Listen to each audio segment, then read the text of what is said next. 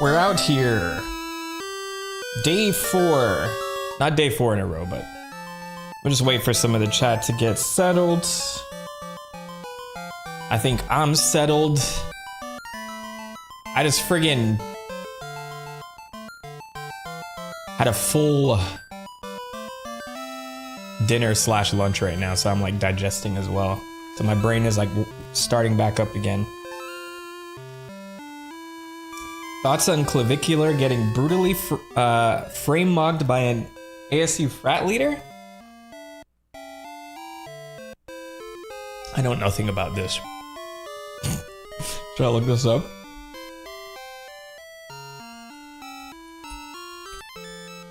I made sure that I got the hottest soundtrack playing for the opening of the stream. You know, it's the perfect welcome back music for today.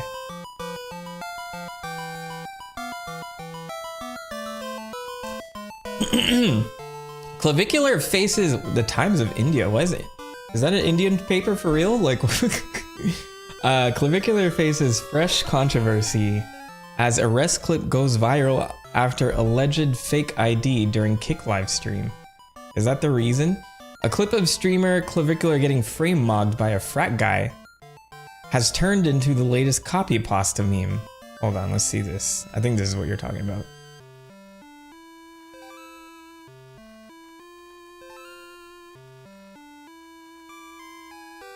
My little brother just got home from camp. He looks happy. I don't have the heart to tell him Clavicular was brutally frame mogged by an ASU frat leader. People remix the encounter into jokes. Okay, let me... This is some nice slop I can start the stream with, as people are like funneling in. Streamer Clavicular positioned himself as a brutally honest authority in the looks maxing world. I love like all the Gen Z, Gen Alpha lingo, bruv. I'm over here like unk. However, a recent Kick clip flipped that image into a punchline. During the stream, the influencer crossed paths with a muscular Arizona State University frat head. A tweet that shared the clip of the encounter claimed that the meeting caused Clavicular to be brutally frame mogged. The phrase was so wildly bizarre that it spread quickly on social media and became a modified copy pasta meme, with the keywords of Clavicular and frame mogged appearing in the majority of the posts. Meanwhile, people remixed the encounter into jokes. This is not telling me much. What? Daily Dot. Come on, write better. Is this AI generated? I'm just trying to get the points. Clavicular, whose real name is Braden Peters, is a divisive influencer who attracted attention on social media by rating facial structures. Oh, so he does that for a living. Got it. And using pseudo-scientific jargon to rank attractiveness. The 20-year-old has a following. Okay, I don't care. I don't care. I know he's part of the manosphere. Back in the fall, he received a oh, what does that have to do with today? Okay, thank you. Alright, the meme spread after the viral clip showed Clavicular encountering a noticeably muscular ASU frat leader. Clavicular ran into the frat leader at ASU and got brutally frame mogged. Here's the clip, finally. Appreciate you. Crimson Tide. You stopped. You got me by a lot. I stopped dimming. Yeah, dude. Ooh, you know what? You know this normally wouldn't matter. This really wouldn't matter at all if you didn't like... If that wasn't your claim to fame. So he did it to himself, bruv. He did it to himself. Oh, this is cute. I like this. I like this. And then right next to that is like an article about him being arrested somewhere for fake IDs or something like that, which is also interesting. All right, everybody, I'm gonna kick it off. Welcome to the TheMentok stream. It is your boy TheMentok-san and another Pokémon Crystal stream. I don't normally stream often, but I'm doing this purposely for two reasons. One, I can now record gameplay footage as I stream. So as you guys see, I have like another like little window here that's going to be recording, so I can use this footage for my Gen 2 video. The second option is to get my audience used to me streaming a little bit more. There's this thing in like the streaming where like on YouTube, there are different types of audiences. Some of you like short form, which I haven't done shorts yet, or much of any. There's also long form, which is my claim to this channel, and then live streaming. So a lot of people tend to focus on one of those niches, and then, you know, maybe they'll do the other things on other platforms. YouTube for a very long time had this weird thing. It's like where you're doing one thing, you shouldn't really do the other, or else it will kill your viewership and blah, blah, blah, blah, blah. I'm pretty sure that they're working on systems to make all of this work cohesively, but I always had this little ick streaming like multiple times in a row. I'm like, oh, they're gonna get annoyed at my thumbnails and face and blah, blah, blah. But if I'm not doing it, people won't get used to me doing it, right? So that's kind of the second purpose of all of this, just to see how like people receive these little streams. And I think people have been enjoying them so far, but also I put out a post yesterday. I'm like, hey, look, I'm doing these streams to create this next video, so just be prepared for that.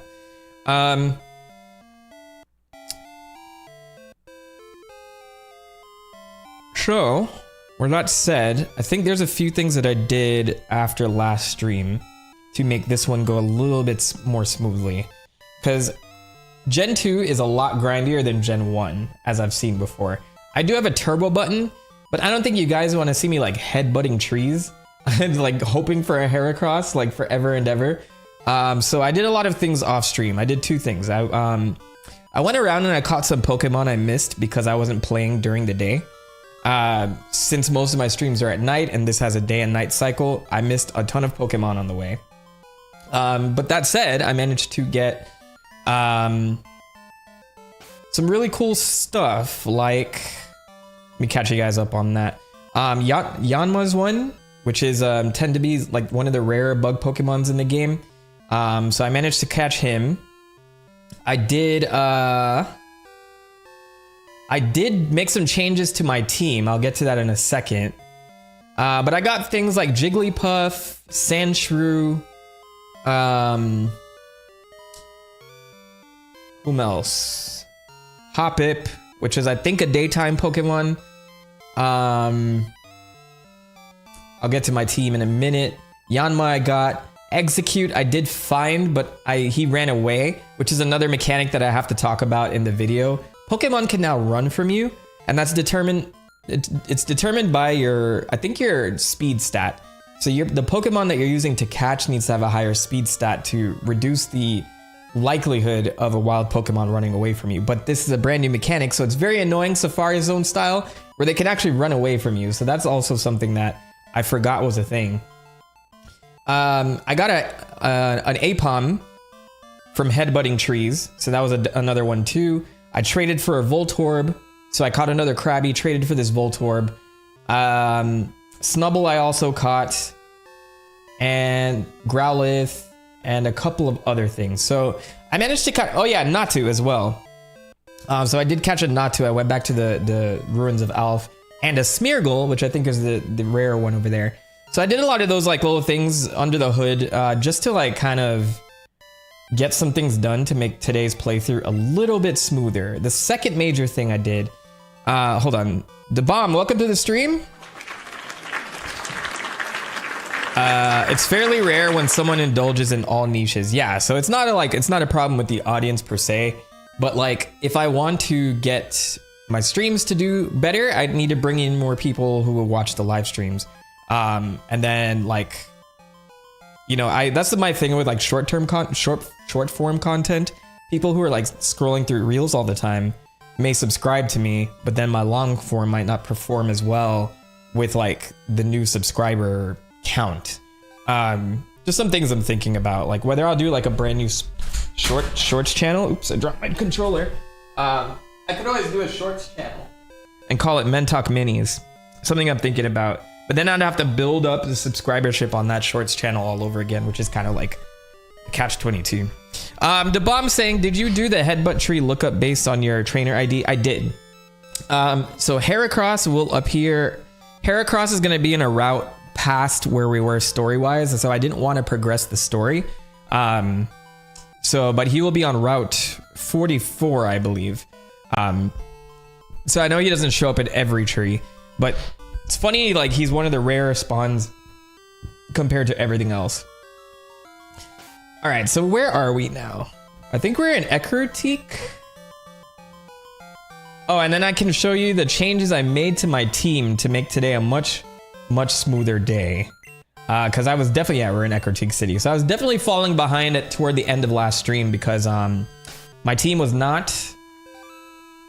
It didn't have a good relationship, right? So I wanted to get some better Pokemon in here. So I got rid of our friend Noctowl and replaced him with a Crobat. So that required me to take a Zubat that I caught like a long time ago. And I went ahead. So Crobat is going to be poison flying. I'm going to have him here with a couple of flying attacks. He's going to be my flying Pokemon to get me from place to place. And I'm going to put a good poison attack on him much later to replace either Bite or Confuse Ray, depending on which one I want to go with. I might get rid of Bite instead, because I do have Pokemon that have dark moves already. But yes, I replaced Crobat for the Noctowl that I had. Now, Crobat is a brand new Pokemon in Gen 2. And to get a Crobat, you need to catch a Zubat, evolve it to a Golbat at a certain level, which I think is 30, something around there. And then once it evolves, you need to have a certain happiness level on it for it to fully evolve into a Crobat. So since I have a turbo mode programmed into this program, it's very, as long as your Pokemon is the first in line and you walk around with them, their happiness will increase. So that's what I did off stream, and I managed to get a Crobat. Then I also went back and I grinded out the Elekid that I had, and he is now a fully fledged Electabuzz, complete with Fire Punch, Thunder Punch. I might give him Ice Punch as well, just to round this out. But then Swift and Dizzy Punch as well. I think later on he learns Thunderbolt or Thunder, which I can replace Thunder Punch with because it's more electric. It's more stab damage, right?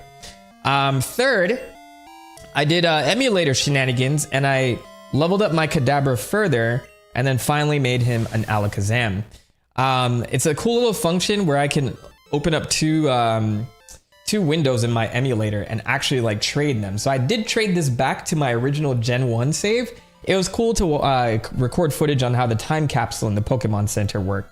So I have all of that recorded, and we'll probably have a segment about that in the video. Krabby currently is my HM slave, complete with cut, strength. My Feraligatr has Surf, so I'm not worried about that right now. And then finally is our good old friend Rocky from before. Now I did do some shenanigans with this to get a metal coat because I wanted to get this out the way. So I traded him and he turned into a Steelix when I did that. I will teach it Iron Tail actually, since we got that from Jasmine. And yeah, that is what we did through in between the last stream. So I was doing a lot of headbutting of trees too, to kind of show that mechanic. If you guys haven't seen this before, my Feraligatr knows headbutt, and so it can hit this tree, and depending on the trainer ID, certain Pokemon will come out of those trees and you can catch them. So like, think Pineco and Heracross, and that does change like which ones you get based on the version that you had, Gold, Silver, and Crystal. So yeah, I hope that gets everybody up to speed. Last thing we did last stream was get all 6 badges. So we beat Chuck and Jasmine. Well, we got three badges last stream. So this time I intend to do everything up to the 8th badge. And then maybe tomorrow we'll start the Elite Four and finish the first course of this game. So Everybody welcome in, grab a little snack. I know everyone's like leaving work and stuff like that. So settle on in. I am fully into Gen 2 mode. I'm ready to get this going. So now we're gonna head over, just so you guys know. The 7th badge is over in Mahogany Town. So we gotta go through Mount Mortar. Not sure what I'll need exactly. We went this way. So we're gonna go Route 42 into Mount Mortar. And then hit Mahogany Town, which goes to the Lake of Rage, where the red Gyarados is awaiting us. And then we head to the right through Ice Path into Blackthorn City. And then we are on our way to the Indigo Plateau. Hope everyone's having a good day. Let's get into it. I think, oh, let me go ahead and teach Steelix Iron Tail. Actually, I think he learns it naturally, which is why I didn't teach it to him. We also have Return. This is an attack that's based on loyalty. So I could technically teach this to like my highest, my Pokemon with the highest love for me. I put Feraligatr up front again. I think Crobat is probably like my happiest Pokemon because I spent so much time grinding out his happiness levels. But yes, we'll go ahead and I might teach him that later. We have a lot of time. We still have a ton of things that we can do in the game. All right, with that said, let's head into Route 42 into Mount Mortar. So now there's a couple of ways. I could swim past this cave entirely. I didn't go inside this place yet. I'm gonna see what's in here. I completely forgot about this whole path. Gengar's sprite in this game looks so cool. Actually looks scary compared to his 3D model. There's a lot of like detail in these early sprites that have been lost with 3D models as of late. And I want to point out a couple, which is why I would love for Game Freak to go back to sprites, but they're not going to do it. We wanted them to rush into 3D and now they're in 3D. It's going to be all 3D forever. I'm going to show off Gengar, even like Ghastly though. If I can find them.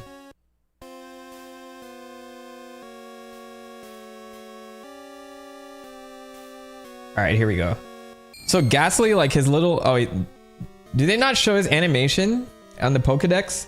Like during battle, it's actually like really scary to see him like his eyes close a little bit and they open up. So Ghastly actually looks pretty intimidating, but I love this look. Like look at the shadows on that. I think like, I don't know if the purple is supposed to be his actual color, but this whole black shade here is like he's standing in the shadows. And I think that's super cool. I love that. I love that a lot. There's definitely some really cool artwork and sprite work done in this game. Gengar, the shadow Pokemon. Yeah. And so like now that you have a 3D model that's like all purple, it's not going to come across the same way, which is like an art that we kind of lost when we moved away from pixel art. And I've been complimenting a lot of the Gen 2 artwork so far, especially the use of the Game Boy Color and the colors that they're using. Maybe it's finally time I caught one of these things. I've been avoiding it for so long. Rattata is like the easiest thing to catch that I've just been ignoring it like up to this point. So the thing is, oh well, maybe Krabby can help me with this. Bap, bap, bap, bap. Let me get the vice grip going. Krabby's about to, Krabby's about to get got. All right, and then we switch out to like, I'm gonna switch out to my Steelix because he has like crazy defense, by the way. Like the sheer difference in defense between an Onix and a Steelix in this game is like insane. I think his defense stat is like in the 200s right now. It's pretty crazy. Kaizaki-kun,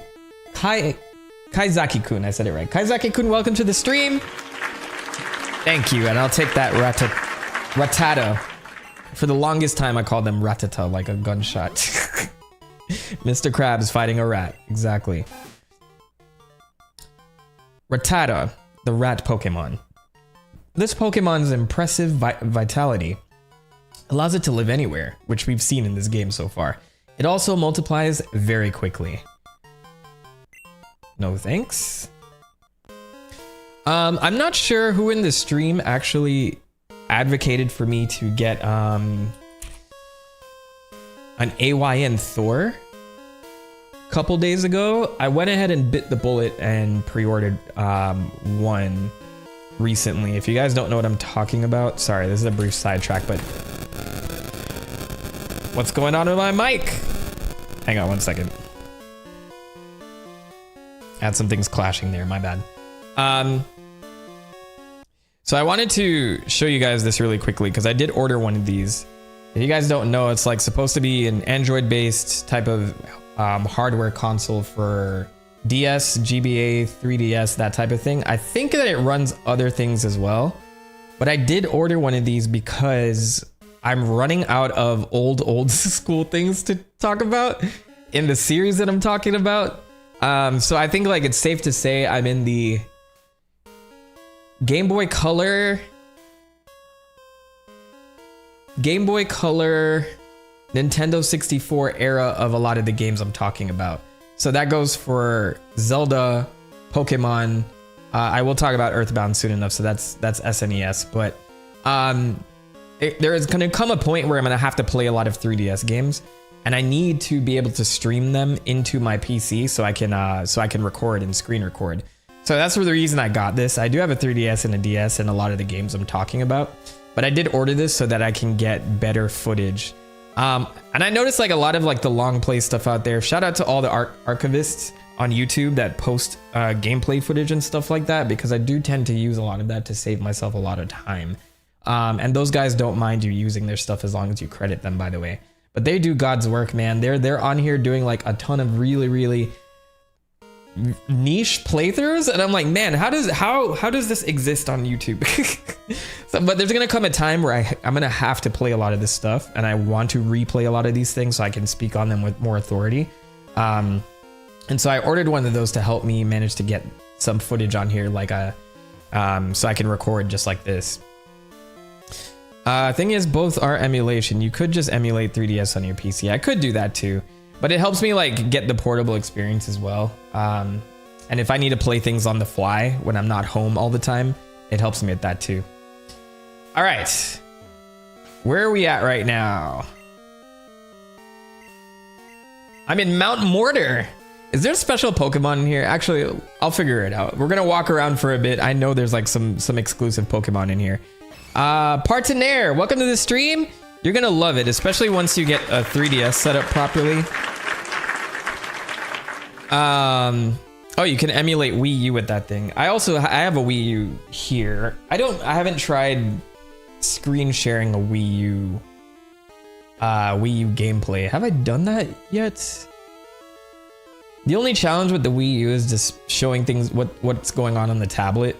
I did that for my Nintendo Land video, and I had to like actually just take a camera and film what was going on the tablet to show that. So I do have my Wii U here, which is like actually ironically one of my favorite Nintendo consoles actually up to this point. I called off work just to set it up and play all day. Well, I'm excited to get it. I don't know when I'm gonna get it, because I know like they're on back order and stuff like that for a lot of this stuff. Well, maybe this is the next batch that I'm in and I managed to secure a copy.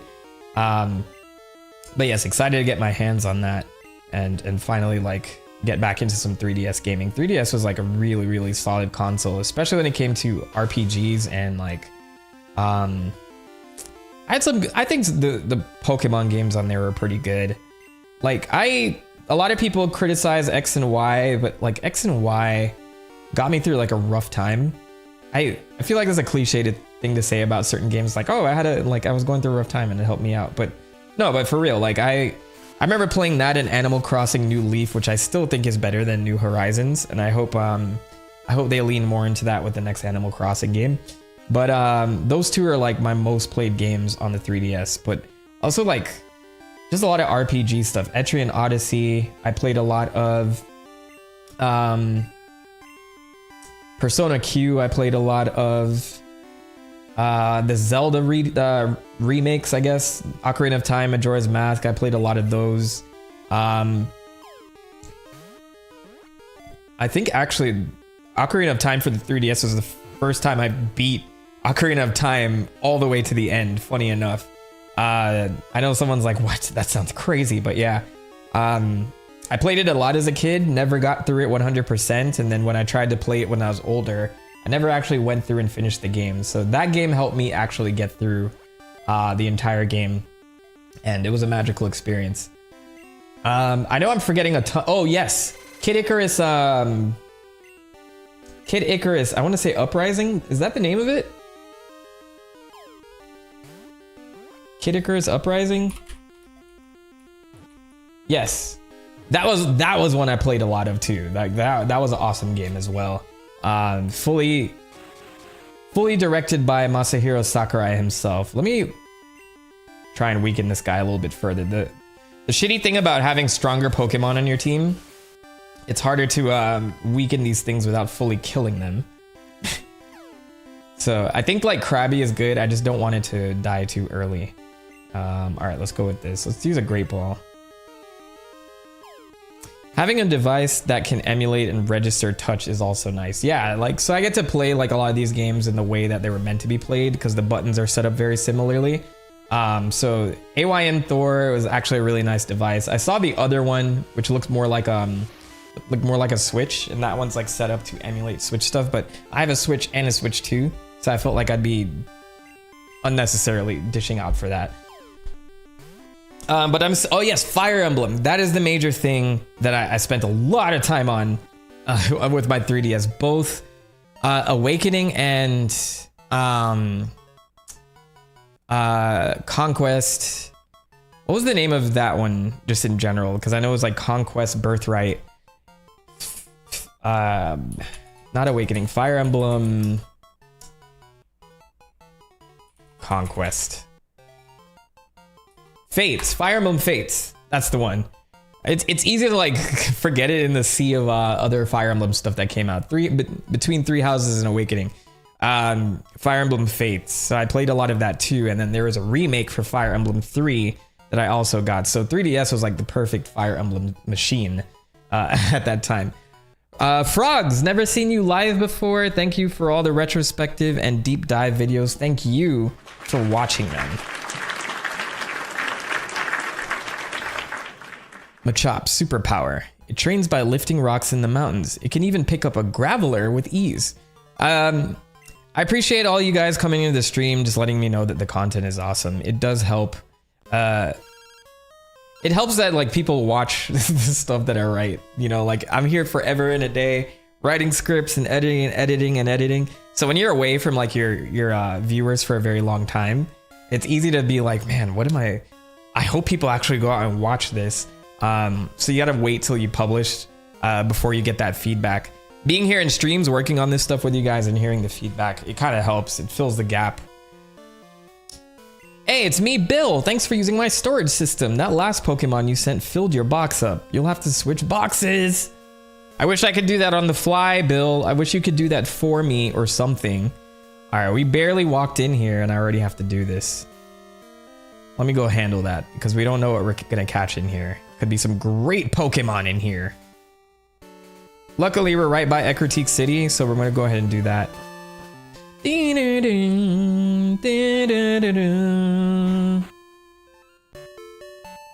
And as we've established in previous streams, the music in this game is world class. Some of the best Pokemon music in the series originates from Gen 2, in my opinion. Man, when I got to Heart Gold and Soul Silver, that's a DS game also. When I got to Heart Gold and Soul Silver, like having the Game Boy sounds effect where you can change the sounds back to the original Game Boy form, or like at least a synthesized version of it. Oh man, I was just like, oh, this is a perfect. The fact that they thought to even do this, I don't know what Game Freak was on at that time, and then they released Pokemon Black and White. Game Freak was cooking in that era for sure. 3DS is also the perfect system to play Virtual Boy games, better than the original system even. I had both. Yeah, like, so, you know, a lot of people, we talk about 3DS a lot, but we don't talk about the actual like 3D part of it.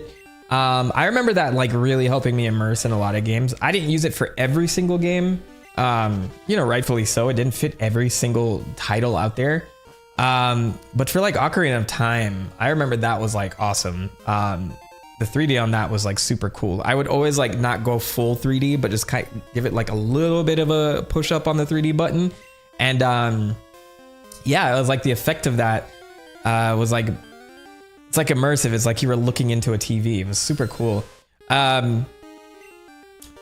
But yeah, I can imagine that working very well for like for Virtual Boy games without having to have your face in a device for how long.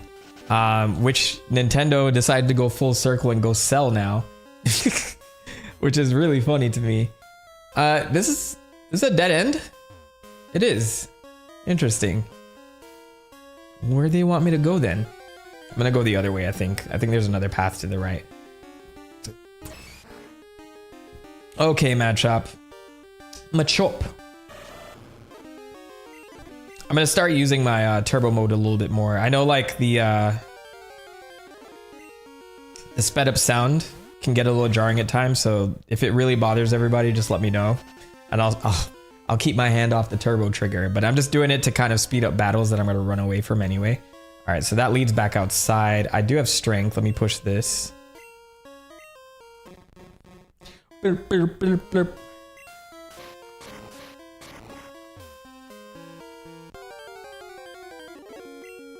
No, I don't want to anymore, Rattata. I already caught one.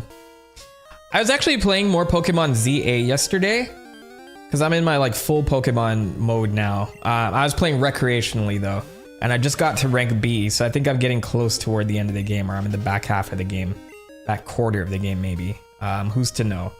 But yeah, so I was playing and it's just like the quality of life things versus this. It's just like some things are just too sloppy in current gen versus this. So there is some like charm to me having to go back to the Pokemon Center to switch boxes. But if that were taken out, which it was, I don't mind that so much. But the idea that I can just go out and I get experience for catching as many Pokemon as I can. Like I already have Eradicate. I already have a Rattata, right?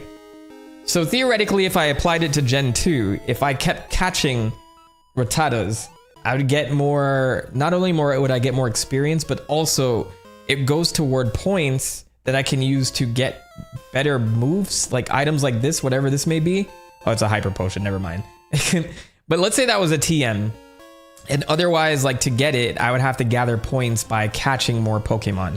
Literally more Pokemon, not more types of Pokemon, but more Pokemon. I still don't know how I feel about that mechanic 100%, because it's like, why would I want 100 Raticates in my box versus like 1? Because to me, that upsets the idea of being a Pokemon trainer. Not to say that a Pokemon trainer wouldn't catch multiple of one type of Pokemon. Let's say that you are a water type lover and you love Squirtles and you buy a bunch of Squirtles. So me thinking as like an actual immersive Pokemon trainer, maybe like my house is filled with Squirtles and that's an idea and I can roleplay as that if I want to. But on the other side of that, I'm being rewarded to catch as many Pokemon as I want. As many as I want. And otherwise, I won't get all the unlockables in that game. Which turns it more into like busy work slop versus like actually role-playing a Pokemon trainer, if that makes sense. I can't catch... Oh, my pack is full. So that's kind of my point of view on it. Like, there's a lot of really good quality of life changes in current generations and things that built up over time after Gen 2. Not to mention the technical limitations here. Like, you can tell this was a super ambitious game. I'm gonna give this to somebody. Here, hold on to this, because we don't have any space in our pack. Like, especially like backpack space and stuff like that. That's a limitation because of the Game Boy Color at the time, right? So you can only put so much data into our pack. Same with boxes, right? Like the certain amount of number of Pokemon in one box is because of the limitations on the Game Boy. But as time goes on, there's more quality of life changes that are implemented, and some are better than others. Just like a little too much can be done on the fly in latest generations, but that's just my opinion on it. Let me see. Haven't tried the Switch Cardboard VR goggles, but I'd assume it's as good or better than using a phone in VR glasses. Yeah. I haven't tried those either. I think the Google Cardboard, you know, has its limitations as well. It's like interesting that's a cardboard box with lenses in it. And I think it was cool at the time, but where VR is now, yeah, there's definitely better experiences. And I'm curious to see how the Switch has done it because I haven't tried it either, so I can't give an opinion yet. Let me see. Versus Pokemon Go, gotta catch them all. More candy for the grinder. I mean to live happily on the farm with billions of other Pokemon with the professor. Right, pretty much. It's kind of annoying in Pokemon Go. I have probably 100 different rats with hats, as they're known. Special skin Pikachu, most of which can't even evolve. So that's kind of my point. They're trying to like put the Pokemon Go formula into the traditional experience. I actually think Legends Arceus was a fantastic game. And gameplay wise, they did make a lot of improvements for ZA, but I think they sacrificed a lot of the things that made Arceus cool. All the environments and going to different areas, Pokemon Snap style, that was actually very cool that you can go to those regions and you discover new Pokemon there. ZA, you're all in one town and you discover different Pokemon that have no sense being in certain areas. Like you have wild areas and then you have them on rooftops. But there's no theme that connects them all in a lot of those places. It's just like, oh, how do we assimilate them into the city? Which is part of it, and they make it a plot point, right? All that to say, Game Freak has good ideas, and then for some reason they get rid of those ideas, and then they start fresh each generation. Which, hey, maybe that's like one way to do it. Like, you know, you want to try something new every generation. Every generation shouldn't be the same, but honestly, just build on the things that work. Yeah, that's my spiel for it. But yeah, they're like incorporating a lot of Pokemon Go mechanics in there, and they tried it out with Let's Go, and then they further implemented it with Legends Arceus, and then now they took a bit of a step back because I don't mind those mechanics so much because like the main characters of Legends Arceus weren't technically Pokemon trainers. They were like surveyor ninja people, and it made sense that you catch them and then you incorporate them into enhancing the village, which I thought was cool. Like you can have like excess Pokemon go there and start doing things and farming and expanding out. Like that's actually a very solid idea, and in game lore it makes a lot of sense. But I'm just one person that decided to travel to the Kalos region, and I'm catching thousands of Pokemon to never use them or whatever. Oh my god, if this Raticate does not play nice. I'm gonna have a dedicated portion of this video to talk about this catch rate and how it's changed from Gen 1 to Gen 2 because this is insane. Thank you. Ugh. Anyway, originally played Blue and Gold on Super Game Boy before I even got an 86 gray Game Boy. Yeah, so that's the version I played when I was doing the Gen 1 video. You get a little bit of color on the Super NES version or Super Game Boy version. The webs on its hind legs enable it to cross rivers. It searches wide areas for food. Give a nickname? No. Get in the box. I want them to bring back the flying type Eevee idea. Yeah, we haven't had a new Eeveelution in a long time. We're overdue for one. Hey, it's Golbat. I'm not catching this because I don't need it. All right, still roaming around. An Ultra Ball. Heck yeah.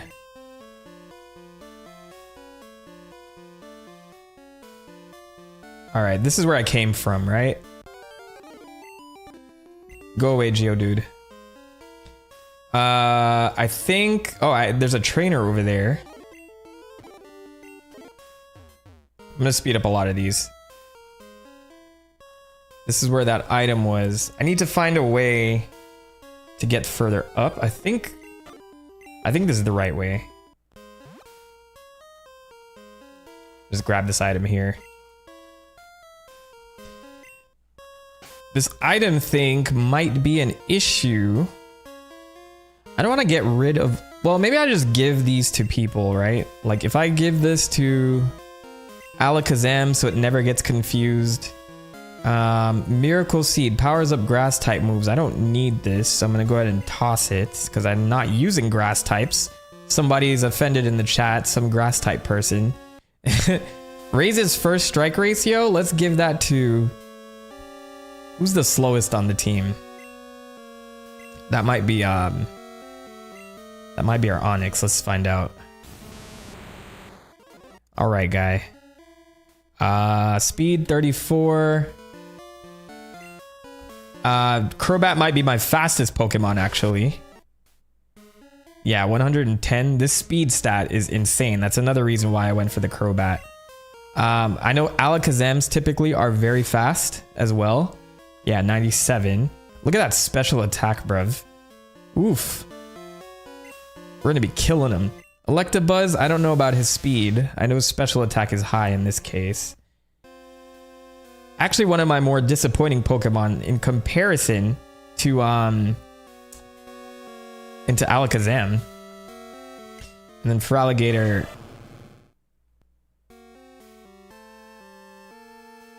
Okay. I'm gonna go with Rocky. You get to hold on to this Quick Claw. I'm sure there's like a steel enhancing thing later on. My Electabuzz also has a magnet on him to improve his electric attacks. So I got that on a Sunday from a chick named Sunny who only appears on Sundays, and so she provides me with items, and I think like she has sisters that come out during each day of the week and stuff. I can use Ether, or I'm gonna give this to someone so they can not be poisoned. Let's give it to Crobat. All right, so that gives me a lot more space here. Did you give Alakazam and Electabuzz all the elemental punches yet? I did. I might be missing Ice Punch on one of them, but they're like, there's coverage. I think they both have Fire Punch as well. All right, let's go this way. Hey, guy. Hey, Hugh. I'm not Hugh. That's not my name. Wait, why are you calling me Hugh? Super nerd Marcus wants to battle. Oh, you're gonna get washed, Marcus. With that level 19 Slowpoke.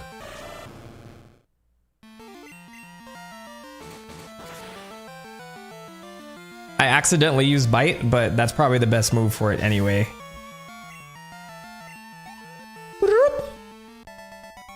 Super Nerd Marcus was defeated. I mistook you for someone else. I'm sorry. So who's Hugh? Explain. I came to explore Mount Mortar, but I got separated from my partner. Did you run into a trainer who uses a Steedra that knows Waterfall? I did not. Let's see if we can find Hugh for our guy here. It's gonna be one of those times where you meet Hugh and you don't tell him, hey, your boy's looking for you. I used to hate that in RPGs back in the day. I don't think I've seen a single RPG where you run into an NPC and it's like, I'm here waiting for my boyfriend. And then you find the boyfriend, he's like, I told my girlfriend that we'd be meeting here. What gives? And you never tell them, hey, I saw her like over there. You guys should go meet up. Why does the main character never speak up in that regard? It's like one of the funniest tropes. So I guarantee if we see Hugh, we're not gonna say anything to him. Hey, it's a Meryl! It's Peekaboo! No, we gotta capture you. We gotta get you.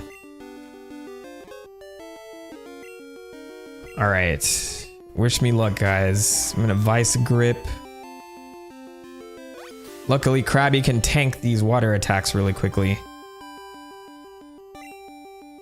Azumarill is a Gen 2 Pokemon, yes? I can't remember if this could evolve in this generation or not. I believe it can. I've heard good things about Azumarill as well, but I'm like well stocked on water Pokemon right now. Alright, let's go. Great Ball. And we leave it up to the catch rate lords of Gen 2. Oh my gosh. First try. Let's go. This is how it should be. Traditional Pokemon experience. I weaken you, you get in the ball. Unless you're a legendary, then we fight it out until it works. But these Pokemon are like ridiculous in this generation. I need to actually look at the the catch rates and see like what changed. Meryl, the Aqua Mouse.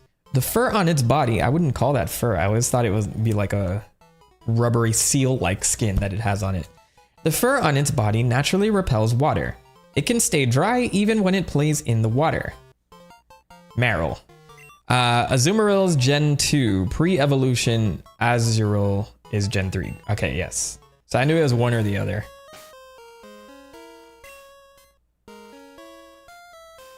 All right, let's give a super potion to our boy Krabby because he's holding down the line when it comes to catching Pokemon. Man, that reminds me, like I would love to talk about Chrono Trigger sometime. Is that Hugh? Hugh, is that you? All right, before we leave this cave, let's figure out if that's him. I would love to talk about Chrono Trigger. I would love to talk about Dragon Quest. If you guys don't know, I'm a huge JRPG fan. Been playing since Final Fantasy VIII, which I got in 1998 for my 8th birthday, or it could have been 9th. I think it was 99, maybe. But I guess my first JRPG technically was Pokemon Red and Blue, but like a lot of people don't like consider that their first one. But it is one. It is an RPG. But when I got into hardcore stuff, like the Final Fantasies of the world, I was looking everywhere for like the next thing. And I remember my first Dragon Quest game was Dragon Quest VII, which I still have my original copy for the PlayStation. And it didn't click as well as Final Fantasy did. I will say the Final Fantasy games were much more mainstream in design and like newbie friendly. Dragon Quest was like hardcore RPG, unapologetic, first person battles type of thing. So it's really cool to see, to remember all the series that I jumped into like in my childhood, leading all the way up to this like the Tales of series was my shit. Earthbound I loved. And I'd love to talk about a lot of those things. Right now I'm like stuck on like core Nintendo franchises. But if anyone was curious if I ever get to that stuff, I will. This is a trainer I'm fighting? It is. Ice Punch? Yeah, I figured. Nidoking looking amazing this Gen 2 indeed. Look at what a glow up, right? Like, I thought the original Gen 1 Nidoking actually looked pretty cool, I'm not gonna lie. Nidoking is always a pretty dope one. I always loved how it looked in the games versus the anime. The anime, it always made it look like just this big tank, which it is, but I always thought there was more nuance to it in the games, but you can see it got an upgrade in its muscular systems. Hip Hop Her, I see you. I see you. Welcome to the stream. Nidoqueen. Hip Hop Her is Mrs. Mentok, by the way. So she always makes sure she pops in to show support. Otherwise, she'll hear from me later about it. That's not true, but you know, I gotta like keep up appearances here. I gotta keep up like I'm holding frame in my relationship. Nidoqueen, all right. I actually love the colors here with Nidoqueen. There's like super distinct. I think Ice Punch will also work here too. Final Fantasy VII took me 2 school years to finish. There's a lot of content in those old games, man. And I'm playing right now, as of yesterday, I did purchase Dragon Quest VII Reimagined. I know they stripped a lot of content from it to make it more streamlined for the masses. Hardcore fans are upset at it, but it's such a beautiful looking game. Like, I love the artistic direction that they took. And Dragon Quest like scratches its itch no other JRPG can. But I'm enjoying that so far. I'm enjoying the look of it. And I think like just seeing it it's a remake of something from a very simpler time. And I realize like this is all I need right now. And I wish like more studios would make mid-level AA like projects where they work on that. Because like there's a lot of charm to it and it's still a very serviceable and deep game, like with a lot of like really cool mechanics.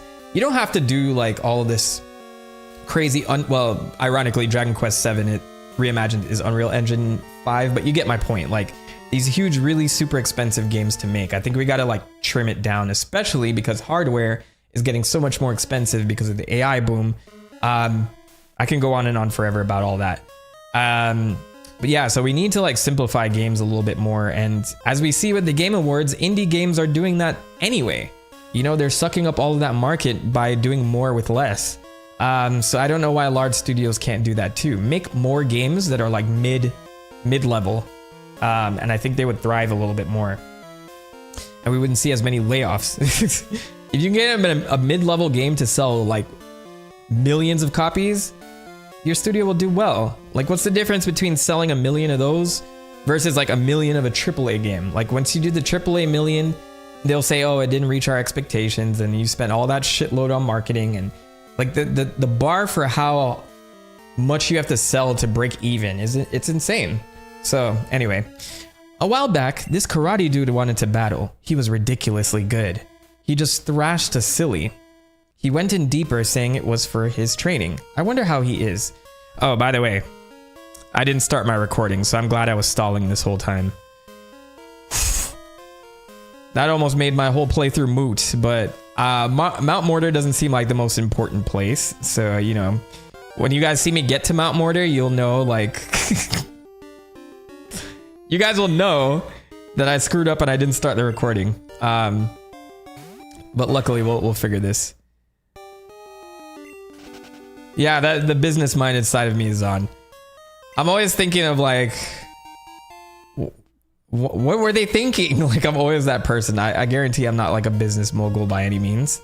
But I'm always like, I'm in the mindset of like keep costs low by not over hiring if you don't need to. But then don't have people overworking either. Like, you know, there's a justification. There is a good balance.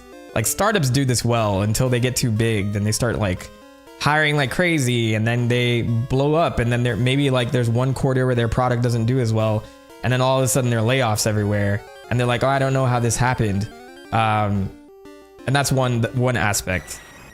But also like, yeah, if you have a cool product, don't like go heavy into it and hurt your wallet because you want to make like the grandest, biggest thing ever. Like just focus on your niche. And I think that goes for every product out there. I'm not saying that costs don't increase as you get better. Suffering from success is a thing, I think. But I'm just rambling now. I won't get into business talk. Indie games not named High Guard. Well, is that considered an indie game? Do we consider that one? Oh yeah, Frog saying bad idea, by the way, renting Final Fantasy VII for Blockbuster. Ended up spending multiple times the full market price to rent it. So I ran into that issue too. When I would go to Blockbuster, I'm like, oh yeah, it's cheap enough. I'll just get it and I'll play it for a week and then I'll be done. No, not true. I remember Wild Arms 2 was my big one. I played that game and I rented it. I still don't own it to this day. I have like a virtual copy on my PlayStation. But Wild Arms 2 was like so long and difficult for me at the time that like I had it for like 2 extra weeks at Blockbuster. It's like, man, I may as well just like hunt this game down and go buy it. All right, we're actually making movements now. Now we're outside Mount Mortar. I think there's like more entrances into Mount Mortar. I'm just checking if there's any new Pokemon down here that I need to get. Drew and the Dominoes, welcome to the stream. Low-key, I think a hardware squeeze will do good for software quality and stuff. I kind of agree with you, man. If we are buying, like, if PlayStation 5 is the move for the next 10 years because a PlayStation 6 will cost upward of $1,000 because of cost and like this AI bubble, we already hit a peak on graphics. I think processing is the only improvements that you're getting. Like if you're getting a massive graphics card for gaming, there's a peak, right? Like, you know, you don't need the highest performance or like the highest rendered graphics in there. You need like these things for hardcore work. Like me creating my videos, like I ended up getting a new GPU because my videos were getting much longer, and it was annoying for me to have like 45 minutes in crashing because I don't have enough RAM and memory in my PC, or my GPU is not good enough to handle that type of pressure. So that's how I had to upgrade. But if you're just playing a video game, you know, like unless you're really a stickler for graphics, I think this squeeze will definitely do well. We get to look at the hardware right now, and we get to say, hey, look, everybody's accepted this level of graphics. Like, let's say, I don't know, Expedition 33, that game got so many game awards, and like, that's not even cutting edge graphics. It's a decent looking game. Like, it has some polish. You can say it's like, you know, Unreal Engine type of slop as well. Like, I see people are kind of mixed on how it looks. I thought it looked really good. Did it deserve best artistic direction? I don't think so. I think that should have gone to Hades. But my point being, there's clearly like a level of graphical fidelity that people are willing to accept as the baseline. Especially if you use a different art style and not just go like 100% into like the Last of Us looking type of stuff. Like just downplay it with the art style. Do different art styles. Think about new creative things. Like, I don't want all of my games to look like The Last of Us, so I'm a game developer. I'm gonna make something that stands out and is easier to run on any type of graphics card. So yes, hardware limitations do typically yield better creative results. As we're seeing play out right in front of us right now, you know, you couldn't say the Game Boy Color is a very powerful console in comparison to the Game Boy, but just look at all the systems running here. Like, they built this game and it's doing crazy stuff. Think of the music, the day-night cycle, the days of the week. All of that has to save onto like a few kilobytes of data. All of the Pokemon in here, there's 250 Pokemon, or I think 251. All the new mechanics, people calling you on your cell phone, and having radio stations, and then them giving you data here to go back to the radio station to go redeem a prize if you want it. And then the trainer IDs and all this stuff that, like, think about it. On top of the size of the map being insane, I get excited talking about this stuff because, like, they did a lot, and that was because of hardware limitations. Was this the best looking console on the market? No, I think at this time, this was the year 2000. We're coming close to PS2. The Dreamcast was out at this point in time. But did this sell more than like any Dreamcast game out there? I guarantee it did. So yeah, just creativity trumps everything, in my opinion. All right, so now we're on our way to Mahogany Town. Sorry for that spiel, but I think it's important. And that's why I love covering a lot of these things, because these game developers were like on a different level when they came to things. Donkey Kong Country, I love that story about like this British studio that made pitched an idea to Nintendo, and then they were like, here, take this license, and then they did the craziest shit in the market with it, to the point where everybody aspired to make their games look exactly like Donkey Kong at that point. And then the music, you know, like David Wise did all that in like some barn, and then he had to compress it down. And then now, like, you know, we have this shit on vinyls and stuff. It's cool. Game history is very cool. It's super cool. And I get excited talking about it. Anyway, welcome to the home of the ninja. Chad, why are you calling me at this hour? Hi, Yannick. Good evening. It's Chad. How are you? How are your Pokemon doing? I'm busy. You know Professor Oak, so of course your Pokemon are fine. My Pokemon are doing well too. But then I am trying to become a Pokemon professor, so that shouldn't be a big surprise. Oh yes, I managed to knock out a wild Magnemite a while back. I think Magnemite's another Pokemon that you get by headbutting trees. I can't remember. Well, considering all the studying I do every day, it was inevitable. See you later. I'm about to block Chad. You don't know me like that to be calling me at all hours of the day. Sorry. I got rid of Liz, by the way, so we have Gina and Dana. Oh, I don't need Arnie anymore too, because I got the Yanmas. So let's make some space in our call log, because, you know, I only have enough space for so many people. Physical, hardware limitations and all that. Are you off to see the Gyarados rampage at the lake? Yes. While visiting Mahogany Town, try a Rage Candy Bar. That sounds like another scam. You know this is all scams. Zelda: A Link to the Past and Gen 2 both seem insane to me for the time. I agree. I agree. How do you make a game look so good, play so smoothly, and have so much content? You know what I mean? Ah. Breath of the Wild kind of did that with Switch, by the way, too. Like, Breath of the Wild was a Wii U game, but they managed to make it look great on Switch as well. Like, it runs smoothly on Switch, and then that game seemed to be like the gold standard for the rest of the Switch's life cycle, which it's not necessarily dead yet. Switch, there's a lot of people who have the Switch still, but just imagine like Breath of the Wild was running perfectly fine, like some slowdown moments, but like, and then there's other people who are doing more, and then it didn't run as well as Breath of the Wild. Yeah, it's like kind of amazing. Monolith Soft, shout out to them, because they actually like help with those things, and it's insane what they can perform on like smaller like hardware like the Switch. What I love most about these games is that they had so little to work with, but yet everything was a hit. And it was like these weren't accidents. A lot of this stuff wasn't accidents.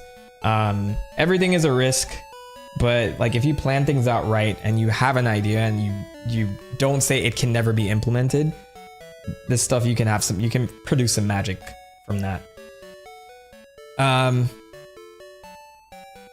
Now that's not fair. Can compare it to other handhelds at the time. Okay. I won't compare this to Dreamcast. Let's compare it to other handhelds, which were the Game Gear. I think that was it. That was the other handhelds at the time, which was, I think, dead by this point. By the time this game came out, the Game Gear was dead. What's this? Team Rocket has come back? I saw some men in black at Lake of Rage. Oh, now we're getting to the Lake of Rage arc. Pokemon do become stronger when they evolve, but they also learn moves more slowly. Man, I remember the PS3 came out at like 800 bucks. Were you in North America? I know in Europe it was definitely over 700. Here it was $599 US exactly. I don't know if it must have come with a controller. The launch lineup was atrocious though, but I remember I was saving up my money in high school to purchase it. I stop my Pokemon from evolving too early. I make them learn certain moves before I let them evolve. You know, I never really liked that mechanic, but I'm not mad that it's there. It's like, why would I not let my Pokemon evolve? Unless I just love the visual of a Pikachu versus a Raichu. But it's like, why? I don't know, maybe it just gives incentive to keep certain Pokemon if you don't like their evolved form. But the stat boost is just like so insane. I don't know if there's a lot of instances where you have to wait, you know what I mean? I haven't heard a lot of instances where people really do, but maybe that's just me. Like, I'm sure there's a competitive aspect to it too. Hiya, kid. I see you're new in Mahogany Town. Since you're new, you should try a yummy Rage Candy Bar, our latest scam. Right now, the Johto region is full of scammers, as we all know. Right now, it can be yours for just 300. Want one? I'm buying into the scam. Give me one. Good. Savor it. What do these do again?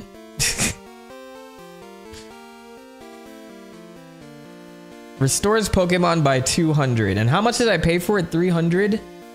You can technically get Moo Moo Milks for... This is kind of like a ripoff, I think.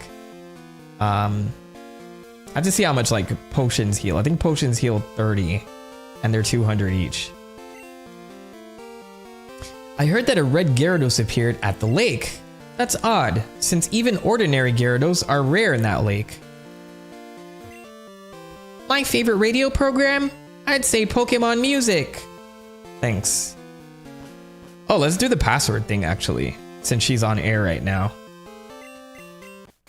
Buena's password. Buena here. Today's password. Let me think. It's X Attack. Don't forget it. I'm in Goldenrod's radio tower. All right. I'm gonna fly there real quick just to get the gameplay of that. for my recording.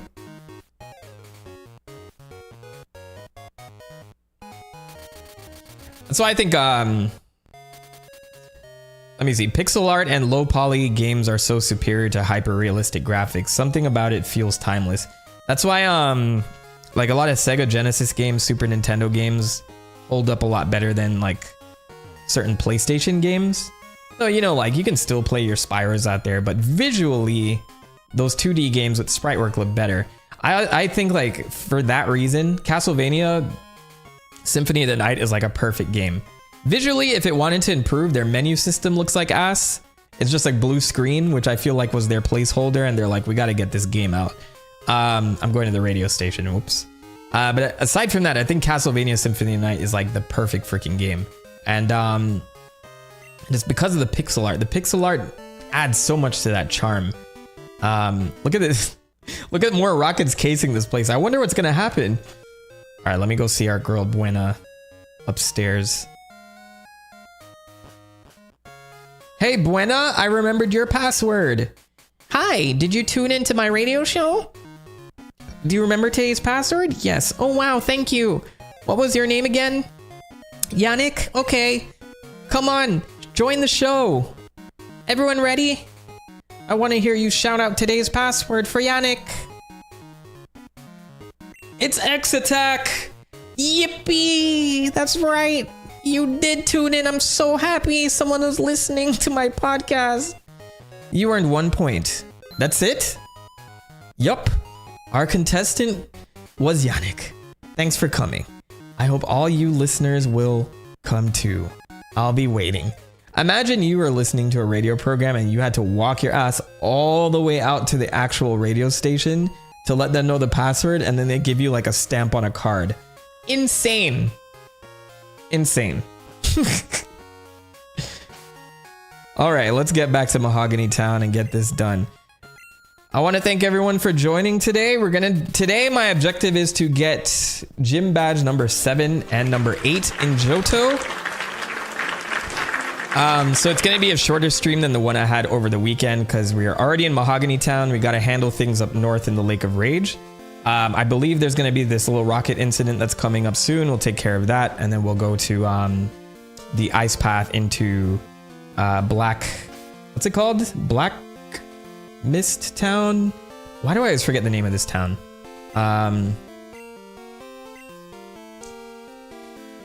Blackthorn Town. Blackthorn City. And then we get our final gym badge from Claire, the Dragon Master. Since you came this far, take the time to do some sightseeing. You should head north and check out Lake of Rage right now.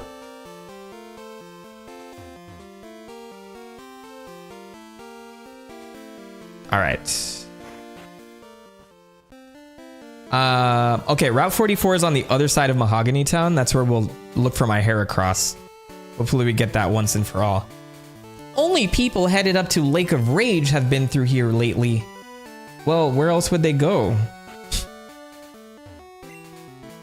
Route 43, Lake of Rage to Mahogany Town. Okay, so we'll do a few trainer battles. I can do so much with my Pokemon, it's super fun! Bum, bum, bum, ba-da-da-dum. So I think tomorrow's stream I'll tackle the Elite Four, and then we'll get into the Kanto region. I think the Kanto region is basically streamlined, so maybe I'll do half and half. If I can get through Elite, well, I don't know, I might be too weak for the Elite Four right now for sure, but I still have like a lot of things to do here. All right, we're gonna surf out this Sandshrew. It is very difficult to keep a balanced team in Gen 1 and Gen 2. Like now, this whole experience share stuff, like one Pokemon wins a thing and your whole team gets the experience. Like I don't have a strong opinion on that. It does streamline things, especially if there's more Pokemon to capture. So I'm not like totally against it. Like playing this way in current generation would be an absolute slog. When I first played this game though, I played, I only used my Feraligatr 100% through. So by the end, it was level 93 with all that experience. But just imagine for a moment, you're doing what I'm doing right now, and you're trying to balance out all of that experience across like a balanced team of 5, if not 6, which it will be 6 toward the end. That's tough. It's like, it's very, like, you're gonna have to do some grinding, especially in this generation. So that's what I was doing off stream. I think by the end of the stream, once I have like the 8th badge, if I have to do some extra grinding, I'll do that off stream to make sure that I'm ready for the Elite 4 by the time it's time to face them tomorrow. It'd be tomorrow technically, yes. So yeah, but just giving everyone a heads up, if you plan to go back to these games, oh, that's not gonna work. Whoops. Oh, never mind, it did. Alakazam's killing it right now. But yeah, if you plan to go back to these games, the quality of life that you see right now is not there. But these are still very magical experiences. Drew in the Dominoes saying the N64 could have had beautiful sprite work if Nintendo hadn't made sprites illegal that generation. The thing is, like, from a business perspective, here goes the business side of my brain working again. From a business perspective, it is smart to fully lean into 3D because like all the competitors were doing it, and that was all the rage at that point in time. I grew up during that time, and I remember I'm like, oh, is it in 3D? Is it 3D? And yeah, like I think it was important to get that side of things down first. But yes, mandating it was another thing, and a lot of these studios I think went under during that time. Like people who were like very, very prominent in the 90s kind of slowed down a lot because they had to get used to like 3D modeling instead, and that was like expensive and a challenge. Are you going to Lake of Rage 2? Let's play for a little while. Also, Devin, what's going on, man? Welcome, welcome.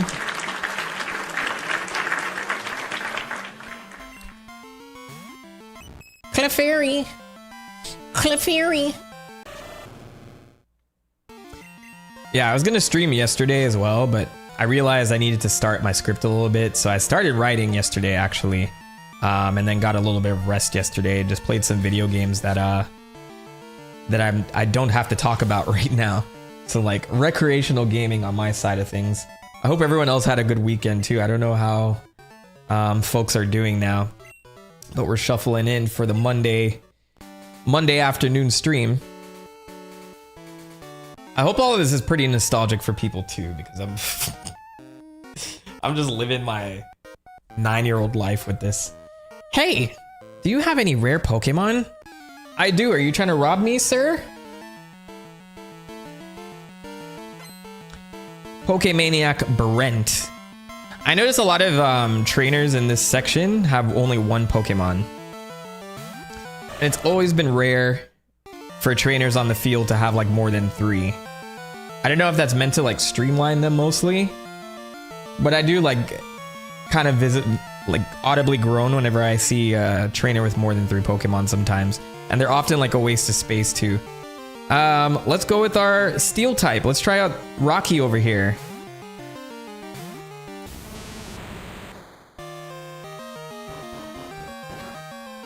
That's no use on me because I'm the defense master.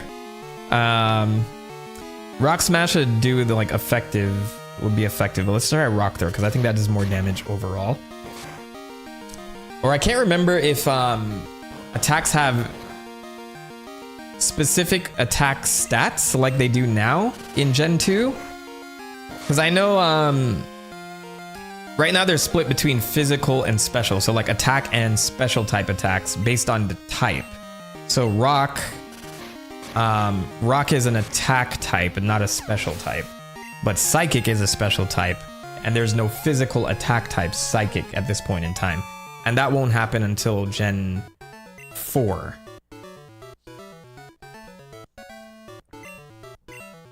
A lot of cool mechanics in Gen 4 came out around that time, which is why it's another one of Game Freak's masterpieces. I feel like every jump in hardware presents like a squeeze for developers. I mean, studios. Yeah, it's like you got to stay ahead of the game, but like what worked last time may not work this time. So someone who is like, you have the best concept artist and 2D pixel artist in the game, Imagine like, you know, that's your specialty, and then the next set of consoles come out and it's like, well, we're not doing that anymore. So like either you just quickly learn how to model 3D, or maybe you're the creative director now, but you have to like, I'm sure a lot of people had to pivot in jobs back in the day. All right, let's go ahead and speed up some of these wild battles so I can run faster. Physical is Ghost, which still to this day doesn't make any sense to me. Like, what were they thinking with that? Physical Ghost attacks. Would you get this? Some silver guy made fun of my Pokemon. Darn it. My Pokemon's great. All right, I might be the judge of this too. What does this guy have? Oh, we got all Pokemaniacs here. Run. He said, my Pokemon is... Oh, you have a Nidoking. Come on, what was Silver thinking? I think it's because you have a level 19 Nidoking, and that makes no sense to me.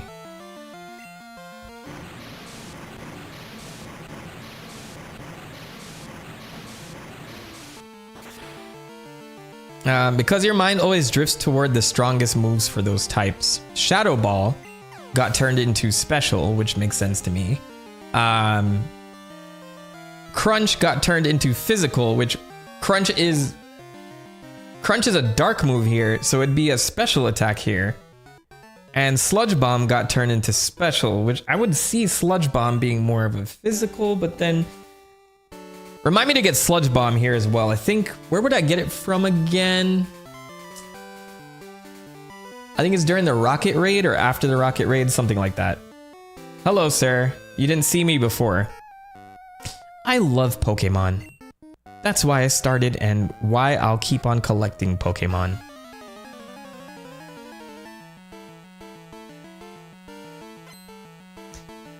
Pokemaniac Ben with another one Pokemon, Slowbro.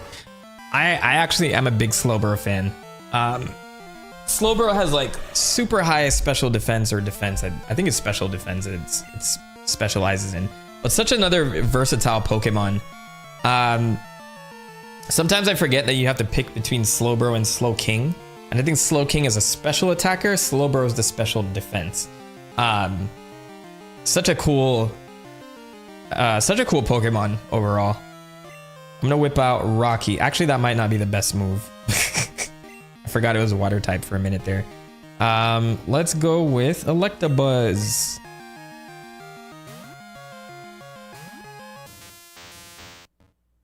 Wow. Forgot about that noise. What a great cry. All right, Thunder Punch. Let's go.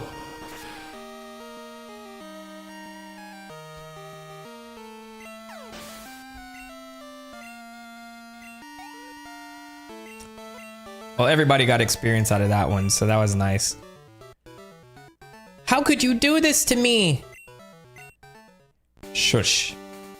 All right, so I think now we're at Lake of Rage. Let me go ahead and save. So here's gonna be one of the rarer Pokemons in this game. One of a kind, Red Gyarados, which... Is Red Gyarados technically the shiny Pokemon? Is it a shiny one?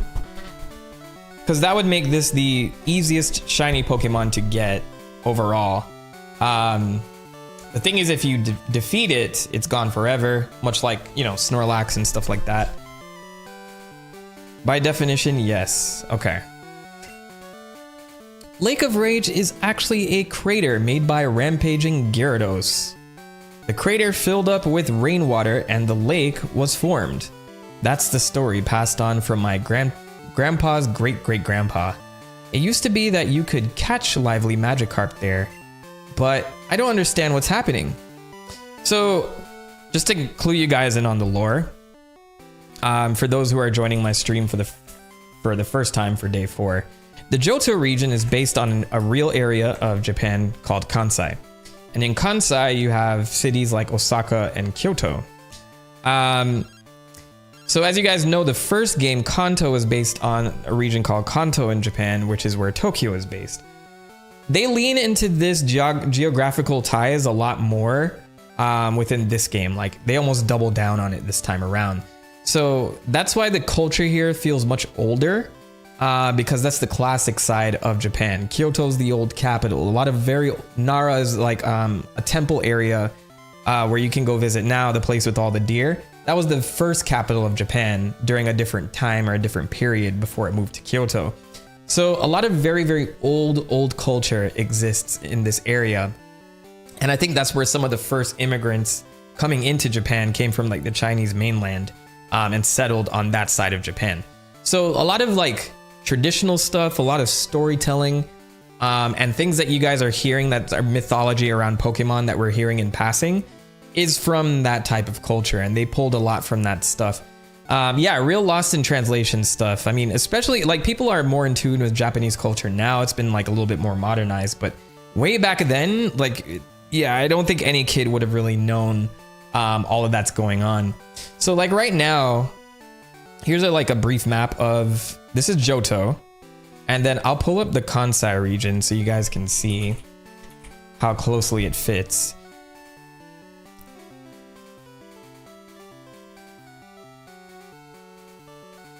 I need a better map of it here. Okay, so there you go.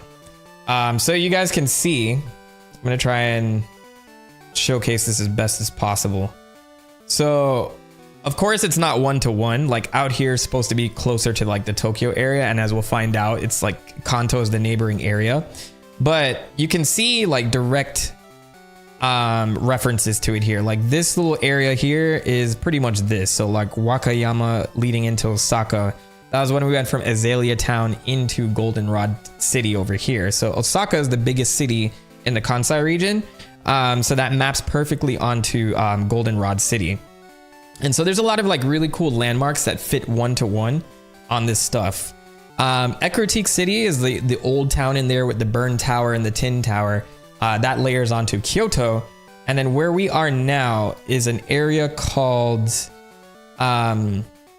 Lake of Rage, which is Lake Biwa, the biggest lake in Japan. So it's supposed to be, and there's a lot of superstition around Lake Biwa, of course, like sea monsters and things like that happening at Lake Biwa. So Gyarados is kind of like a reference to that in this case. And then I think we're in an area where famously the origin of the ninja clans, like very popular farmers and people who were like very much into like guerrilla type of warfare, came from this actual area. I forget the actual name. Let me see, home of the ninja. So that is Mahogany Town as well. So just to give you the Koga region, it's called, which funny enough is one of the names of the gym leaders in the original game. But I'll be talking about a lot of this in my video. Like the cultural representation here is super important to how they built this game. And it's almost like it's done so well. And I'm glad that they leaned into that a little bit, because it's cool looking back and just seeing how this applies to every little thing, and then them tying in Pokemon mythology into that type of folklore. That's super cool. Hey, it's Dana calling me. You know what? I got a good gift. As I promised, it's yours. I'm sure you'd like it. Come get it. I'm waiting on Route 38. Cool, thanks. Thanks, Dana. Did I talk to this guy? I think I did, but just in case, because I got sidetracked. Lake hasn't been normal since those men wearing black arrived. I probably did, but he said something else this time.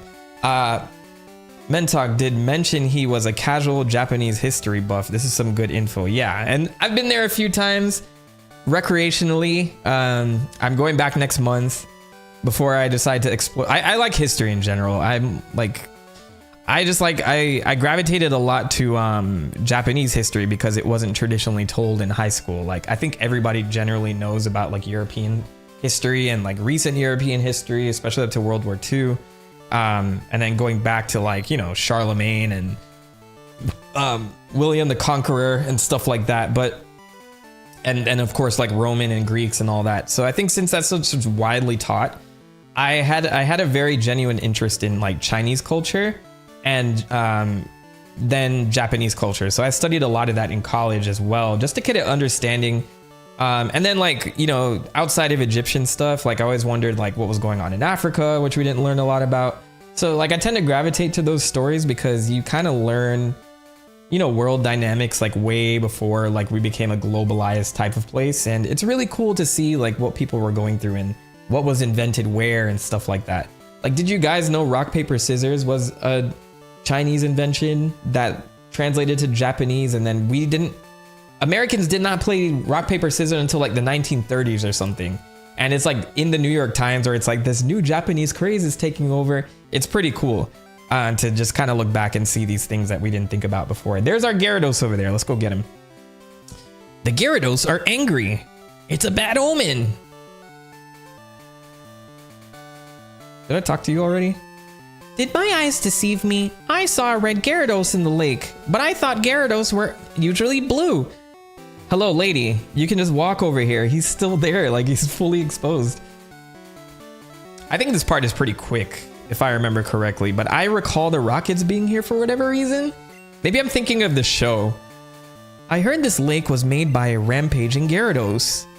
I wonder if there is any connection to their mass outbreak now. I think the Rockets caused it. Oh, there's an item over there. Let's go surf and get that.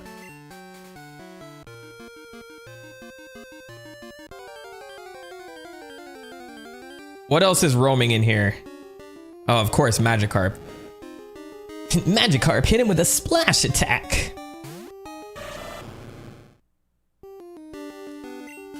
I remember there was a rumor that you could farm for a shiny Butterfree over here, and I could never verify that as a kid. I think the only way to get Butterfree in this game is to headbutt trees. Now, if that's what you meant, there is some truth to that, but you could probably, like, wherever you would find Butterfree, like, you can probably farm shinies. Now, if you're saying that there's a higher likelihood of you getting a shiny here in particular, wait a second, how do I get back there? Wait a gosh darn minute. All right, before I go for this Gyarados, I want to see how I get that item back there, and there are a ton of trees in the way. They did some like clever map fuckery here.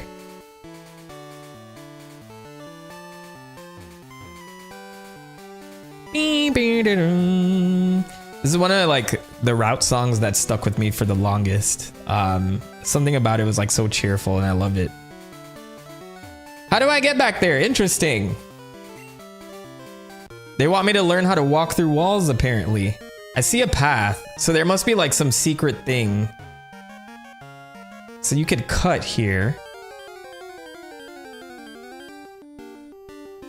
I don't mind moving on, but I'm just curious.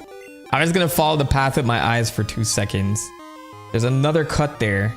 So it must come from the next route over. So I'm not gonna like destroy my brain trying to get that. All right, let's catch this damn thing. We're gonna save right here. This might take me a few reloads. I could always save state and just cheese it that way.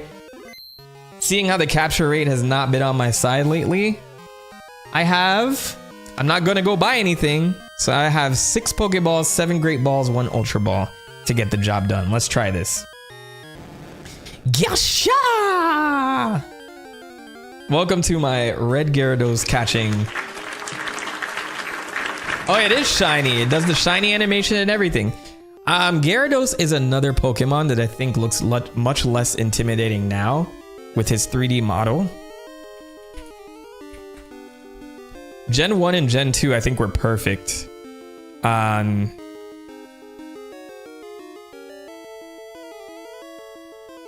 just want to pull it up for comparison really quickly. It's not the most horrible thing in the world. 3D model.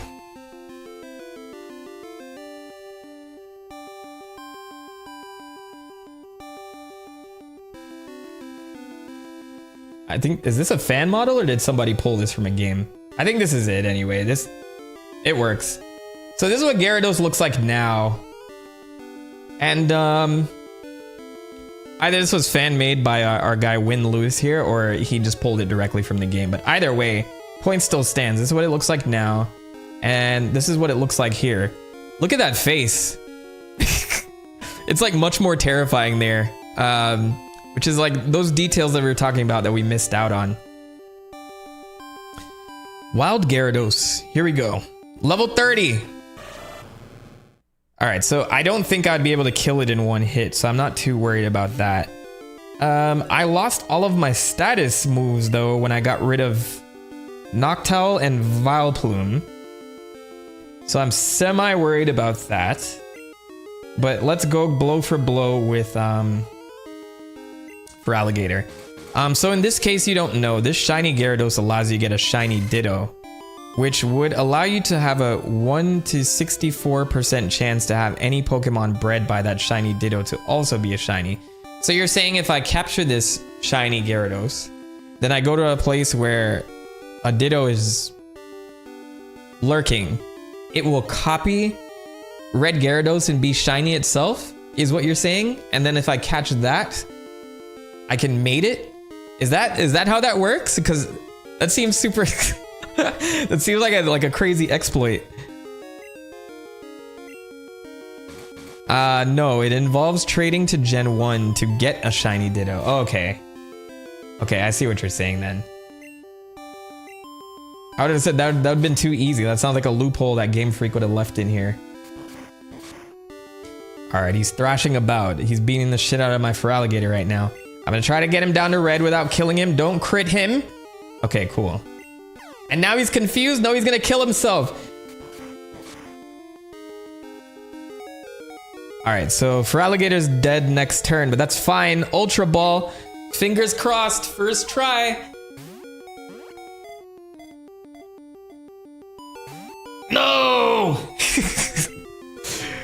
What was I expecting? He's gonna kill himself. I wish I should have brought Noctowl to just put him to sleep and just call it a day. At least I would have had more chances. It's fine. We'll take a risk.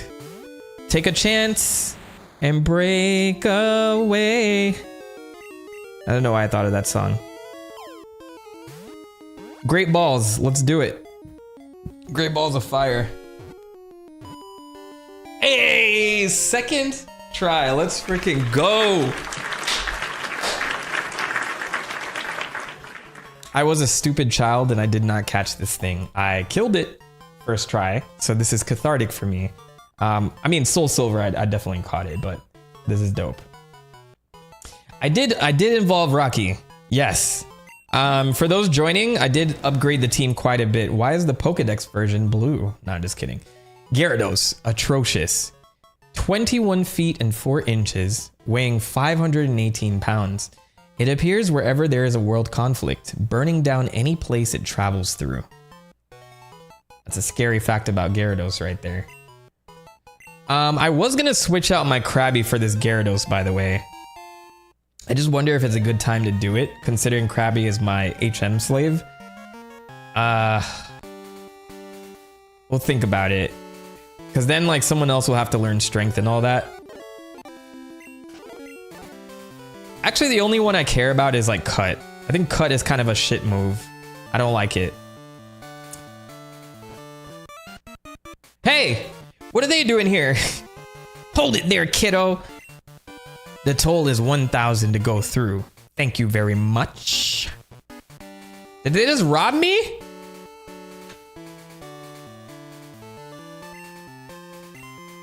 Did I not go through here before? Like, what the hell? Hold on. They did rob me. Can I get my money back, please? Hehehe, we're making a bundle. Everyone wants to see what's going on up at Lake of Rage. Hehehe, we're making a bundle. I'm saying the exact same thing my brother said next to me. They weren't here before. Wait, there's an... Oh my god. I just got robbed twice. You know what? I don't care. I don't care. I don't care. I'm saving right here.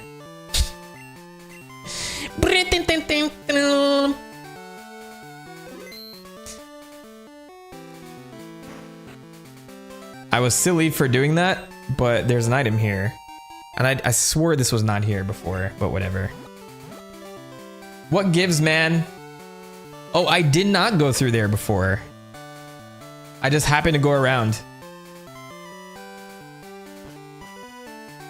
I thought this was the checkpoint that I went through before. Oh well, mistakes were made.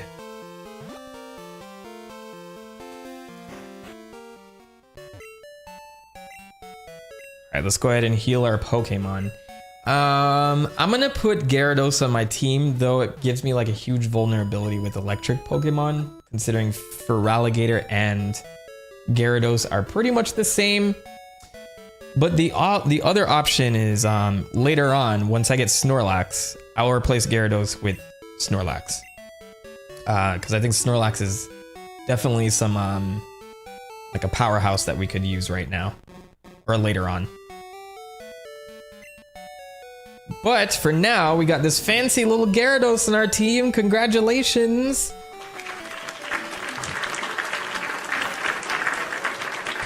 I need some new stuff on my soundboard. That shit sounds like...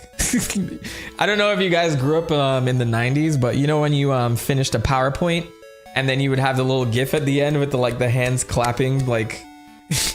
It's kind of like, it's starting to remind me of that. I'm Unk from the 1990s. So how it works, shininess is determined by DVs in Generation 2. If Ditto transformed to a Pokemon after it has already transformed, it will also change the DVs to match that Pokemon. So you delete all moves from the shiny Gyarados except one, usually Leer, trade it to Gen 1, which I guess it would be a regular Gyarados at that point, right? Teach it Mimic in Gen 1, encounter a Ditto, Ditto transforms, and then you use Mimic to copy Transform. Then keep using Transform until the Ditto uses Mimic to copy Transform, and it transforms again. Catch the Ditto and it will be shiny when you trade it back, and then you can breed it. I wonder who the heck sits back and thinks about all this stuff, man. Can I not fight the gym leader? Since you came this far, take the time to do some sightseeing. You should head north and check out the Lake of Rage right now. Didn't I not do that? Maybe I have to go kick out the rockets. I feel like I'm forgetting something here.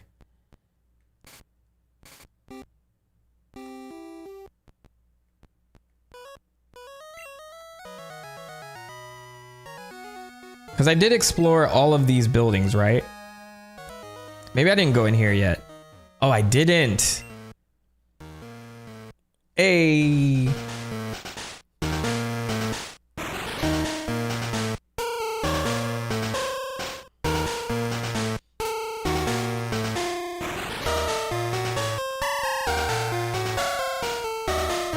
Straight banger.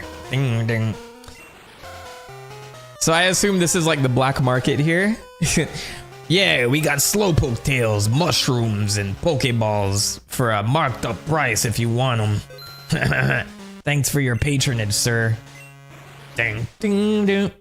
Ding ding ding. The experiment worked like a charm. Magikarp are just worthless, but Gyarados are big money makers. Hell yeah.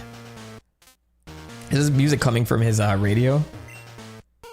Oh no, that's Professor Oak's talk. I wasn't trying to listen to that. I wasn't watching. Did you talk to Lance after catching Gyarados? I did not see him, but I do recall that now.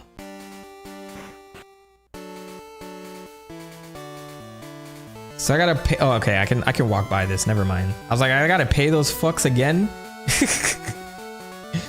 I totally forgot I could just walk by that checkpoint. Can I fly there?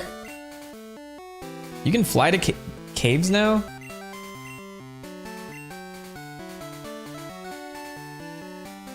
Oh, you can. It seems to be the first like red dot I can fly to though, interestingly enough. Oh, Lance is just standing right here in his Dracula cape.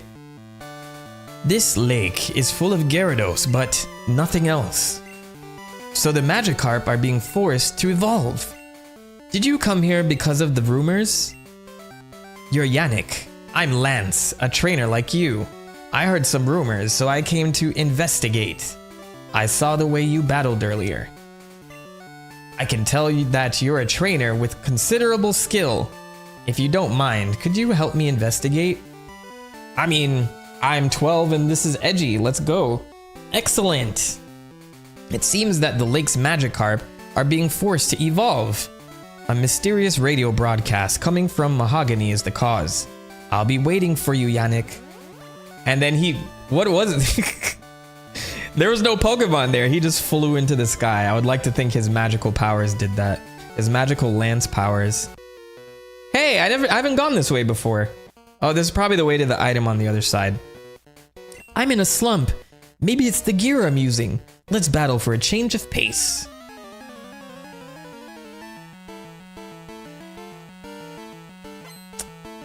Fisherman Marvin. Oh, don't waste my time with these, man. Come on, bruv. Imagine you're a fisherman and you throw out a ton of Magikarp to fight when you have a Gyarados on back order here.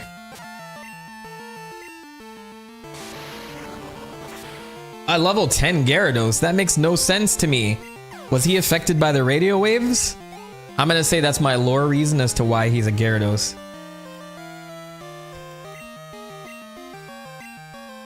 So he has a ton of Magikarp and then a level 10 Gyarados. Impossible.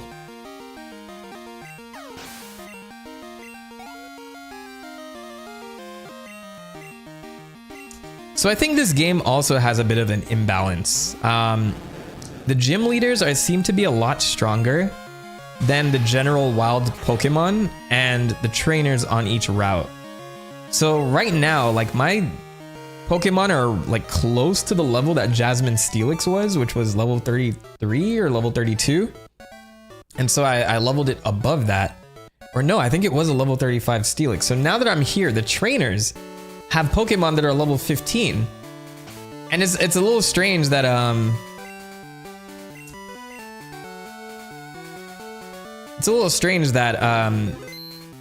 that it's set up this way, but I do think actually you could probably come here before you go fight Jasmine, so once you pass this area, that's probably why.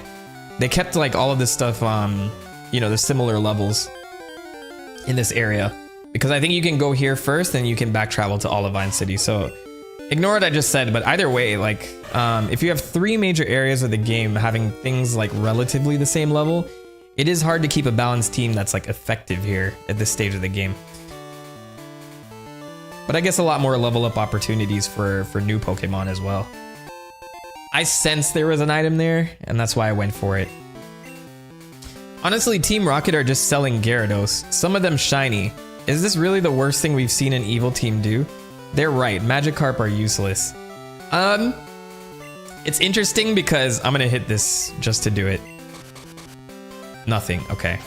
Oh shit. My Krabby's not here.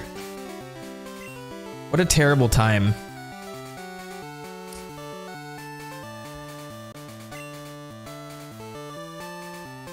All right, we're gonna speed it up. We're gonna go all the way back. I can fly back. I'm silly for that.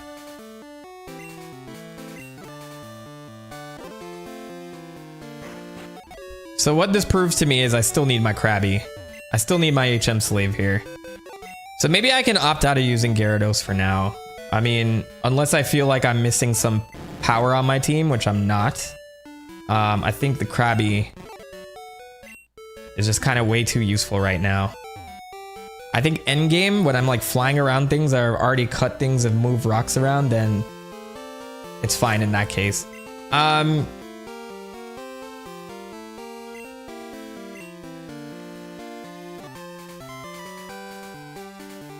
gonna save everybody some time. Actually, fast forward, like sometimes it moves so quickly that I'll end up in the next town when I meant to just walk 3 steps. Bing, bing, ba-da-ding, dee-doo-dum. So general question for the chat, what was everyone's first generation? What's like the age range I'm working here? I mean, you guys could be older too, and you've never played Gen 2, and you just didn't play like Pokemon until you got to Sword and Shield or something. I think like after Gen 4, Sword and Shield was the game that like put me back into Pokemon and being excited about it. X and Y actually I spent a lot of time on, but I played that in silence.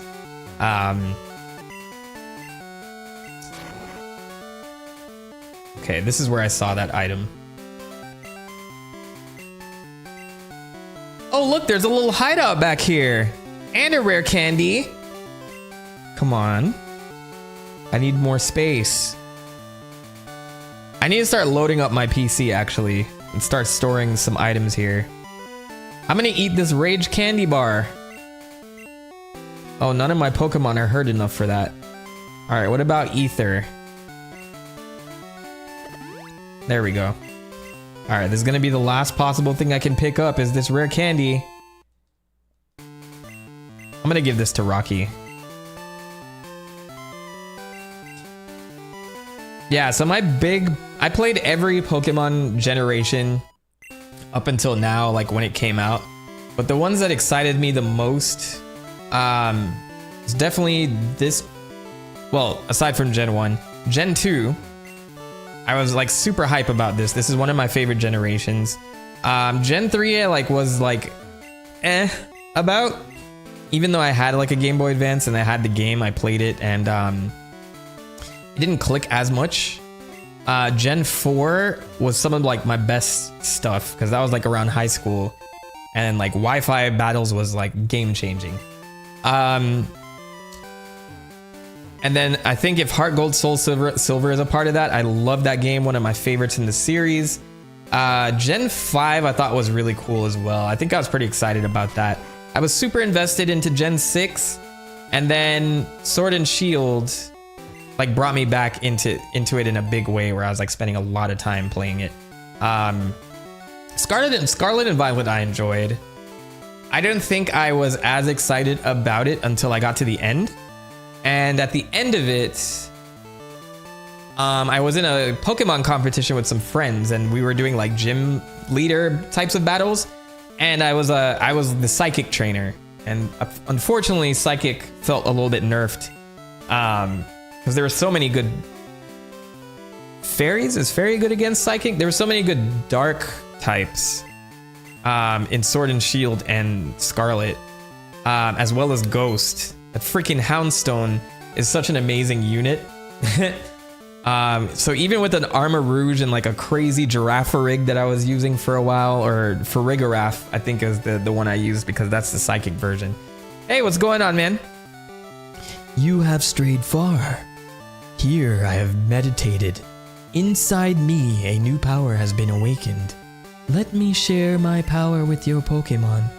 Take this, child. Is this hidden power? Do you see it? It is hidden power. It draws out the power for attacking. Remember this, its type and power depend on the Pokemon using it.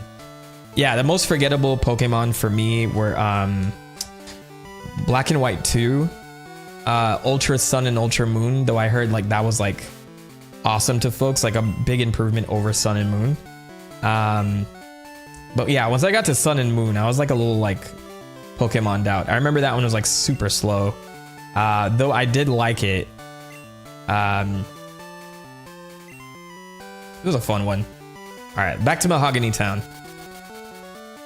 Midnight Fly, I see you, bruv. Saying Sun and Moon is where I got burnt out too.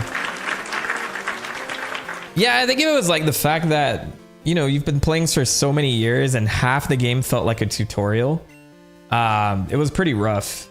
But, you know, like, I'm sympathetic to new people that join the Pokemon, you know, train and they have to learn. But yeah, like, it felt super slow. It was like such a slow process. Hold on. Dragonite, Hyper Beam. Yeah, we're going in here, we're f***ing them up. What took you, Yannick? Just as I thought, that strange radio signal is coming from here. Scarlet and Violet, I think, was super ambitious. I would love a Switch 2 version of it just to see how it would run. I don't know if they upgraded it as of yet. Maybe they have. The stairs are right here.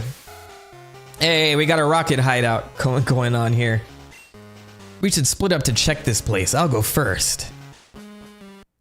So I was not the only one that got burnt out on Sun and Moon. Sun and Moon burnt me out too, then I got back in Gen 8. Scarlet and Violet have a free Switch 2 version. Okay, so I need to check it out. I was supporting this place earlier. I bought Pokeballs from them. What do you mean they were scammers this whole time? By the way, to the bomb's point earlier, I just love that Team Rocket is reduced to these like small time scams though. It just kind of fits the whole narrative that they're not really like an established group anymore, and this is like remnants trying to get the gang back together. So it fits. Like they're out here trying to sell slowpoke tails and do like silly stuff. I mentioned in my Gen 1 video that like their crime in the first game just felt so real. Like they owned a casino establishment, and you know, they were selling Pokemon illegally, and they were doing a hostage situation for a corporation. So this actually feels real too. It's like the remnants of a gang trying to get back together, and they're not doing it very well. Hey, intruder alert! And they have a banger theme song.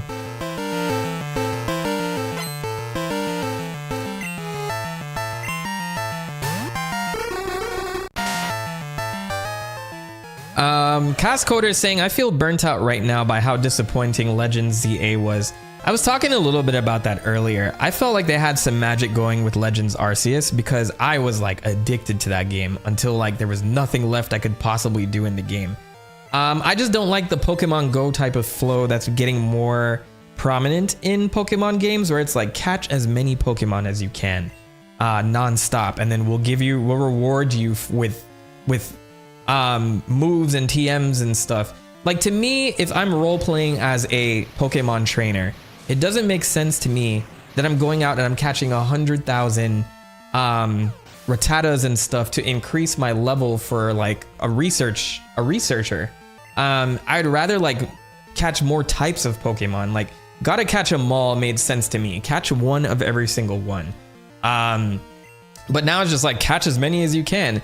It just seems so haphazard, and like the antithesis of like being a good trainer overall. It's just like, oh, I'm trying to stock up these living animals for my collection.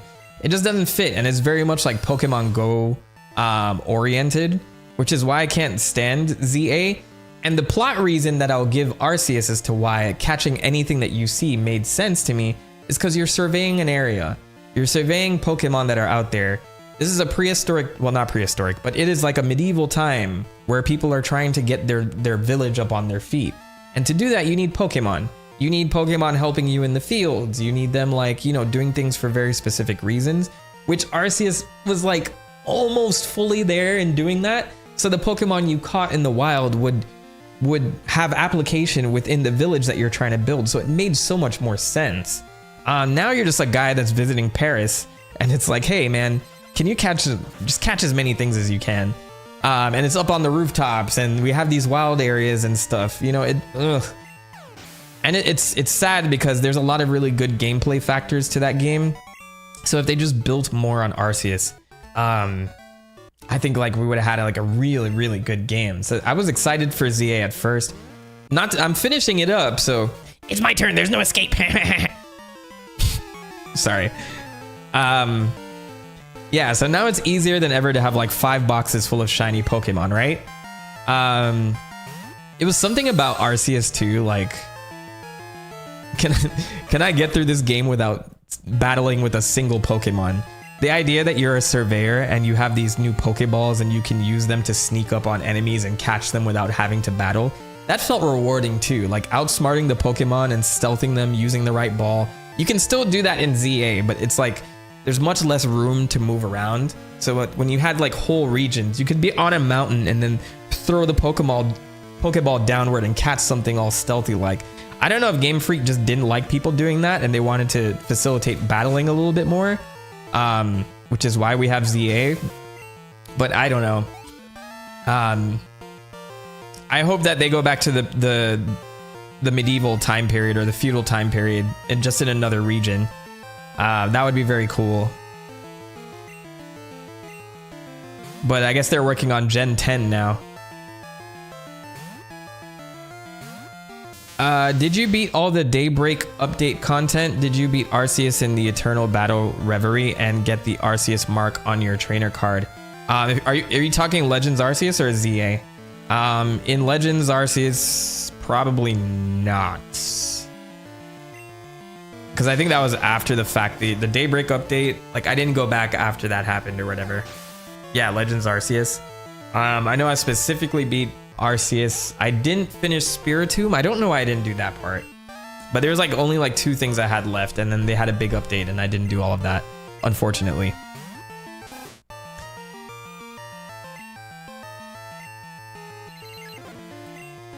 I use Swift to flex on him just to show how our difference in caliber. Surveillance cams are in the Pokemon statues. Will keep appearing until you trip a secret switch. Okay, thanks for that. Thanks for telling me that. Why would you say that to me?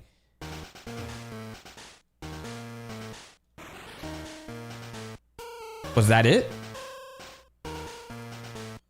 Boom, boom, boom. Alright, so if there are cameras over there, I gotta walk around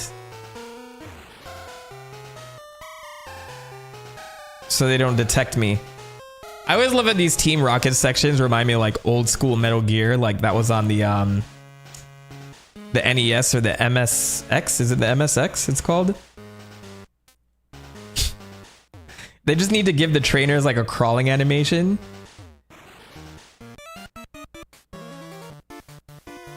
This was once a ninja hideout. Ha ha ha. I'm from Silph Code. I was recruited by Team Rocket.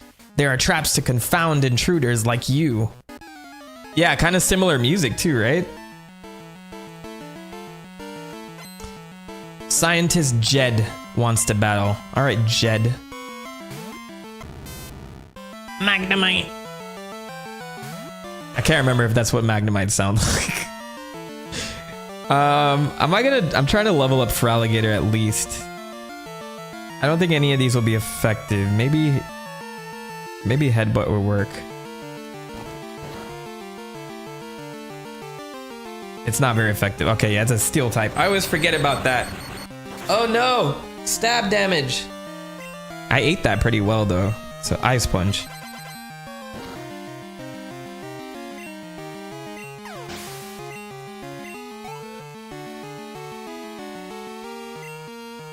Alright, he's gonna spam Magnemite. Let's go with something I know will work. Again, Steel. I think a big thing that I'm missing here is like fighting.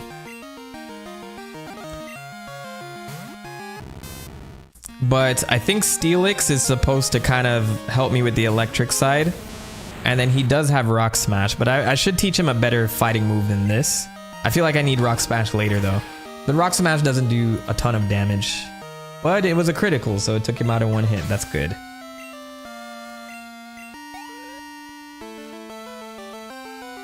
Scientist Jed is about to use another Magnemite. Alright, let's go.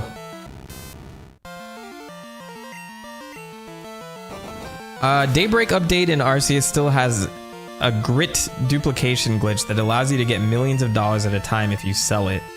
Was very helpful to buy candies to level up the team for the Reverie. Maybe I should go back to that game one day and just like compare it to like my experience with ZA, since ZA is pretty fresh. But I still have to beat ZA. I just got rank B. And so I think now I'm getting toward like the end game, sort of. A secret switch on this monitor. Better press it. I love how it's like a monitor with just a mouse. Alright, I'm gonna run out of item space soon. I wonder if this is gonna lead me to, lead me back to Goldenrod? Is this the way this works? I'm gonna fight him anyway. Hey, feeling lucky, punk? Go ahead, take another step. We've got traps set in the floors. 'Cause we took over this ninja place. Rocket Grunt. 4 Pokemon. Grimer, Rattata, maybe Eradicate.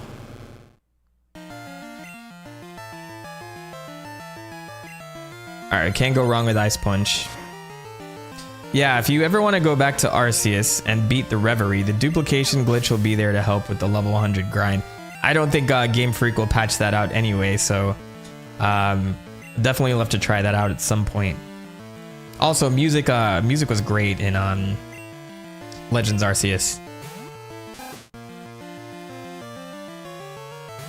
By the way, where is everybody getting the name Pokemon Wind and Waves from? Was that from the leaks that they had that name ready? Or was there like a trailer that I missed a long time ago? If it's from the leaks, I don't want to know anymore, but Oh, there was another leak recently.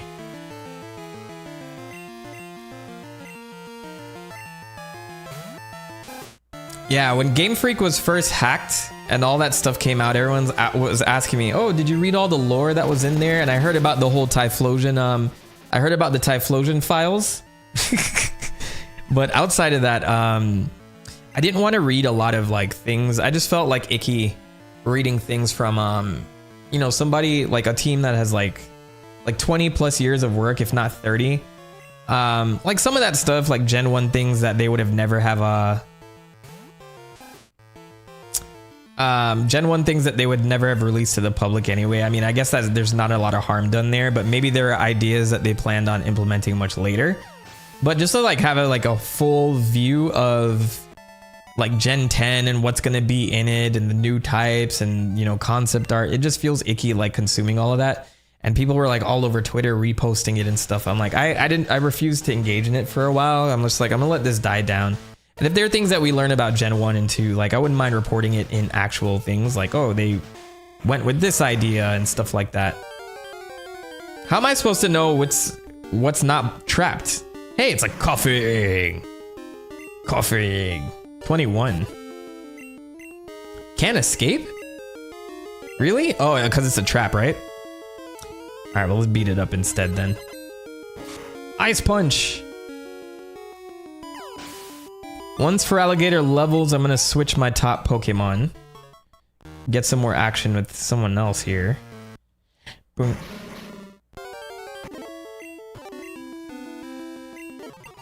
Alright, leveled up. I'm gonna switch to someone else. Our boy Rocky needs the experience, so let's do that. I wonder if there's like a trick to this. Like, is there something on the floor that I'm supposed to notice?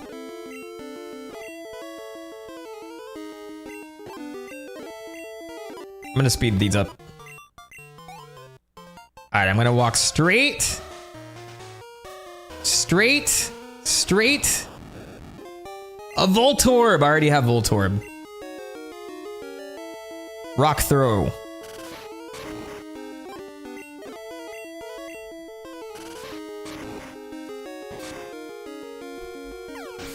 I forgot about this whole hideout, actually. I thought we would just catch the Gyarados and we were done. Hold on, I have to beat this guy real quick. There we go. Okay. So let's save here. I can go two ways here. So there's a teleport. Teleport seems to go back to the beginning of the base. I don't know if this camera still works. I did turn off the switch. Let's go downstairs first and see. Hey, look, it's Lance. Lance. Are you all right? Your Pokemon are hurt and tired. I'd like to think this is Alucard. Lance looks like Alucard right now in Game Boy form.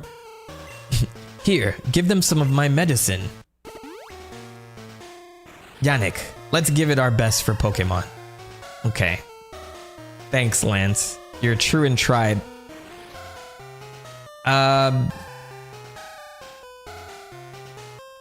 Okay, there is an item over here. A nugget! I can sell some nuggets. They want you to think it's chicken nuggets, but I mean, they want you to think it's regular nuggets, but it's actually chicken nuggets they have over here. Hyper Potion. Haha, Mentok, you're so funny. Chicken nuggets.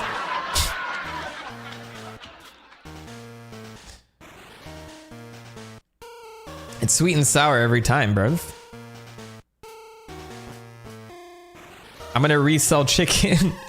Wait, what's a chicken Pokemon before Torchic? What is the chicken Pokemon? You rotten little pest.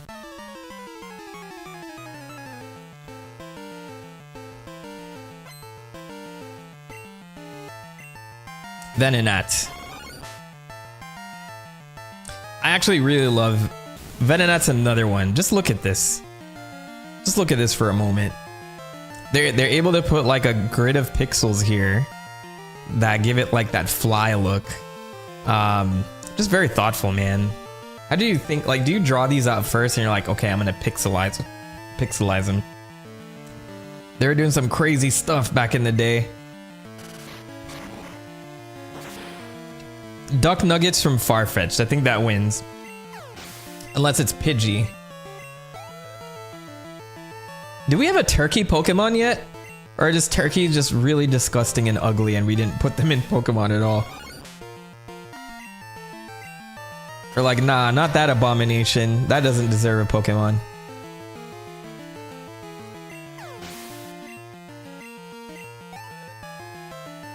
Oh, you were so close to leveling up, Rocky. What's going on? What gives? Grr.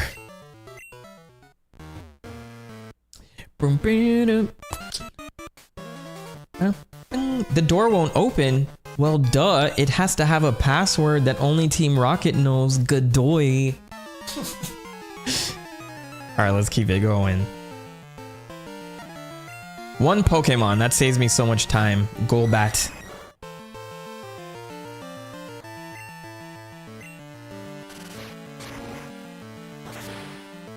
Oh yeah, I asked earlier what Gen 2 and Gen 4 is probably the most I played. Gen 4 had Wi-Fi battles and GTS. Oh, GTS was so cool. Gen 7 was great. That game brought me back to Pokemon. Gen 5 was my first. Gale of Darkness was my first game. You told me this the other day. I was in the 3rd grade or something. Then I got Leaf Green and Emerald, so we were really eating up Gen 3. Gale of Darkness I really need to play.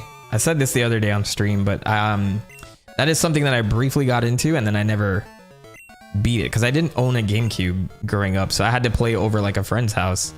And I didn't really get far in that game, so that's something I hope that's on the Switch 2's emulation for GameCube pretty soon. Gen 1 was my first. I was like 7 or 8 when it came out, so we're like the same age essentially. Cool. It's kind of like nice to see where everybody started. Because I see a lot of love for Gen 4 now because a lot of older people now. I think that was like Gen Z's first Pokemon around that time. So I guess we're going to see X and Y love pretty soon because I'm seeing Black and White love again now too. It takes 2 passwords to get into the boss's quarters. Those passwords are known only to a few rockets. That rocket there very graciously told me so. I would love to imagine like Lance holding that rocket at gunpoint and like, what's the password? Where is it? Where are they? Where are they? I don't know. Where are they? You know the password. Give it to me. Where are they? Let's go get the passwords. Which like he's like straight up Bruce Wayne right now. That guy in the cape is incredibly tough. He broke my knees. I used to work for Sylph. I totally forgot this was a plot line, but I brought it up 2 seconds ago. I was making a joke because of continuity, but this is continuity right here. I love this a lot.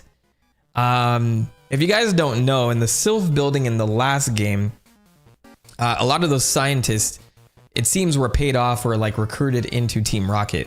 And a lot of them were doing it for the love of the game because they didn't like working for Sylph Co. Many of them were being sent to Russia. I'm serious, like it actually said Russia in the game. Or it's like, oh no, they're sending me to the Russian branch. I don't want to do this. I hate working here. So it's like an example of being overworked to where like a crime syndicate seemed like the better option. So it's cool to see that they even bring it up in the next generation as well, like as a plot point. Like this guy was defeated and stayed with Team Rocket. So 3 years later, this is pretty awesome. I used to work for Sylph, but now I run research for Team Rocket. A meddlesome child like you needs to be punished. Lore stuff, lore stuff, lore stuff, lore, lore, lore. Scientist Rick Ross. Oh. Shout out to Miami, my Miami people. Even though he's not from Miami, but he may as well be. All right, I'm gonna hold up Rocky here.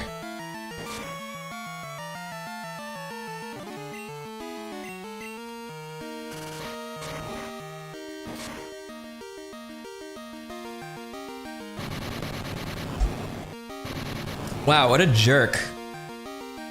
It didn't do shit. I hope you know it was all for nothing.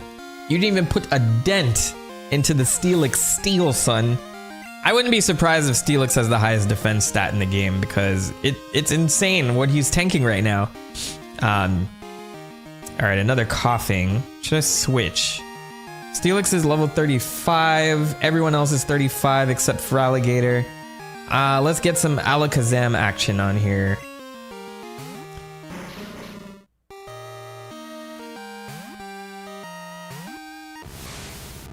Yeah, because it's like 200 and something stat, and it's not even close to like level 99. It's pretty insane. Why? Does this broken down version of Team Rocket pay better? Do you get medical and dental like you did at multinational like Sylph? Where is Archer getting the funds? Hey, look. Sometimes you just it's the love of the game. That's all I'm saying. A mere tactical error cost me. He's a scientist, so he gets to do the dark research. Dark Pokemon research that he didn't get to do because of ethical reasons. A radio signal that drives Pokemon mad. My experiment is a complete success. You think Silphco would have let him do that? My promotion is assured. This loss means absolutely nothing. I'm gonna keep doing evil things. And here we go. Another addition to Gen 2 is female rockets. Do I know the password? Maybe. But no weakling is gonna get it. It'd be cool if I had like a rocket girl on speed dial. I know that's not a thing in this game, but that would be just like, you know.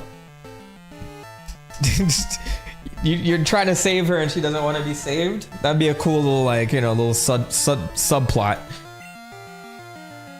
Rocket Grunt sent out Ekans. Ekans. Alright, I'm gonna keep using Rocky here because I enjoy tanking all of this damage.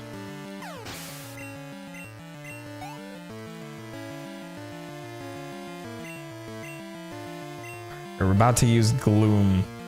I don't know when the grand finale of this game is gonna be, but everybody's watching the stream right now. I will make it obvious in the title when I stream it. If it depends how long it takes me to get through the Kanto stuff, but I will make a spectacle out of that. I want to do that this week. But yes, be there for that stream because it's one of my favorite moments in gaming.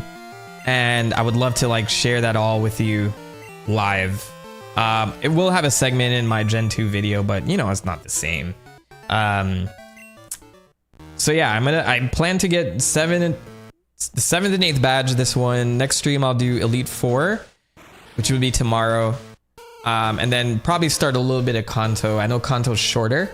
And then once I'm starting to finish up Kanto, I think by Wednesday, Thursday might be the big day where I make that like its own stream. The password to the boss's room is Slowpoke Tail. Slowpoke Tail. But it's useless unless you have 2 passwords. Well, we have the other one that this guy so graciously gave us. So you're stupid for that. Stupid. Steelix actually still has the #1 defense in the game. That's why Rocky is the GOAT. There you go. I don't care that Pokemon are hurt by our experiment. They didn't let us do this at the Silphco. Scientist Mitch. I haven't heard that name in a long time. I don't know any Mitch. Hey, it's a Ditto. Ditto. Steelix is now tied with Regirock. It's probably easier to get your hands on a Steelix now. Well, I don't know. Regirock. What's the most recent game where it was easy to catch? Probably Violet and Scarlet. I think they were available there. If not, it was definitely Sword and Shield. Because I remember in the DLC there was like Regigigas was available. So I think in DLC and Sword and Shield is available. Scarlet and Violet though, I don't know. Did it copy my Hey! You take that back. Rocky.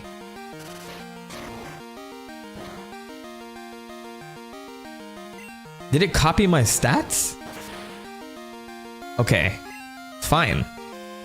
I'm gonna switch to something that's gonna destroy you.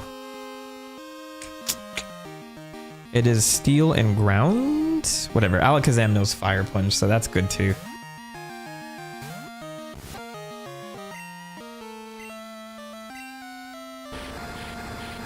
Oh, Elric, welcome to the stream. I'm just seeing your chat right now. Growing up, did you ever get that feeling seeing an animal in the wild that some animals were rare and some were common, the same way Pokemon were?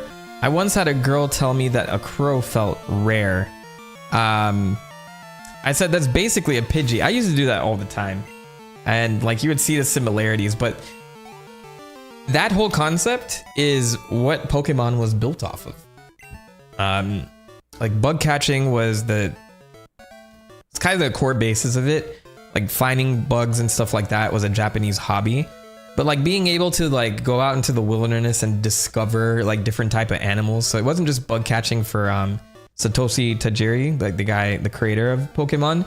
But he was like, also if you look under a rock, there's a crayfish and stuff like that. And like that excitement of discovery is like what Pokemon was built around. So it's just funny that like the game would instill those type of thoughts in us, because I think so. Like I think the same thing too. And Sora, the same thing. Like if you guys ever see like a bald eagle in the wild, it's magical. Like it's a moment.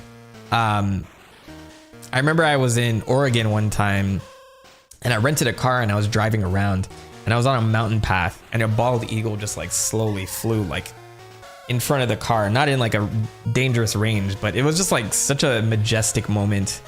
It does feel like a Pokemon sighting, but this is why people bird watch and bug collect and all this other stuff and go on safaris. You're challenging me to a battle? Ah, you're nuts, but you have guts. I like that. If you can beat me, I'll tell you the password to the boss's room.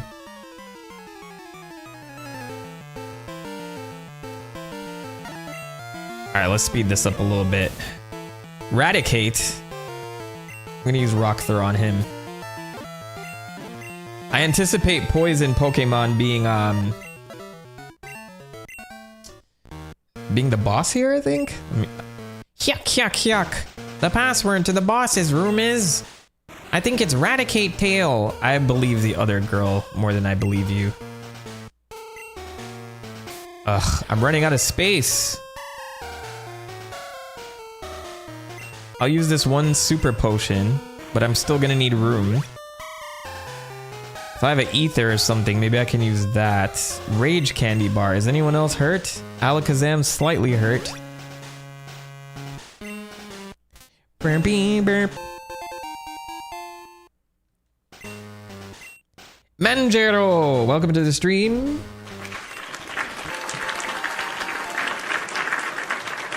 Oh, we got protein here. Raises attack. Can Feraligatr eat this, or is he like attacked out? Oh, that works. Very nice. Gotta give Feraligatr that protein powder, if you know what I'm saying. What's this? Ice heal. I do not have Shedinja in my team. Was that Gen 2? I thought it was Gen 3.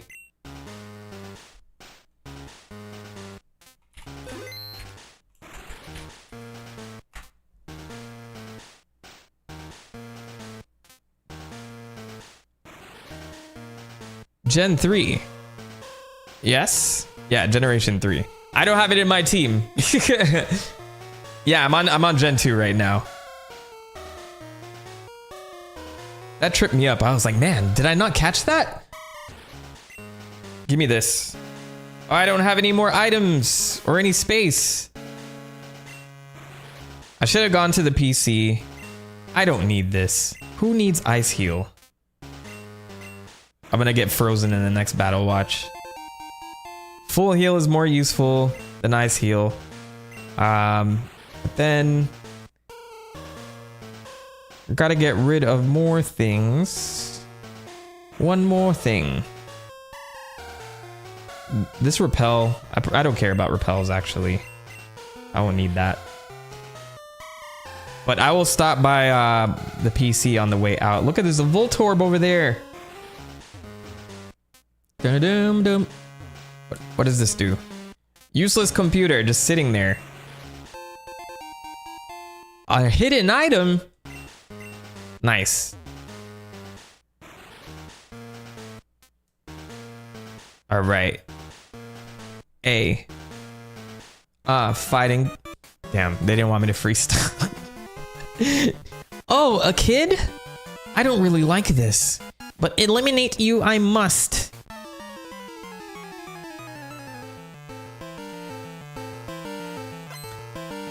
Let's go, Rocket Grunt.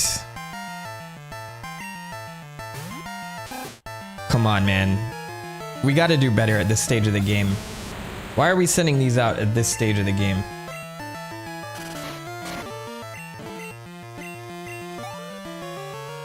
Rocky's almost leveled up. For flying, Electabuzz with the Thunder Punch.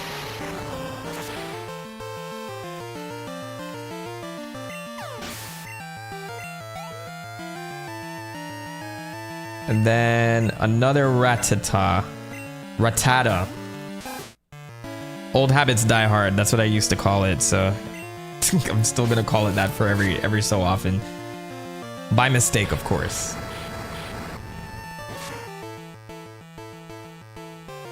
One fire punch. Punched out. Pokemon games are addiction. They're so good. Yeah, starting over from Gen 1, just like feeling the progression, and then like in my free time, I've been playing Pokemon Legends ZA. It's a very interesting and slightly jarring experience. Like, you know, I love the quality of life things, but also just like design choices, and it's just crazy to compare. I think this game still holds up quite a bit. I mean, some parts are a slog because of the grind, but if they re-release this with a turbo mode, it's totally serviceable. My rival? Didn't I tell you that I was going to destroy Team Rocket? Tell me, who was the guy in the cape who used Dragon Pokemon? My Pokemon were no match at all. I don't care that I lost. I can beat him by getting stronger Pokemon. It's what he said that bothers me. He told me that I don't love and trust my Pokemon enough. Is this a character arc in my Pokemon game? What's going on here? I'm furious that I lost to a bleeding heart like him. I don't have time for the likes of you. So you just shoved me in what? Just look at the optics of that. That's hilarious. He marches over to me to give me that speech, shoves me, and then runs off. Hey, we got an Ultra Ball. Item limits feel like such a thing of the past. Back then, we couldn't just have 999 of everything. Yeah, chalk it up to the fact that terabytes of data can just sit in the palm of your hand, which is pretty cool. But something about like keeping your inventory in check is also nice. But I remember like things like Skyrim, that shit used to piss me off. Over encumbered? What? What? Who are you? This is the office of our leader, Giovanni. Since disbanding Team Rocket 3 years ago, he has been in training. But we're certain he will be back someday to assume command again. I don't know why I'm giving them all these nerdy voices. That's why we're standing guard. I won't let anyone disturb this place. Is this supposed to be the ringleader? It is. Okay. Rocket Executive. So they later called this guy Archer, right? As far as I know. He has a cool design. Like, he has like the ninja garb on it.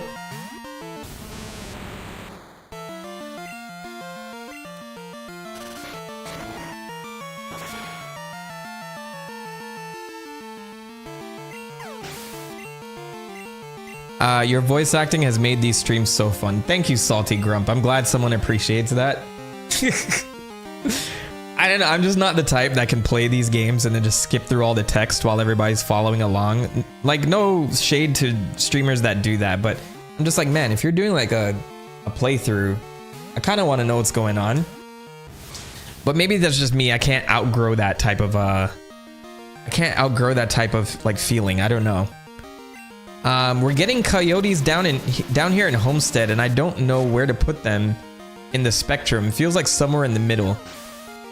Bro, shout out to my Homestead gang, man. That's like practically home for me. I was born and raised up in Kendall, unless if you're talking about Florida Homestead. But yeah, shout out to the Homestead crew.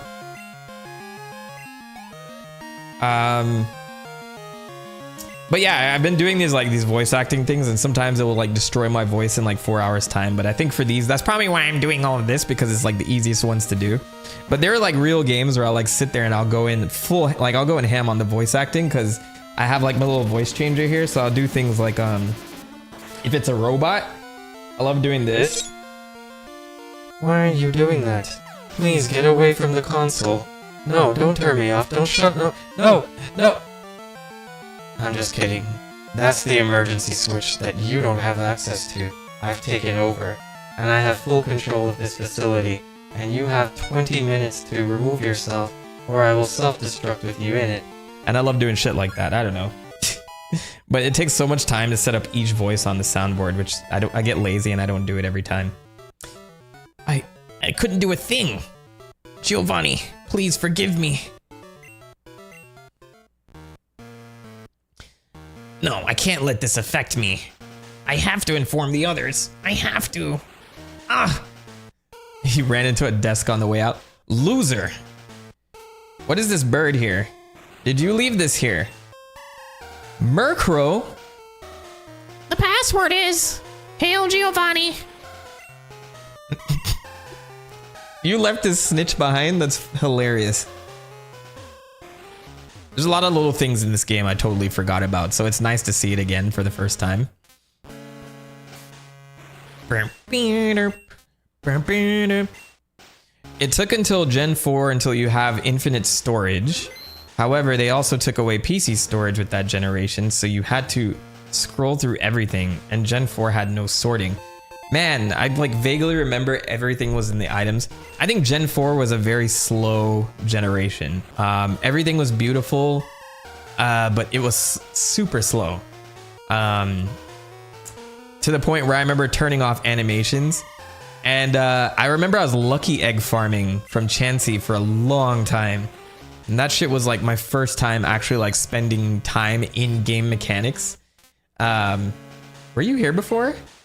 I got wiped out on the last mission by a kid too. Oh, hey, you were at the other, you didn't quit after that? Wow, your dedication. When we were abducting Pokemon, this kid with long red hair and mean looking eyes just creamed me. Wait, oh, he's talking about Silver. Never mind, I thought he was talking about Red. Or in this case, Mentok. AKA us. Alright, where am I supposed to go? I have the password. Maybe I gotta go all the way up. I'm gonna do some turboing here. Give me a second.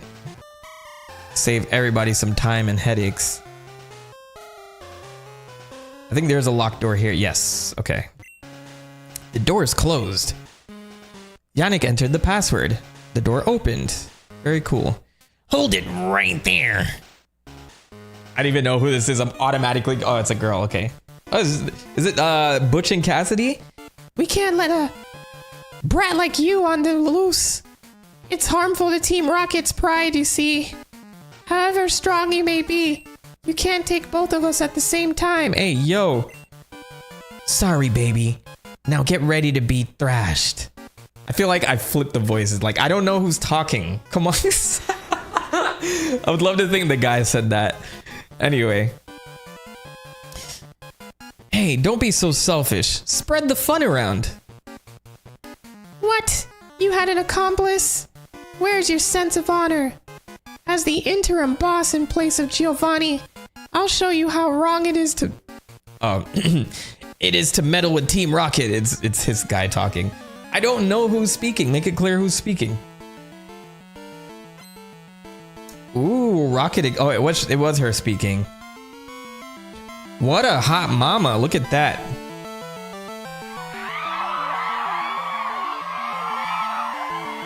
All right.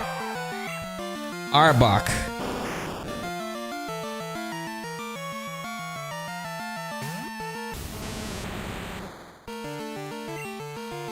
I probably was better off with man,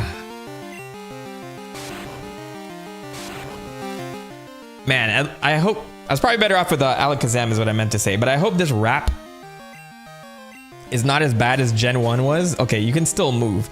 Gen 1 rap and bind was some of the most annoying things I've ever seen. She would later be named Ariana in Gen 4. Yes, so I forgot their specific names in Heart Gold and Soul Silver, so it's good that they actually gave them names. It's funny that it was like they were better off naming them. They were better off naming them here because they would have used less data. If they were really trying to look for ways to save space on their cartridge. Sandstorm. Why would I need Sandstorm? What does Sandstorm do in Gen 2? Does it improve rock attacks or it just pelts things? Sandstorm, Gen 2. When this move is used,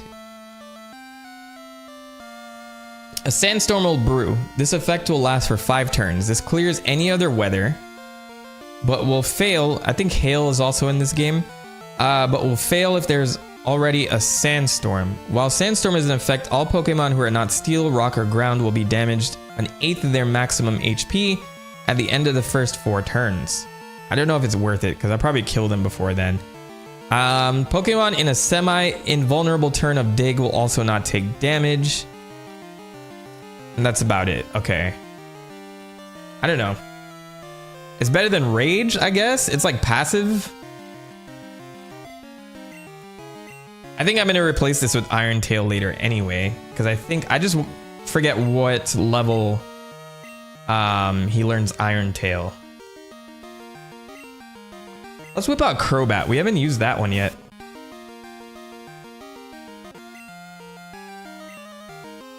Crobat, hit it with a wing attack. Ooh, one shot KO, man. One hit KO. Let's go. Last Pokemon is Murkrow, which we will bring out Electabuzz to hit it with the Thunder Punch. I always love this design of this Pokemon. I think this is one of the better Pokemon designs of Gen 2.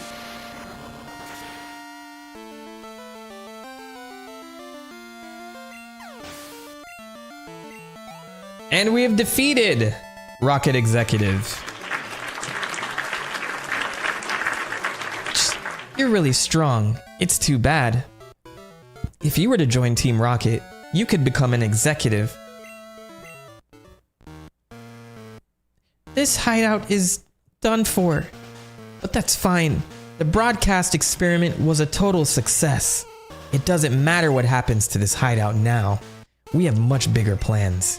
You'll come to appreciate Team Rocket's true powers soon enough. Enjoy yourself while you can.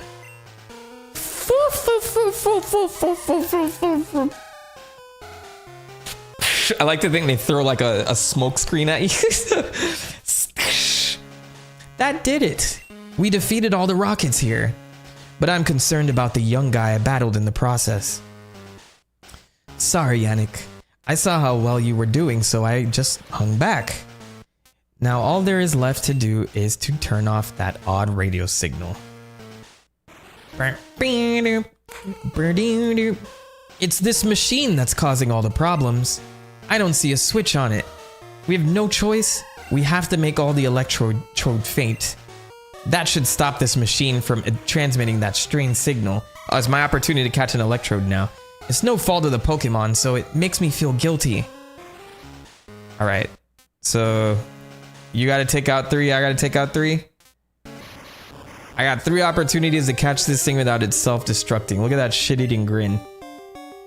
He's ready to ruin my day. Actually, no, I think Rocky is a good, like the perfect Pokemon for this.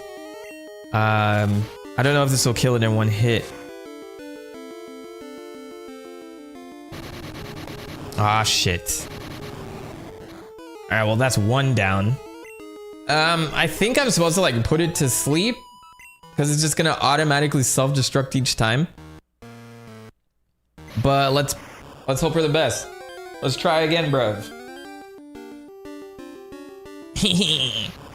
I'm gonna blow up first thing. I love it, just like Electrode and Voltorb, that's their thing. We just blow up. We just blow the fuck up. Alright, we might have time. Hit him with the strength attack. Ooh, that's perfect. Alright. Let's Ultra Ball it. I'll buy more later. Just work, come on. Otherwise he's gonna explode. Dang! Self-destruct? Oh, I still have time, okay. One more try. He's definitely gonna self-destruct next turn. Look at him setting me up with the Screech. Low-key, it does feel like Great Balls are better than Ultra Balls in this game. Look at that. Silly. Status effect moves in the main game always felt useless until you heard about actual duelers use them. Then you realize we were playing different games. That's what I was, we were saying that the other day. Like right now, my whole team has like the strongest attacks. And I'm, you know, focusing on typing and type coverage as well. But the reason I don't have status effects is because, you know, for training and the battles, like whatever, it's useless. So unless I'm catching Pokemon, they're more or less useless for me. I'd rather have like a strong attack in its place. But yes, competitively, and the things that like increase your attack power and like decrease people's attack power. If you watch any competitive Pokemon tournament or whatever, those things change the game. Like you can't just go in with the strongest attacks because you will get washed. So all those things are considered. So when I'm playing casually and I'm playing the single player experience, more than likely I'm not using those unless I'm trying to catch a particular Pokemon. So yeah, it's totally different games. Absolutely. The more energy it charges up, the faster it gets, but this also makes it more likely to explode. All right, the last one's up here. Let's switch out Pokemon. I'm gonna put either Crobat or Electabuzz up here. Let's go with let's level up Electabuzz.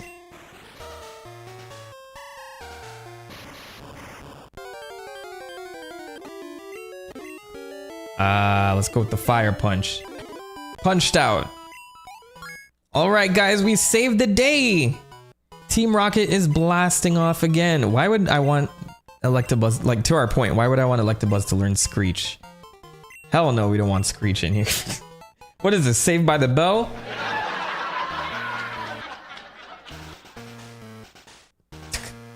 It's my age is showing right now. That odd signal has finally stopped. The lake should be back to normal. You're the hero. Let me thank you on behalf of all the Pokemon. I speak for all Pokemon in the world when I say thank you. Oh yes, you should take this. I found it here, but I don't have any need for it. Do I have space? Oh, it's an HM. Is this, what would this be? Whirlpool? Or Waterfall? That's Whirlpool. Teach it to a Pokemon to get across wild water. But keep this in mind. Oh, I can go get Lugia now, technically. You can use that out of battle only with the badge from Mahogany Gym. Yannick. The journey to becoming the Pokemon Master is long and difficult. Knowing that, will you keep going? I see. Like, I just like to think he's not answering him. No, you're right. If you would give up that easily, you would have never chased that dream in the first place. I look forward to seeing you again. Goodbye. Alright, I'm not gonna waste an escape rope here. Since there are no encounters, it doesn't make sense. But we got this Sylph Tech that lets me right to the beginning, and we're back in Mahogany. Look at that.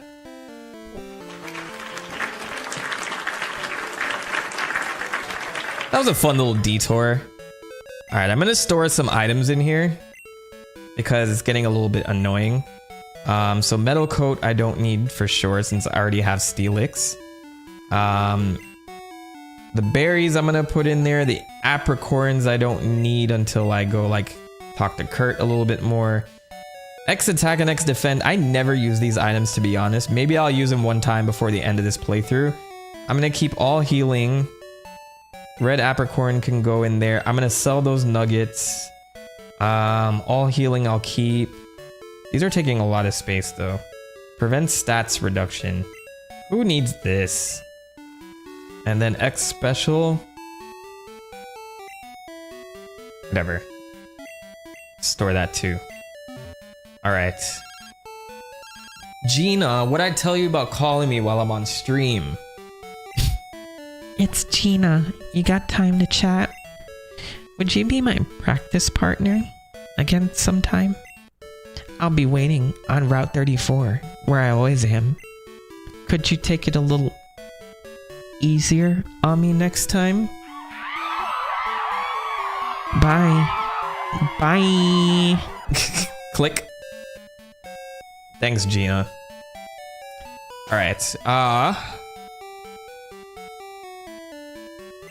Now I've totally forgotten which gym leader this is. Is he Ice? Mahogany Town Pokemon Gym Leader Price. Yeah, I think he's Ice. The teacher of Winter's Harshness. So I think I can lead with Electabuzz. Electabuzz and Alakazam will carry this one.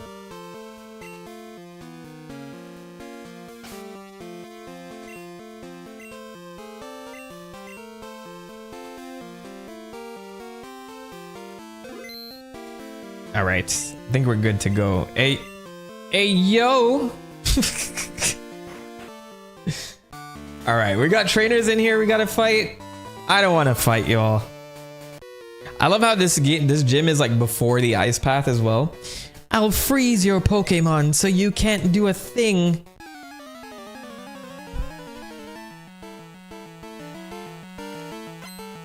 This man has a snowboard in this. Border Ronald sent out Seal.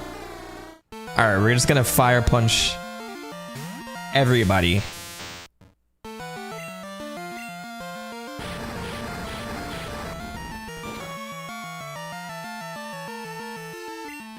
It's not very effective. Sorry. Wait. Oh, it's because Seal is a water Pokemon. That's why. Okay. We'll do Thunder Punch.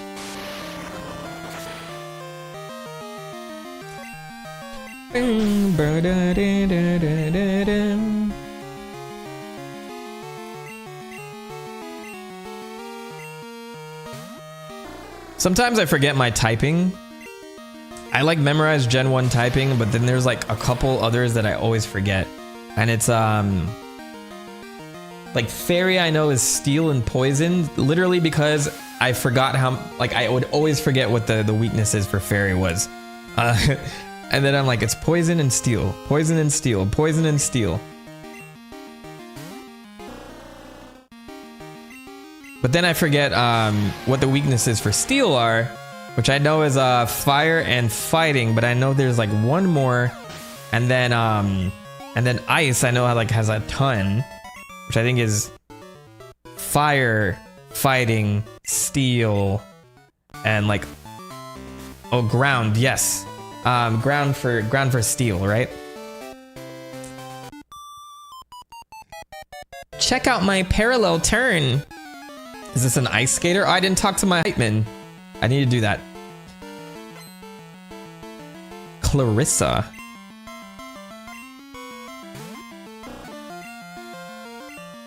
I love how sassy Dugong looks here. Tell me more about it. I need to see that animation again. Gotta get Earthquake for that Steelix. I think Earthquake and Iron Tail. Yes. So I would replace one of those rock moves. Probably Rock Smash. But Earthquake and Iron Tail are necessities. Price is a veteran who's trained Pokemon for some 50 years. He's such a boomer. He's said to be good at freezing opponents with Ice-type moves. That means you should melt him with your burning ambition. Ha ha ha ha. That was that Hercule laugh, Mr. Satan. All right. Now, I remember this gym is also slightly a puzzle, so it's like, this gym has a slippery floor. It's fun, isn't it? But hey, we're not playing games here. How about you?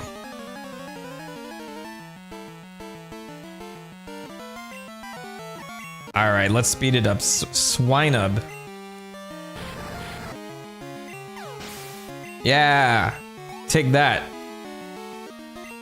Another Swinub. I got a Fire Punch for that. Yeah, get out of here.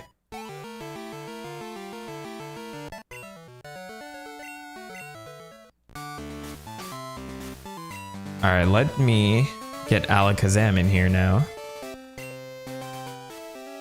to punch some more. I think this is the best way to go. Then we'll go up here. We'll fight you. There's one more trainer there. To get to Price, our gym leader, you need to think before you skate. I remember the ice path had an annoying one. I'm gonna see if I can do it on the fly. If 9-year-old me did it, then I should be able to do it now. Hey, it's Jinx! I don't think I'm gonna get a Jinx for this playthrough, but it would be very versatile Pokemon over there. That's not what I should have used on it, whoops.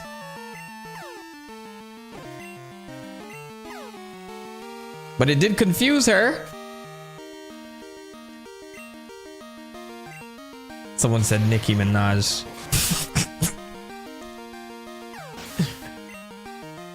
Alakazam gains 822. Okay, cool. We've defeated Roxanne. I wouldn't lose to you in skiing. Bro, my mom is like banking right now. Look at Price's old ass up there. I know Price's secret. What is it? He's cheating with one of the gym associates. Oh my god. What up, Shelder? You do Thunder Punch?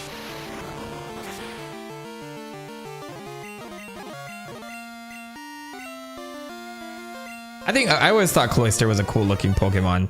Despite its very vaginal look. Jean-Louis Orta, thanks for the sub. I don't know if you're in the stream, but you know, I gotta say that to everybody that subscribes while I'm on stream. Cloyster. What else we got? Another Shelder. Lorelei has my favorite Cloyster though.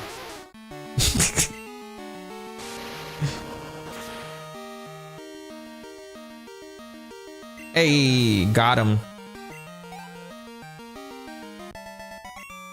I'm feeling confident where I don't even have to go back to the Pokemon Center before beating Price, because I think we're all set to go. Even if my main two like go down, the rest of them seem to work out pretty well. Will work out pretty well. Oh, what was his secret, by the way? The secret behind Price's power. He meditates under a waterfall daily to strengthen his mind and body. Man, if you don't... Boy, if you don't... I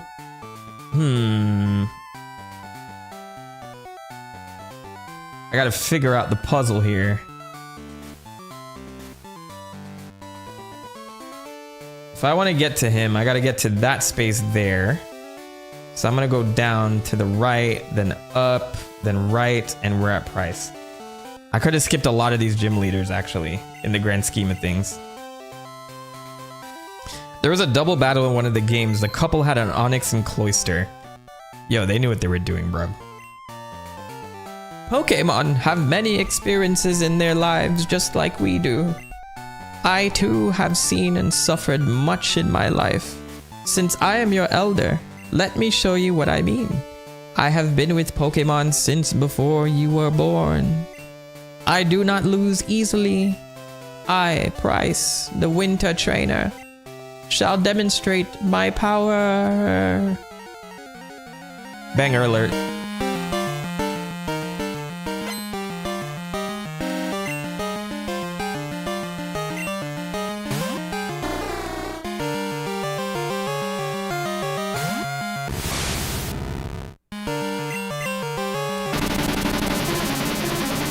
My Pokemon are interrupting the whole song.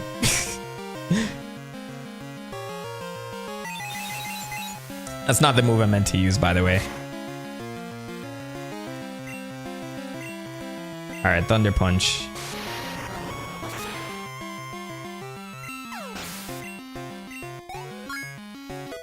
Alakazam with the level up. Special attack 122, the speed outrageous. We got a Dugong in here. Should I balance it out with the Electabuzz? My Feraligator's falling behind and I don't like that. I don't like the fact that my starter would be surpassed by any other Pokemon on my team. I don't know if anybody feels that way, like, but I'm like super, like, I'm such a stickler over that.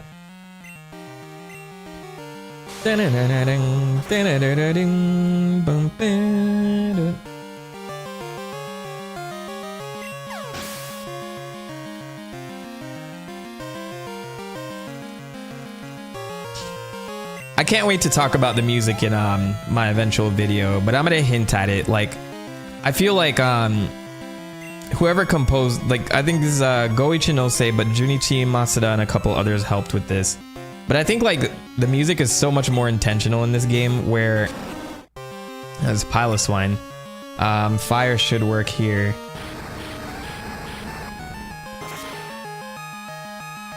But he probably has high defense. Yeah, it's not gonna take it out the first time.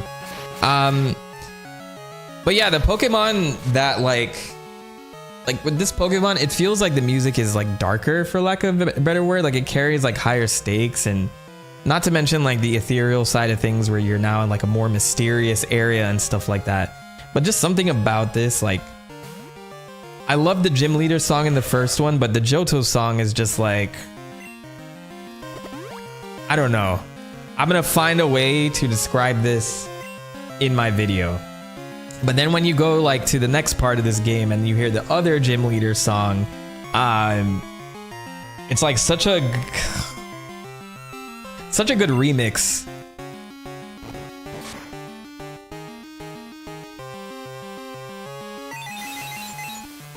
I'm sorry, words fail me today. I've had a long day, but they're there. Okay, so like, I think Gen 3 was like, okay, if Gen 1 is major keys, Gen 2 is minor keys. And if Gen 2 is minor keys, Gen 3 is major keys. And Gen 4 is also major keys. So they like stuck with that format where it wasn't like, hey, this is a darker remix and the final like finale to the Pokemon saga. Stakes are high. It's a new region. You know, like you have a lot more going against you right now. We're on a stronger platform. Like all of these emotions seem to like go well with the music that plays in Gen 2. And then they kind of like streamlined it after. Lately, I think I like a lot of the music coming out of Pokemon games because they have a lot more composers involved. So it doesn't have that samey sound that's been around since like Gen 3 and Gen 4. But not to say that like all Pokemon games have at least one banger. I am impressed by your prowess. With your strong will, I know you will overcome all life's obstacles. You are worthy of this badge. Thank you, sir. We got the Glacier badge.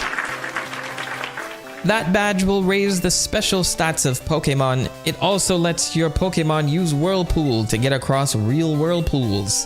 And this is a gift from me. What is it? It's Icy Wind. It inflicts damage and lowers speed. It demonstrates the harshness of winter.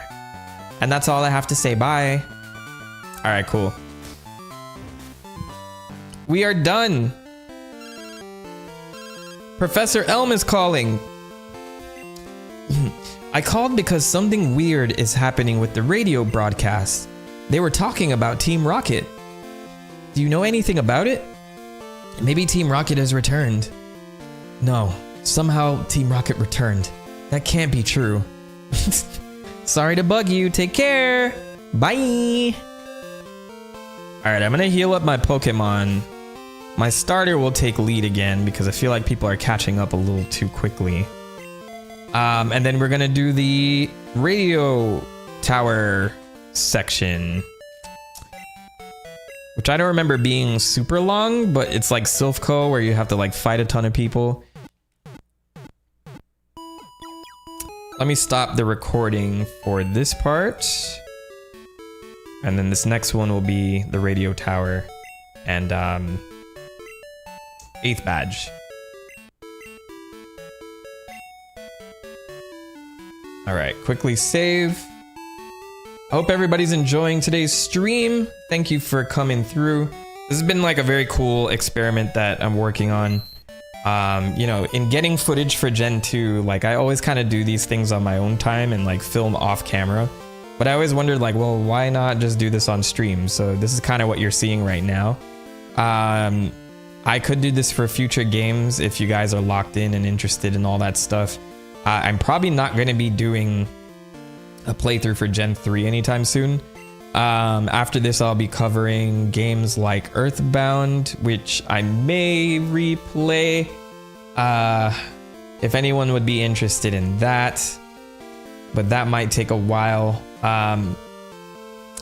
But then once I get back into like character arcs and like Zelda stuff, I might have to like play some games, like Zelda games, to get some refreshers, maybe Mario games and stuff. And I gotta see what's next on the docket.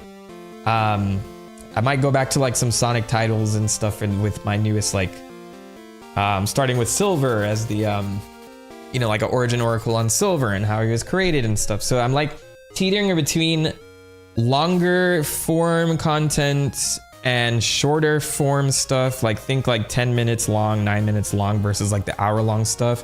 And then in between, I'll do these streams so I'm not gone for so long. I think this is like, today has been probably the most people I've had in one stream all at once. I was not making a big spectacle of it, but like, yeah, seeing like if you stream more over time, more people would tune into the streams more than likely. And then like, you know, some streams are hit or miss and stuff like that, but definitely will do more down the line now that my computer can support it. Golden Sun sounds awesome. I would definitely love to do I would love to do like shorter stuff with like series that haven't had that many games. Metroid is like the perfect like bite-sized thing that I managed to cover. So series that are even shorter than that would be awesome, like in between like bigger projects. Golden Sun is like one of them. Even though the games are long, it's like not as many games in there. So I'd love to do like really old stuff that I grew up playing and just remember like the little secrets behind and all that. So yeah, Pokemon, they're nothing more than tools for making money. And also, of course, I got to plug my Patreon. If you guys are interested in becoming members, there's that too. I post videos early, ad-free, and I will leave life updates on Patreon as well. I'm using that as my little diary of sorts. Not that any members over there yet, but like the ones that are there have been like pretty cool and consistent and like giving me good feedback on stuff. So I'll like let you into my life a little bit more as I talk about that stuff. So yeah, cool things going on the TheMentok channel overall. Hello, I'm sorry, but we're not offering any tours today. Why not? Oh, and I love this is the full like rocket theme right now, which is awesome. We've finally taken over the radio tower. Now everyone will get to experience the true terror of Team Rocket. We'll show you how scary we are. I'll change up the voices in a minute, I promise.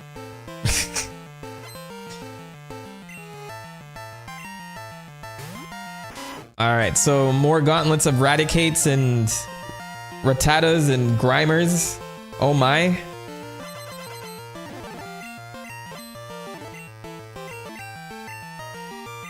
All right, I hope you guys don't mind me speeding through some of this stuff too. I don't want to spend too much time in the radio tower with rocket grunts.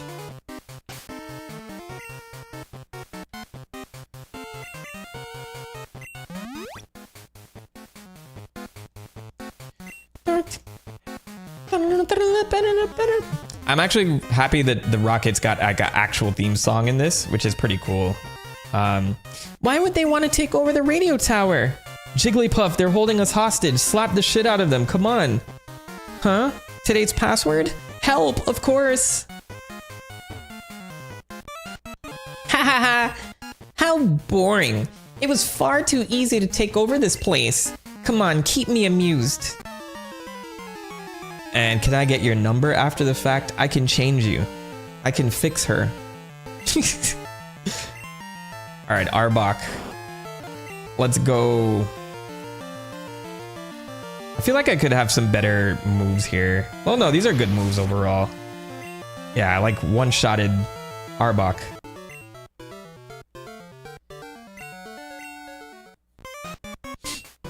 You beat me, and I won't forget it. All right, you. Surprise attack. We're Team Rocket, the explorers of Pokemon. We love being evil. Scared? We're Team Rocket, and we're evil. I would love to see the original Japanese translation of a lot of this stuff. I wonder how much was like localized. What was lost?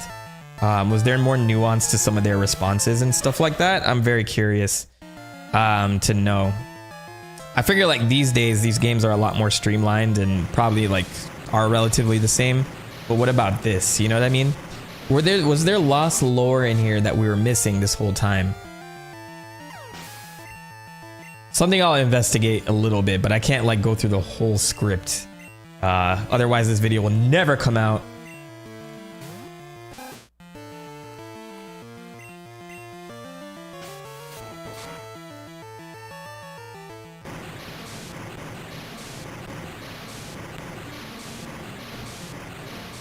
We just surf all of them out. I always wonder how surf would work indoors, you know? Like you just summon a bunch of water and just wash the place out. I just love the like suspending disbelief for a lot of like Pokemon moves, especially indoors. Let's change it up. Let's get Crobat out here.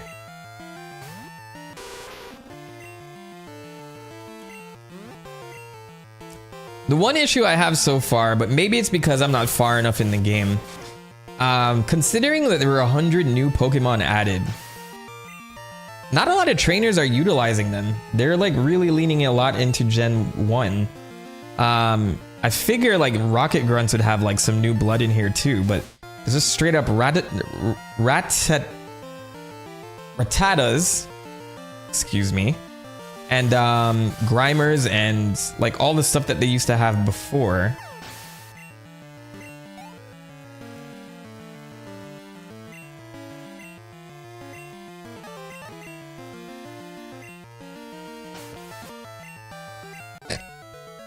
Jeez, man. You think you're a hero? I am a hero. We're not always evil. We just do whatever we like, and that's evil. And based. Hey, keep out of our way. I'm a rocket grunt. I'm so based. That's literally like if Team Rocket existed today, that'd probably be like all they say. All right.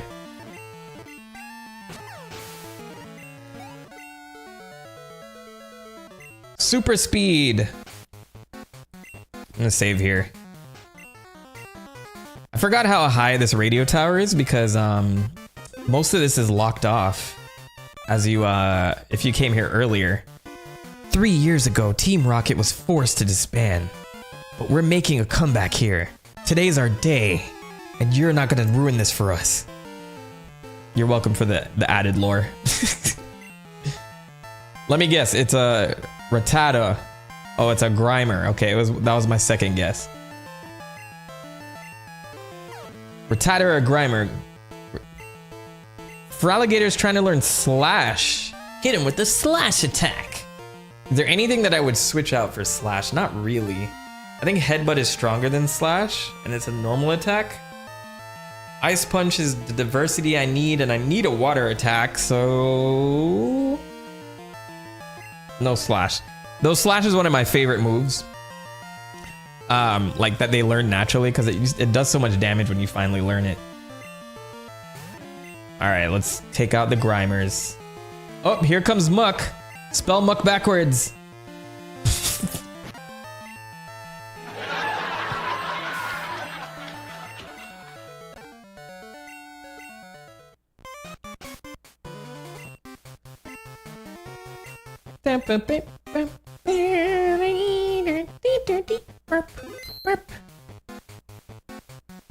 Alright, further up. I'm sure we got like a few more floors to get through. To trainers, Pokemon are their beloved partners. It's terrible how Team Rocket is trying to control Pokemon.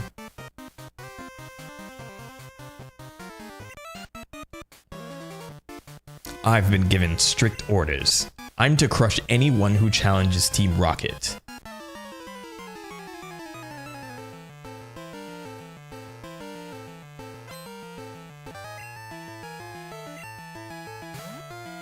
Coffee! It's clearly my favorite one to imitate.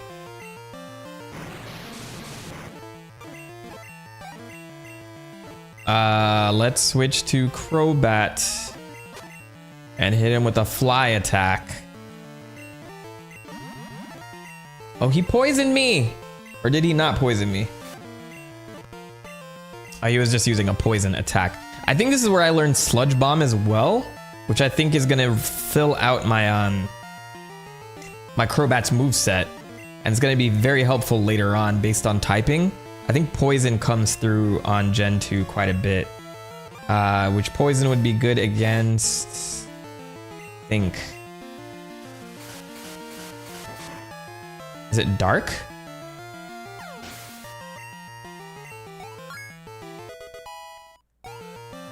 Crobat levels up!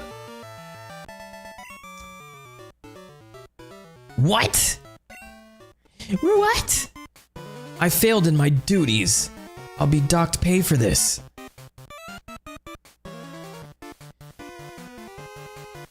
I'm trying to think of a voice to give this guy.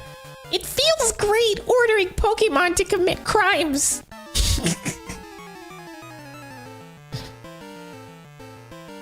I don't know if there's One Piece fans in the chat, but like I was... Pika is one of my favorite Doflamingo villains because of the voice gag. Is just like so funny.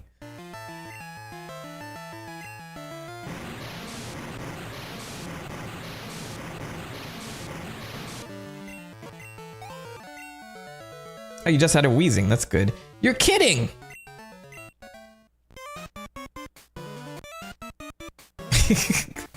I love the theme has like one pitch of the and then you get into the encounter and they pitch it up. An unknown child wandering here. Who are you? I'm vengeance. I'm the knight.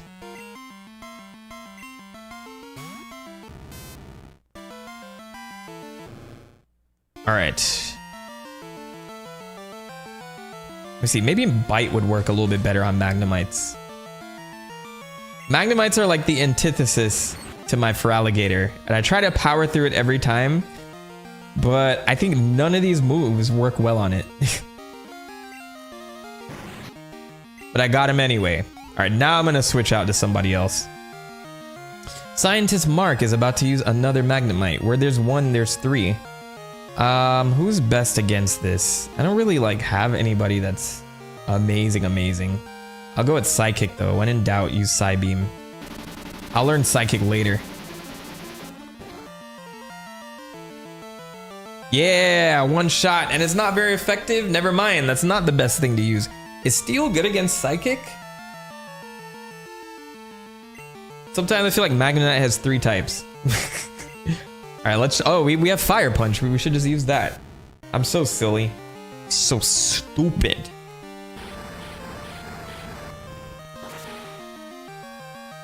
Bam, bam, bam, ba, dun, dun, dun, dun.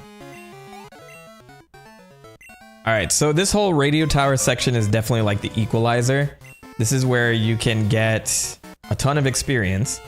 The Team Rocket boss has locked himself in, but the director can open it. He's up on the 5th floor. Please save him. I think we're on, this is the 4th floor. Where would the director be? Haha, I got you. Most excellent. This radio tower will fulfill our grand design.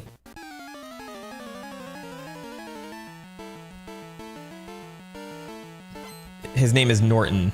Nope, Scientist Rich. It was a good guess though. Hey, it's Porygon. We know how he's canceled, right? That time Pikachu caused seizures and nobody wanted to fuck with Porygon anymore. All right, what is Porygon? I think he's a normal type, right? So anything should work, technically.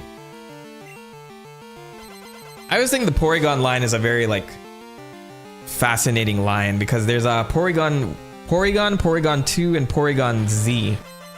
Or Z. Depending which part of the world you're from. And I never know, like, I've never seen anyone use him. Though I don't watch a lot of, like, competitive events with Porygon. Just interesting, it's like a rare-ish Pokemon. But never gets a lot of hype.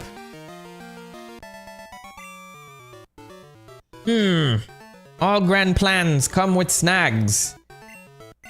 Thanks, Confucius. Do you honestly believe you can stop Team Rocket? I'm doing it right now. You plan to rescue the director? That won't be possible because I'm going to beat you. Alright, whip him out. Pull your guns out.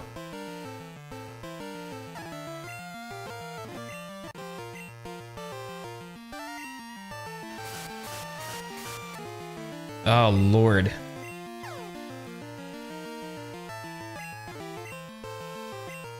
I hate confusion. Let's use somebody else. Alakazam. Thunder Punch, let's go. Any thoughts on Pal World? Pokemon is so nostalgic, and my view of Pal World was that it blew any of Game Freak's attempts at modern era gaming out of the water. Did you give it a shot? I did in early access. I believe it's 1.0 now, and they have like an expansion or two going. And I heard this lawsuit also kind of like hurt it quite a bit.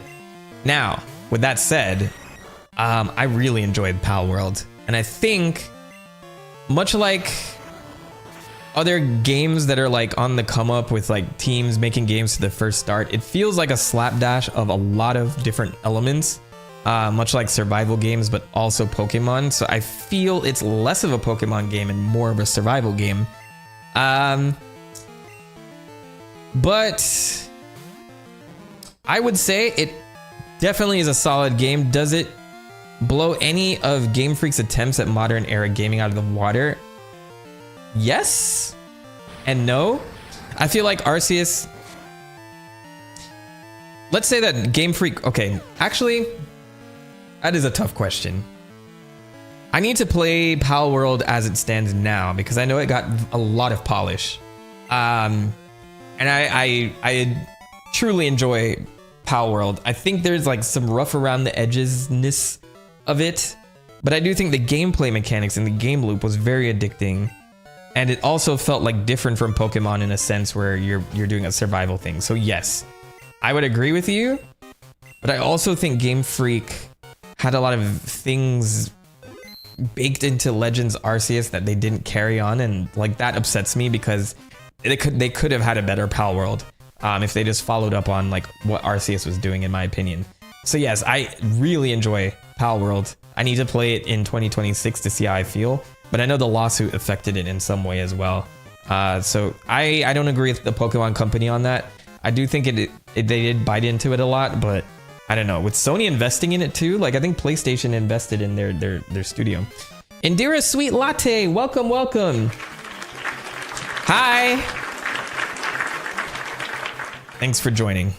We're doing some Pokemon Crystal, of course.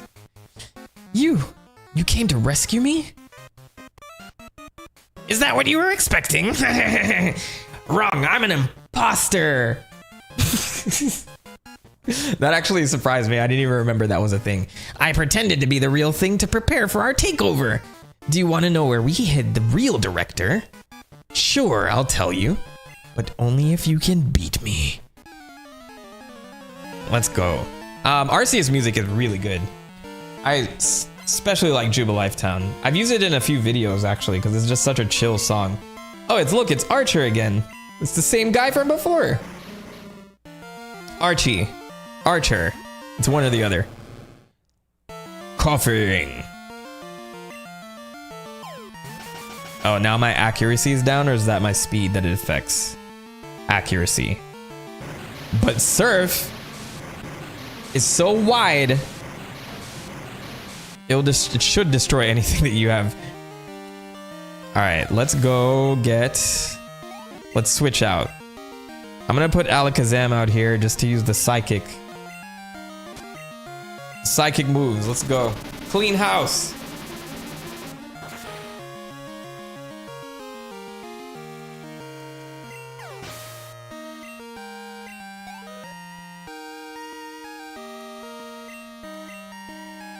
This is totally off topic, but are there any Markiplier fans in the chat? Did you all go see Iron Lung at all? If you are, I'm very curious about his movie. I just haven't had the time or energy to go to a movie theater to go check it out. I've been seeing like a lot of people praise it, but also, you know, like on the Twitter space, people have been like, "Oh, that was the worst movie I ever saw in my life." Oh, Alakazam learned Psychic. Look at that. Since when? I'm gonna replace Psybeam with Psychic. Makes much more sense. So now I can teach my Snorlax Psychic. I know Markiplier is he's a very wealthy person. It's just crazy to think that the money he has is like, can barely touch the amount of money that goes into like a movie project. So it's interesting to see like him being called like an indie movie in the grand scheme of things. But it's good to see like people branching out and doing stuff, and then, you know, his fans supporting that. It's clear he wants to be a movie director. I feel like he's gotten tired of YouTube, in my personal opinion. Like just like the regular horror playthroughs. All right, Psychic.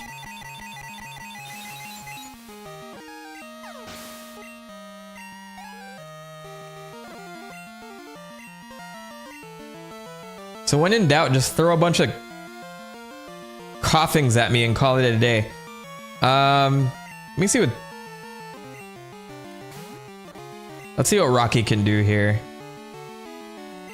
Rock Throw should give a pretty good dent here in his... Nope. Rocky has some outdated moves now. I feel like I should just HM the Iron Tail. Let me see. When does Steelix learn Iron Tail?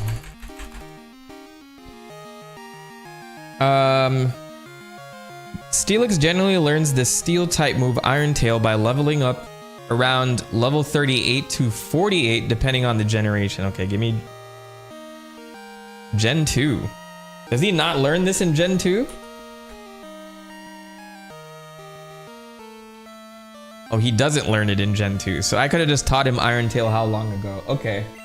Alright, we're gonna have to do that after this because I was literally waiting for nothing. He does learn Crunch though. There is that. And then Rock Slide would have to be an egg move. Okay, I'll tell you where he is. Sheesh. We stashed the real director in the underground warehouse. It's at the far end of the underground, but I doubt you'll get that far. Here, take this key so you can go ruin my plans. I love how Team Rocket believes in everything but holding people at gunpoint or using Pokemon. Well, if I faint all your Pokemon, you can't use them to attack me, so there is that. But let's go ahead and use Iron Tail on Rocky. It's interesting Electabuzz can learn it. And Feraligatr with Iron Tail doesn't sound like a bad idea either, but let's get rid of Sandstorm. It was very short-lived. I could teach Feraligatr Return. I will teach him that much later because I might need Headbutt. All right, we'll lock that in place. Now we get to go to the underground where I'll find the HM for, I think it's Sludge Bomb, which is what I've been looking for this whole time.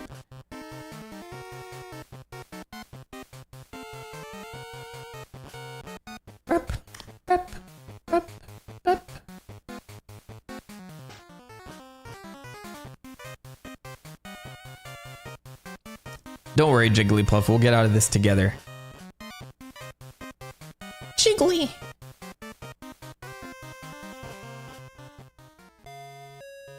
Alright, so I will go to the Pokemon Center really quickly to heal up. I know what they're talking about. You have to go through the little underground tunnel, and then to the right is like a little key that will let you in. And that will lead you to the underground, which leads back into the department store, which is like a nice little map making for this game.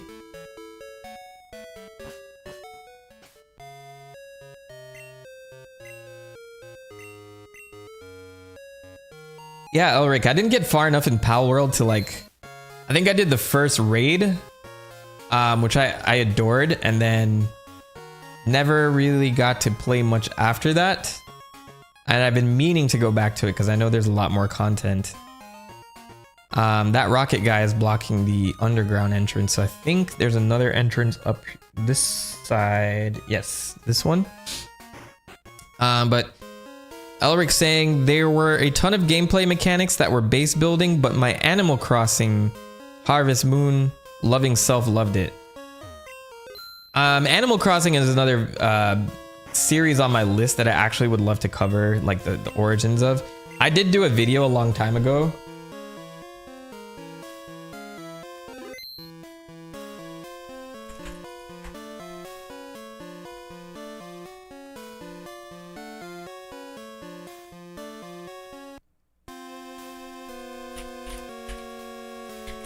You guys are gonna get some prehistoric Mentok lore here.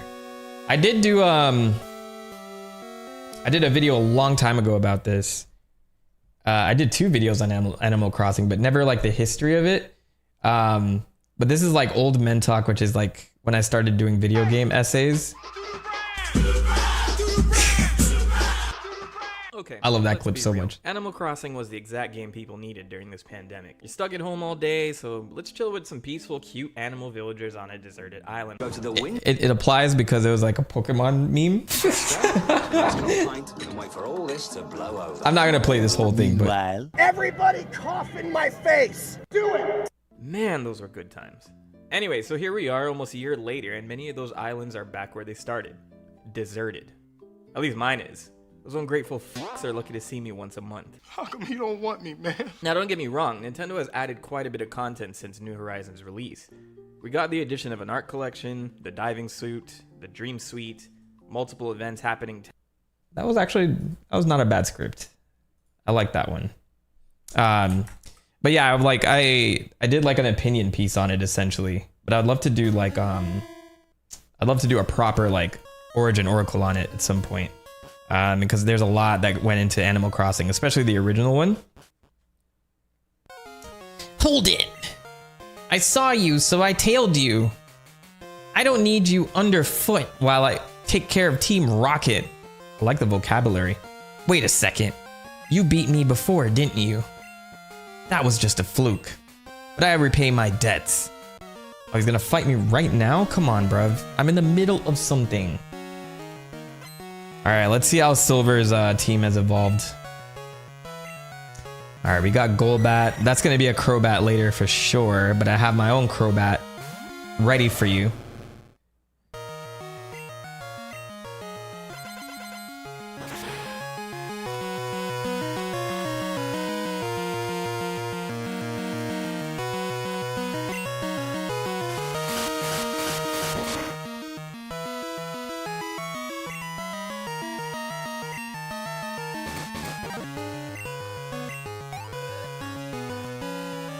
I'm gonna resist the urge to hit the turbo button. Magnemite. That's not good. Who do we use against Magnemite? Alakazam. We hit him with the fire punch.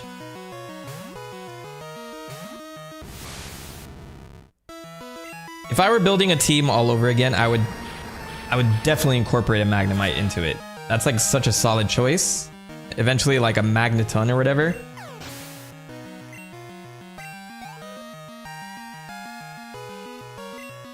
Sneasel! I haven't seen one of these yet.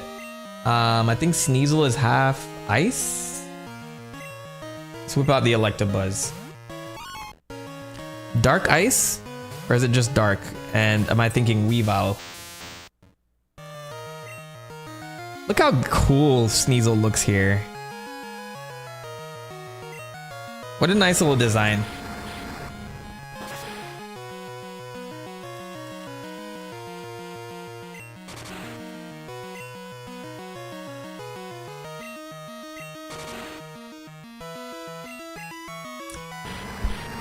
Yeah, based on my memories from Gen 1, which I played like not too long ago, the trainers were not that far from like your rival. When you would battle him, it wasn't an insane gap between the two. So I'm here fighting Silver, and his Pokemon are all mid-30s, like low 30s. While I'm fighting people who are like just hitting their 20s, Pokemon in their 20s. So it's like that, and then the wild Pokemon are like averaging level 15s at this moment in time. It's a weird gap in talent, which, you know, story-wise you can explain this. Like Silver is a talented he's a talented trainer, and he's scaling up with you, but it's like insane that you don't have like the experience to help you prep a balanced team. So that's the one thing I'm noticing here. I might not make a point of that in the actual video, but just interesting to call out. Oh man, this Meganium has high D.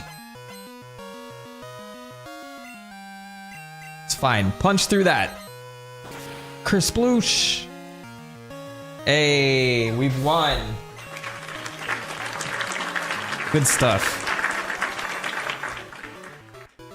Why? Why did I lose? I've assembled the toughest Pokemon. I didn't even ease up on the gas. So why did I lose? I don't understand. Is what that Lance guy said true? That I don't treat Pokemon properly? Love. Trust. This is his cornerstone moment. Are they really what I lack? Are they keeping me from winning? I just don't understand. But it's not gonna end here. Not now. Not because of this. I won't give up my dream of becoming the world's best Pokemon trainer. Bye! And then we have to fight more rockets on the way. I don't care if you lost. Wait, what? I don't care if I lost? You show up here, you're nothing but a victim. What? Alright, let's speed through these rockets so I'm not here all night.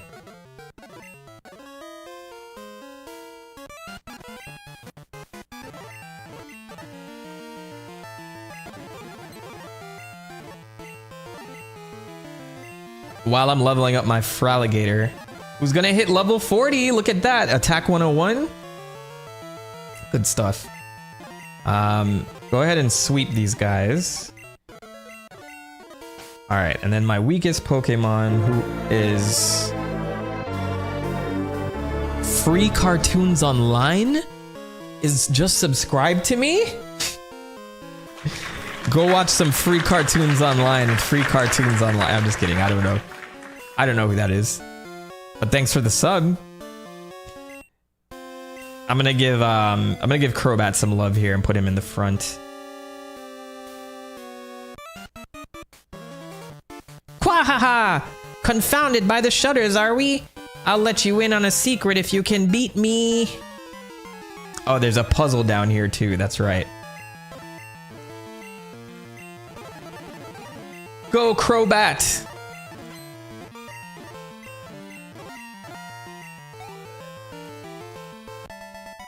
Alright. Ooh, woo, I blew it. All right, tell me what's going on here. All right, a hint. Change the order of switching. That'll change the ways the shutters open and closed. With these switches, it's labeled switch 3. Turn it on. Cool. Who's this guy? They ditched this project before they finished. I'm searching for leftover loot. Hey, look, it's Burglar Eddie.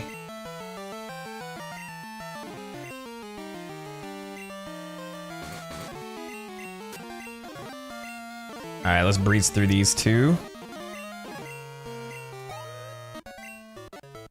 Over the top. All right, so basically another puzzle. There's 3 switches behind these rockets. So with different combinations, different things will happen with these shutters. I guess shutter number 1 closes everything. So let's turn this one on and see what we get. Oh, everything closes. Okay, so let me turn off.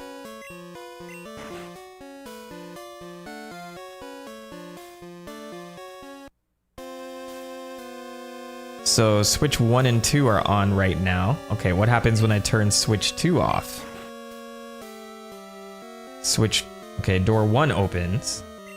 Oh, this is gonna be annoying. This shit goes deep in here.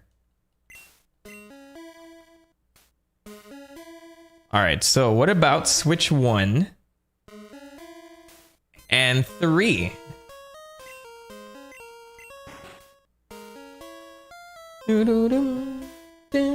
All right, this is open. This is not open. All right, let's go with switch 2 and 3.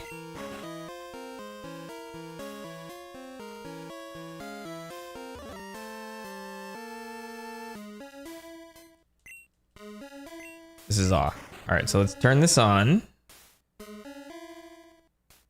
Hey, look at that. All right, so we go deeper in. Fork over your goodies, kid. It's me, Joe Pesci. All right, burglar Duncan, Hamburglar Duncan.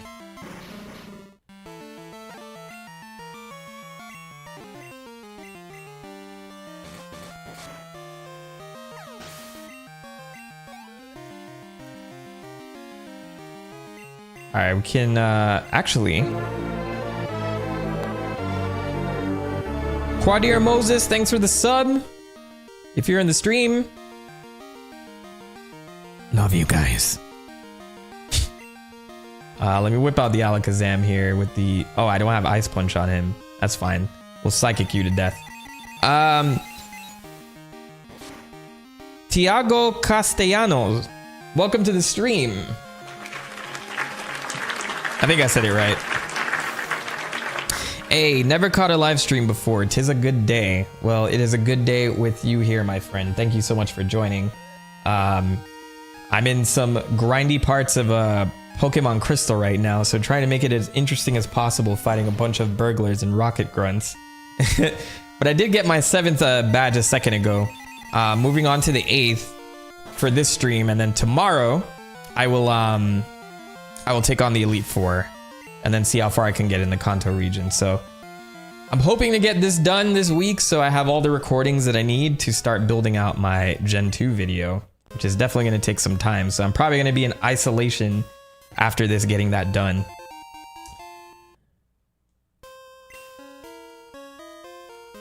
All right, so I got to figure out... That was switch 1 and 2. There's no switches over here, right? So let me do this. I tried combination 1 and 3. I've done 2 and 3. Let's do just 2. And then we'll do 2 and 1 and see what that looks like. Okay, 2 looks promising. Okay, so that opens up, 2 opens up all of these, and then we'll turn on 1.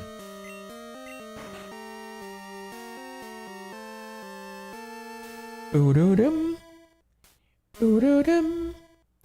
Boo-doo-dum. That didn't work either. I'm confused too. This The switch on the end is the one to press first, but...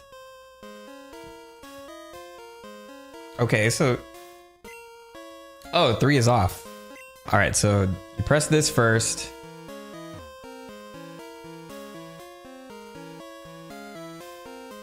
And this opened up this before.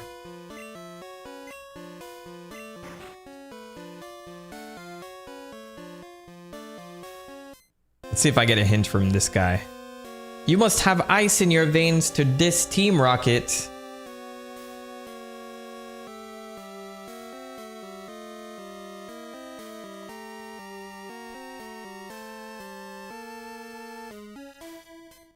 Is this one on?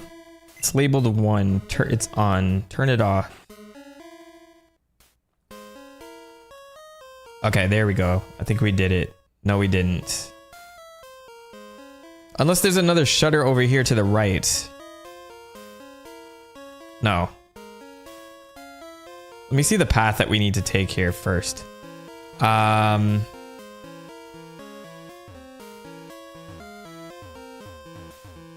Interesting.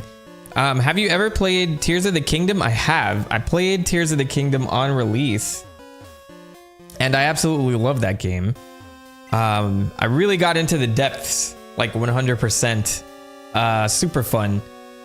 Breath of the Wild and Tears of the Kingdom are my shit, and I have to like replay one of them at some point. It's definitely a great like hangout stream type of thing too.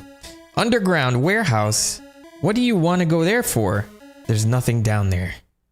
Okay, thanks for the hint, my guy. I need to know which switches are on. Switch 1, turn it's off, turn on. Okay, so all 3 switches are on right now.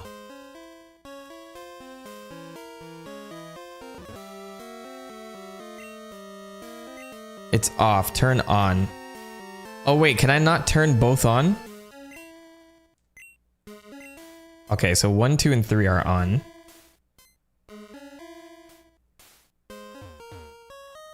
So there's no way out through here.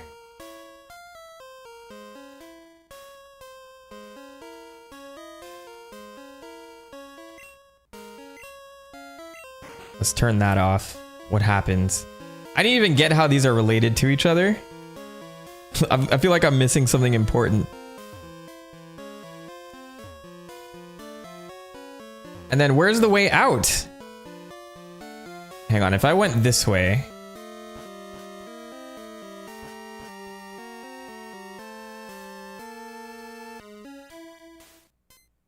All right, everything reset. All right, a hint. Change the order of switching. That'll change the ways the shutter open and close. Oh, I see. So one has to be on. And then you have to turn on other ones to make it do weird things. So the switch on the end is the one to press first, but... So then you press another, and then weird things are gonna happen. Like this. And so if I turn this off,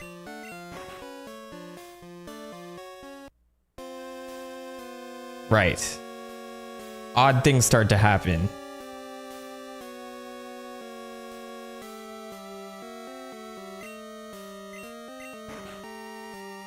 Okay, so this is on. What did that do? That did nothing. So we turn that off. Okay, I think I understand slightly. So we just keep turning on switches until things change enough. That's it. I don't know what the pattern is.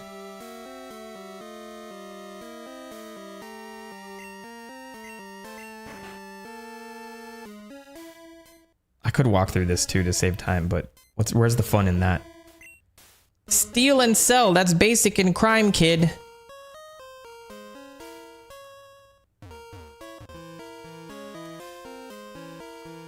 All right, so this is a shutter.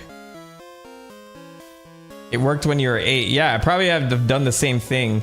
I feel like there's a shutter right there, right next to that rocket grunt that I'm missing.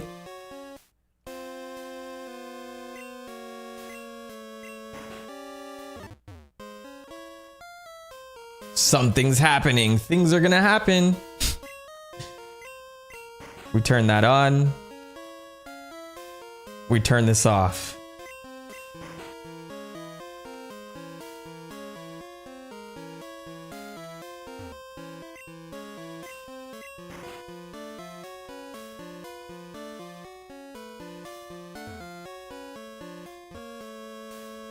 They said the spinning puzzle in the first game wasn't annoying enough, so they wanted to make something that could top that.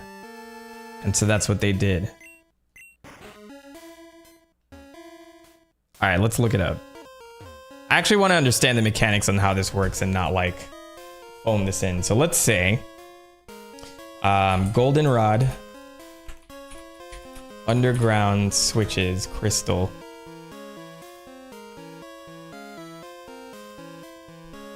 The goldenrod underground switch puzzle requires setting the 3 switches on the north wall to open the path forward. The solution to open the locked doors is to proceed by flipping this in this order.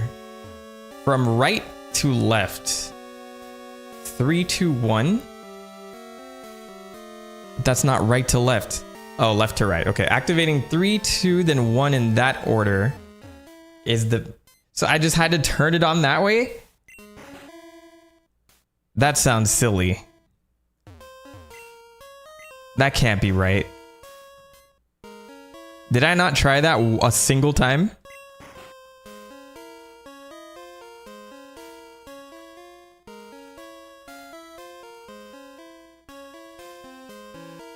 That's hilarious. I didn't try that a single time. I feel like that was one of those things that I should have just known. Oh well. Sometimes you gotta tap into the good old internet. Are you lost? No, you can't be. You don't have that scared look. I'll give you something to be scared about.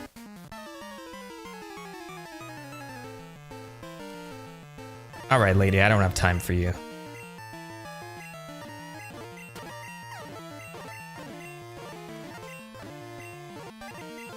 Do a quick turbo mode on that. Alright, level 37 Crobat. So now we'll switch out. Who's the weakest? That would be Steelix.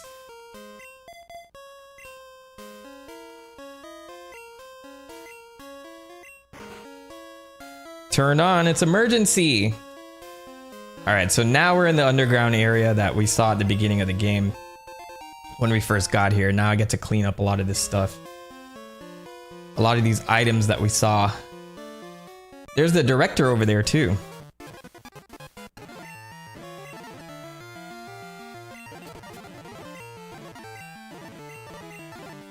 I'm gonna go turbo mode through these battles. I won't speed up the boss battles though, for sure. Max Ether.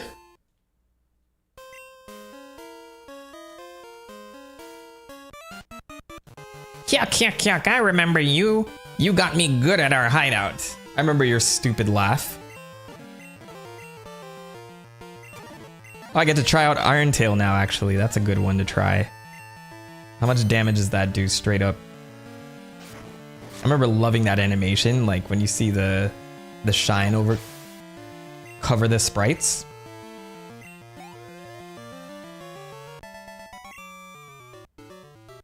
Yuck, yuck, yuck, so that's how? Yuck, yuck, yuck, that was a blast. I'll remember you. Sure you will. There's the director right there. How did you get this far? I guess it can't be helped. I'll dispose of you. Dispose of me? That sounds like a threat, sir. Yes, Gen 1 and 2, when the world expected a 10-year-old to beat the Mafia. Indeed. But I always felt like a badass in all of these games. I mean, it's just the right amount of pizzazz that these games needed to make your hero feel like a badass. Because not only are you an awesome Pokemon trainer, you're just going in and raiding these buildings with filled with rockets who can't best you. Switch to Electabuzz. All right, let's save the director over here. But first, I'm grabbing this item. TM35, is that the one I need? Is that Toxic Sludge? So I can teach that to Crobat, and then we're cooking.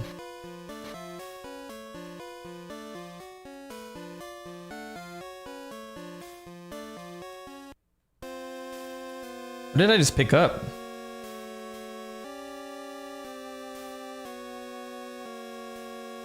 I think it was 45, attract? Or is it thief? Or is it detect? Either way, it's not the one I'm looking for. Who? What? You came to rescue me? Thank you. The radio tower. What's happening there? Taken over by Team Rocket. Here, take this card key. Sleep talk? Use that to open the shutters on the 3rd floor. I'm begging you to help them. There's no telling what they'll do if they control the transmitter. They may even be able to control Pokémon using a special signal. You're the only one I can call on. Please save the radio tower and all the Pokémon nationwide. I wonder what's on the radio right now. Ahem. We are Team Rocket. After 3 years of preparation, we have risen again from the ashes. Giovanni, can you hear? We did it! Where's our boss? Is he listening, please? And you can just have the music running. Oh, sleep talk. Here we go. Randomly attacks while asleep. That's a fun move. Just feel like I wouldn't be asleep very much to use it. One of those moves I always forget exists. Yeah, sleep talk. We have an amulet coin. I'm looking for sludge bomb, and I think it's like, I love how these guys are just like peacefully working still. Now my question is, how do I get back there?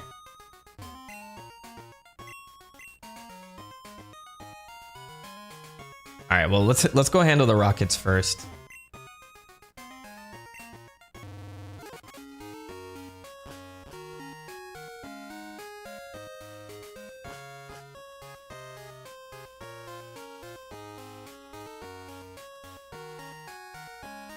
We'll go around this way.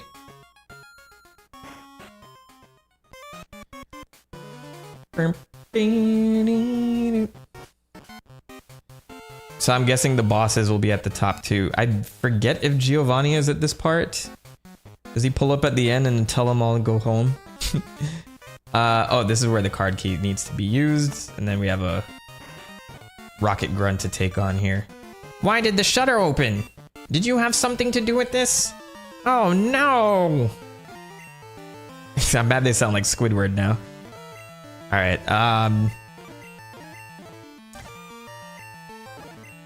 let's get these guys out of the way. Dispatched very quickly. Electabuzz is a clean level 38.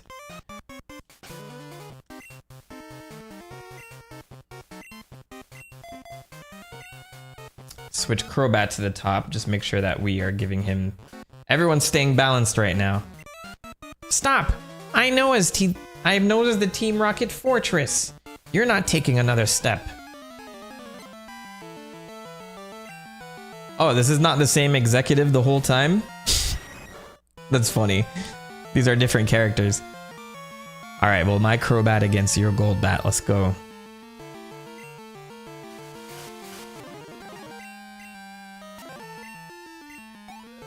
It's a good chunk of experience there. See, like the trainers now too. This guy had a level 36 Golbat.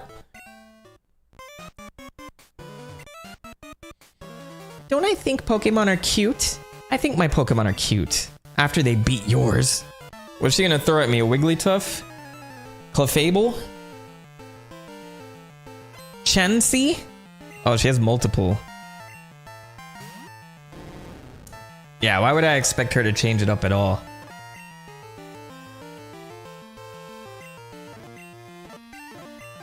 Alright, let's breeze through these.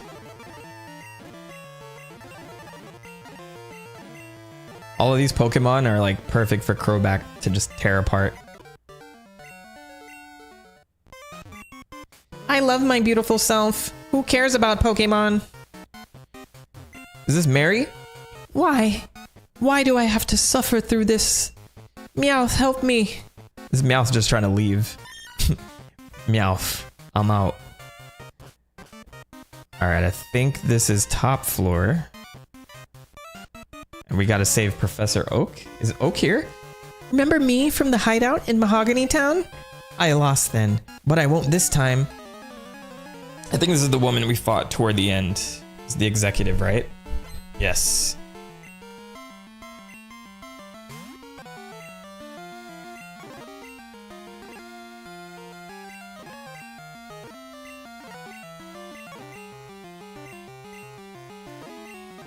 Oh no.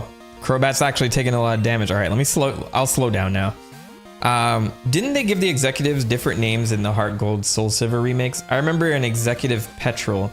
Yeah, so they started giving the executives names because the bosses themselves became different people. So I believe Archie and Ariana, which someone mentioned before, is this one's name. Her name is Ariana. Which is good because I'm trying to differentiate between the two. They're like, hey, remember me? And I'm like, there's a lot of you that look alike. I don't know who's talking to me right now. So it's good that they did that.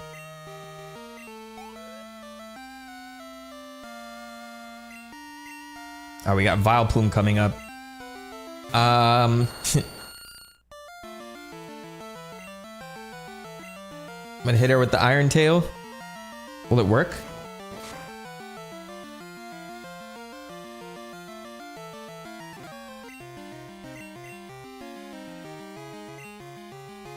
So the one thing that I've realized with this Steelix is it seems to have lower accuracy. Because it misses a lot. Well, did she hit? She probably hit me with something earlier. All right, Electabuzz, go. This Fire Punch won't miss. Well, the Mafia took over my building a few minutes ago, but some kid with scary animal friends showed up and took them out. Anyways, back to the old grind. Let's pretend that never happened. Yeah, in later generations, they started involving the League a little bit more into everyday things. Like, so this one, they started doing it with Lance going around, helping with the Lake of Rage and stuff like that. So that's one aspect of it. I think that was like the first time. But after the fact, it makes sense that the best trainers in the area serve as kind of like officials or enforcers. For like what's going on in the world. So I'm glad they kind of lean into that a little bit more because it does give them a little bit more personality before you fight them toward the end. All right, we got one more battle here.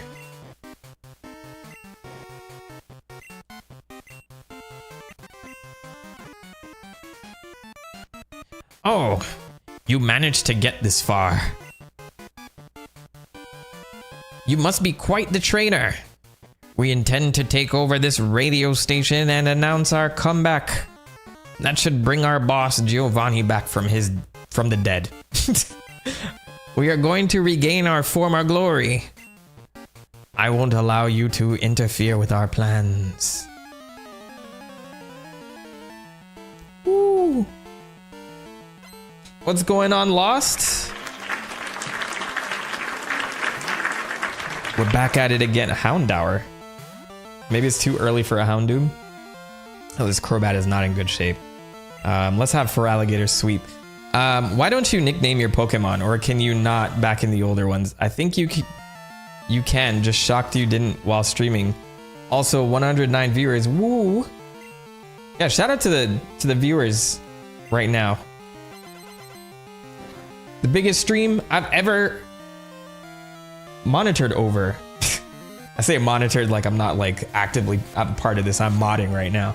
But yeah, shout out to all of you for coming in and joining me on a Monday. That's dope. But yes, Lost, you can nickname your Pokemon. I just don't have the creativity to name every single one right now.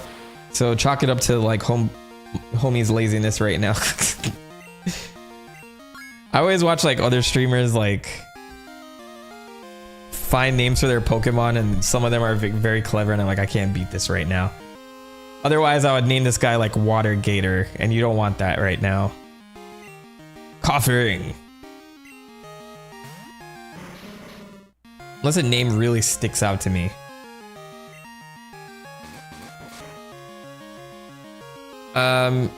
I really like that though. I always headcanon the league and gym leaders as like local wildlife management officials. Right, like you figure if you're the best trainer in the area or the region, you do have a responsibility toward Pokemon.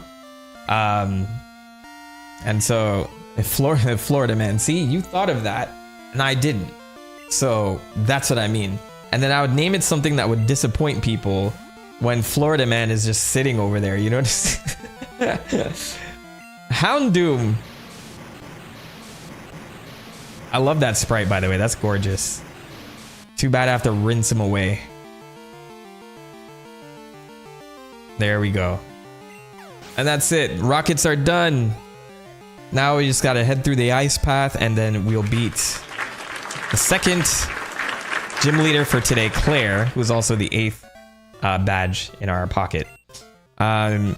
Exceptions being Gen 7 and 6. Gen 7 because there was no champion and Gen 6 has no excuse. Diantha was apparently just useless. Yeah, X and Y was a little strange in the grand scheme of things. How could this be? I can't believe this. Our dreams have come to naught. I wasn't up to the task after all. Like Giovanni did before me, I will disband Team Rocket here today. Look at us. Look at what we did to the world. We saved it. Farewell. And that's it. We couldn't take over this radio station, so I am disbanding Team Rocket. Y'all didn't try very hard, man. Come on. Your courageous actions have saved Pokemon nationwide. I know it's not much, but please take this. The clear bell? What does that do again? There used to be a tower right here in Goldenrod City, but it was old and creaky. I'm sure there's a actual real-life Japanese story about this tower, whatever it may be. So we replaced it with our radio tower. We dug up that bell during construction. I heard that all sorts of Pokemon lived in Goldenrod in the past. Perhaps that bell has some connection to the Tin Tower in Ecruteak City. Oh, I think we can go get Ho now, essentially. But I'll do that after the Elite Four. That reminds me. I overheard Team Rocket whispering. Apparently something is going on at the Tin Tower. I have no idea what is happening, but you might look into it. Okay, I better go to my office. Bye-bye.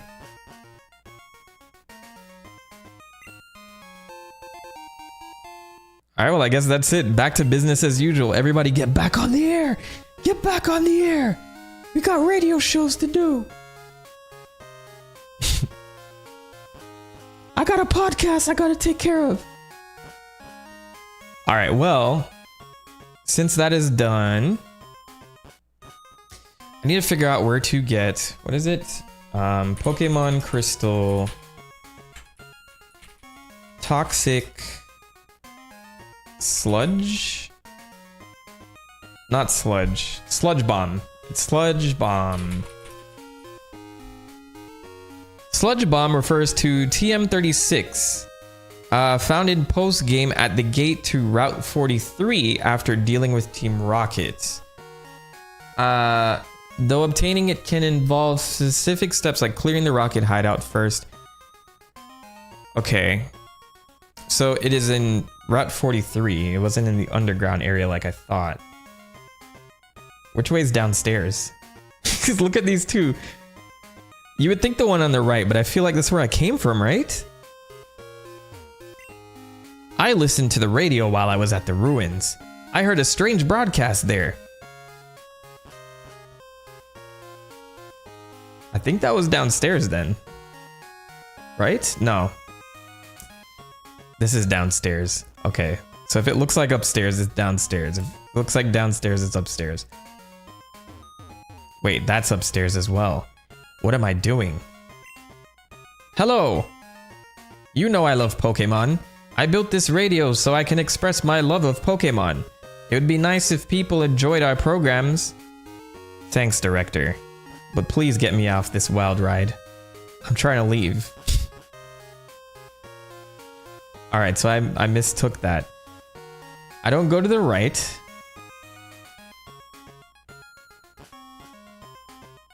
The Infinite Tower, right? Okay, so the downstairs was the downstairs. I just was mistaken.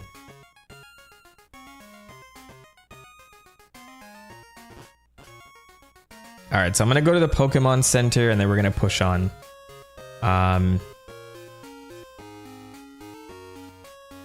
The Rockets are not done as of yet. There's still a little bit more to their story.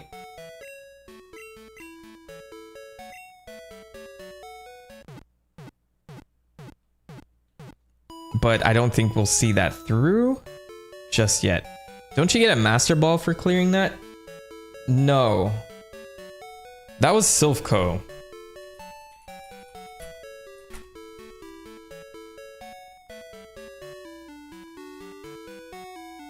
Yeah, Master Ball is from all 8 badges, yes. But yeah, I didn't want to like leave before getting that if that was the case. All right, so let's go to Blackthorn City. We're gonna head through Mahogany Town.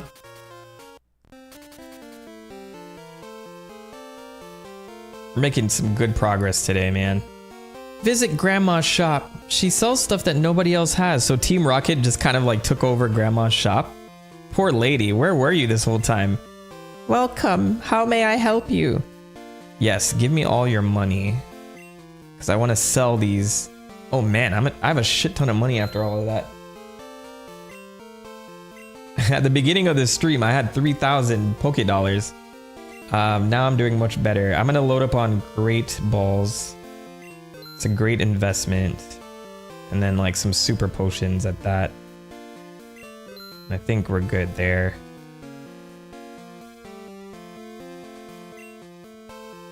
Cool. I love how she still has her like little ninja hideout there. So they took over Grandma's house, which was from an ancient ninja location in the Pokemon world. And then they repurposed it for a rocket hideout. Oh, back to regular trainers. I'm gonna win for sure.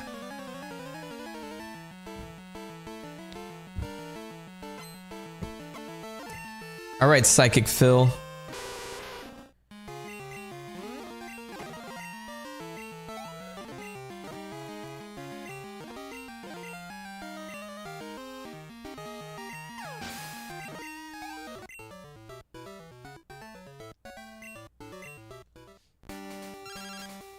Mom's calling. I guess she bought me more items. I haven't checked my PC in a while, so I don't know what she's putting in it. And since I loaded up stuff in there, it's hard to tell what she bought versus like what was items I had. I'm pretty sure I remember, but oh, now's the time to look for. Let me see. Wait, this is which route is this? 43, I think. Oh no, it's 44. Okay, so let's do this. Oh wait, let me see. If we head to the north, back to those rockets should be gone. And then I get the TM that I've been looking for, yes?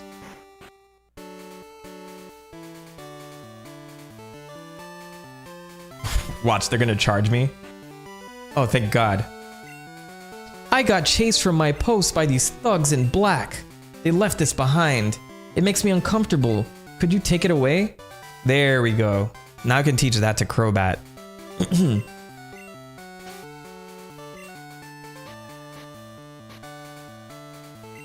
Sludge Bomb. I'm gonna replace Bite with Sludge Bomb. Crobat can't learn Sludge Bomb? Well, that's disappointing. He's a poison Pokemon. Flying Poison? We'll have to figure out something else then. I'll plan out what's next for him next time because I'm like more than equipped. All right, so I was looking for the Headbutt Tree Finder. So if you guys are curious as to what I was doing before, like in the middle of the stream, I don't know if this is gonna load up properly. Okay, there we go. So I put in my trainer ID. This will calculate the trees that you should hit to find a certain Pokemon that you want. So right now, I think the only place I can get Heracross is here in Route 44. So it's saying this tree right here should be a good bet on where I can find it. So I'm gonna walk over there now. And could find that exact tree, which I think was this one. And so let's save this. It's a good way of showing off the little headbutt mechanic. So this, I think, went away until it came back in Hearts Gold and Soul Silver. So fingers crossed for Heracross. Spearow. Alright, we might have to take a few chances at this and see. If it's not Spearow, it should be Heracross.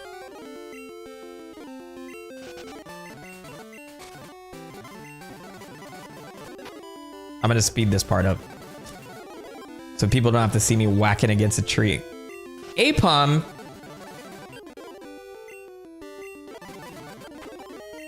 We're never getting a Heracross, man.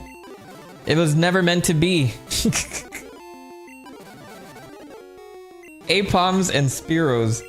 I don't know if that calculator is right. Because everything I try, I cannot find a Heracross for the life of me. Alright, well, I'll come back later. My trainer ID is...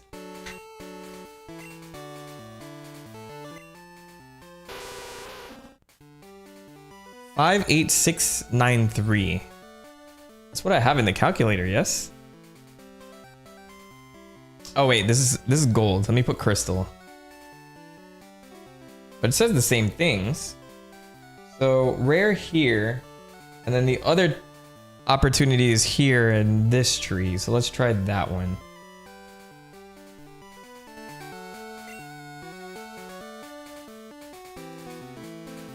It was this one, right? Already lost track. Yes.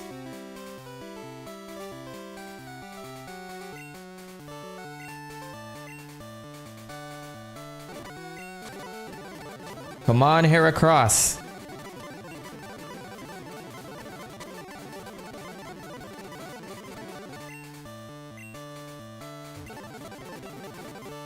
All right, let's move along. I'll come back for it later. I fish until I can't anymore. I also battle until I drop. That's my relationship with my Pokemon. That's it. I don't care about anything else. Fisherman Edgar.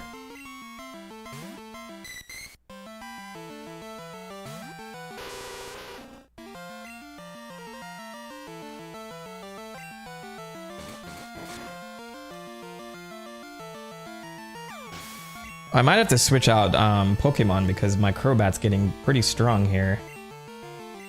Let's try... I know everyone's 38 except for Alligator, which is good. Like, we're all balanced out. Alright, Electabuzz come out.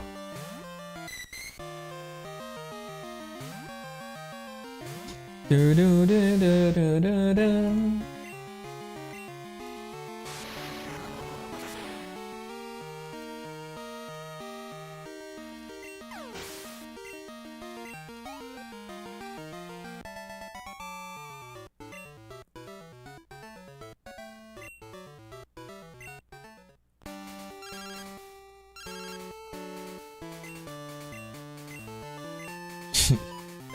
My mom here is buying so much. Do I have Toxic yet? Actually, let me check my pack for that one.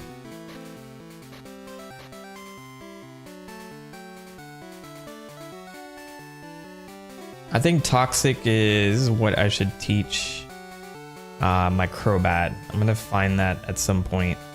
Sergio Vasquez, what's going on?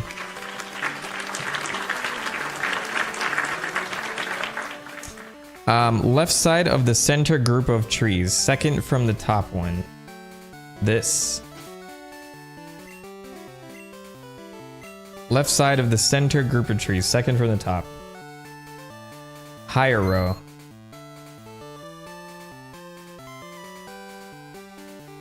This one.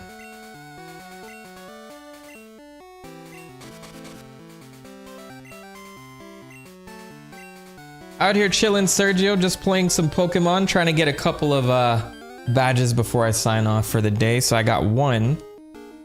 Heading on to the second one, and then tomorrow I will face the Elite Four. Oh, there it is. Jesus, almost killed it. You know what, I'm gonna take a chance on this. This kind of worked off stream, but since I'm on stream, RNG is not gonna work for me. Watch. It's probably too, do I still have Krabby? I do. Let's do it that way.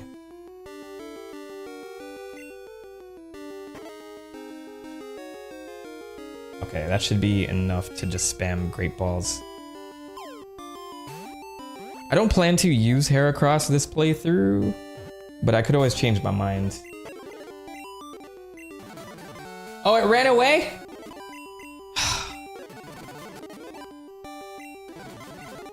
That was careless of me. Okay, there we go. Let's try again.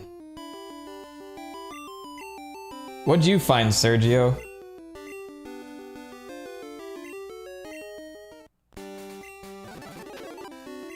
Alright, it keeps running away, so I think it's better just throw Great Balls and hope for the best.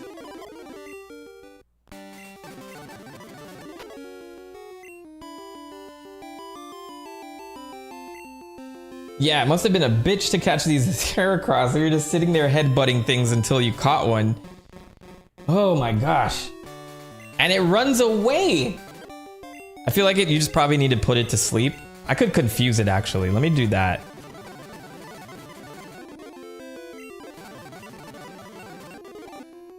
Now it's never gonna come back. Okay. Confuse Ray, that should be enough. And you'll get damaged. And then I can like throw this.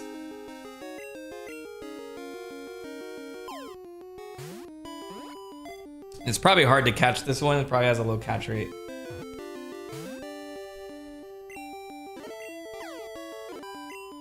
Let's try an Ultra Ball. I just found all the Pokemon hacks in one night. All the Pokemon hacks.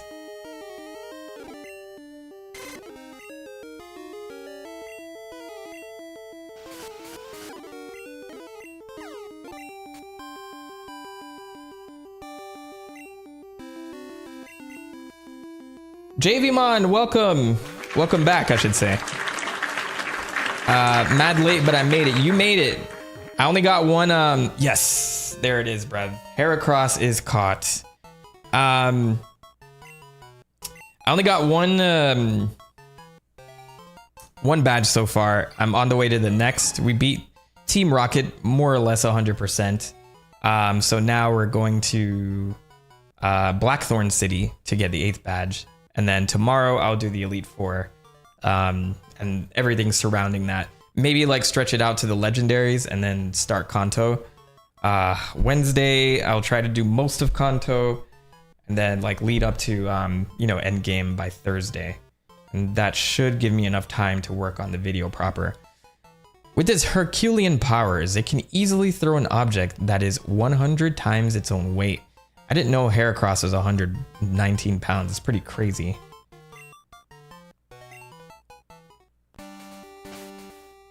Okay, we finally got our Heracross, man, thanks for the help with that. I checked the, I was using this tree finder, so it doesn't have it marked there, so I don't know if I'm using it incorrectly, because I put the right trainer ID. So maybe, I don't know what's up with this calculator. I forgot they had the footprints in the Gen 2 Pokédex. It's a cool lore feature. Yeah, you know, I didn't really notice it till just now. It's a good call out.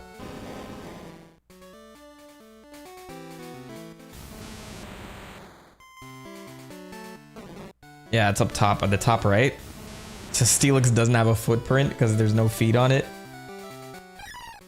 But that's pretty cool.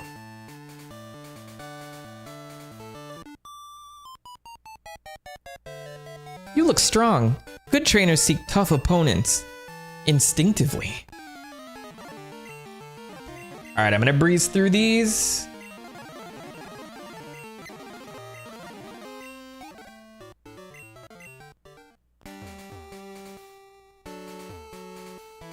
Sorry for the turbo sounds. I want to make sure I'm getting like all the experience as well. Hey, look, it's a Charmeleon. That's pretty cool.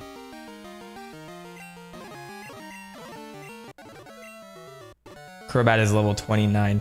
I might put Toxic on that Crobat eventually. I thought it could use Sludge Bomb. It's just weird he won't be able to use it.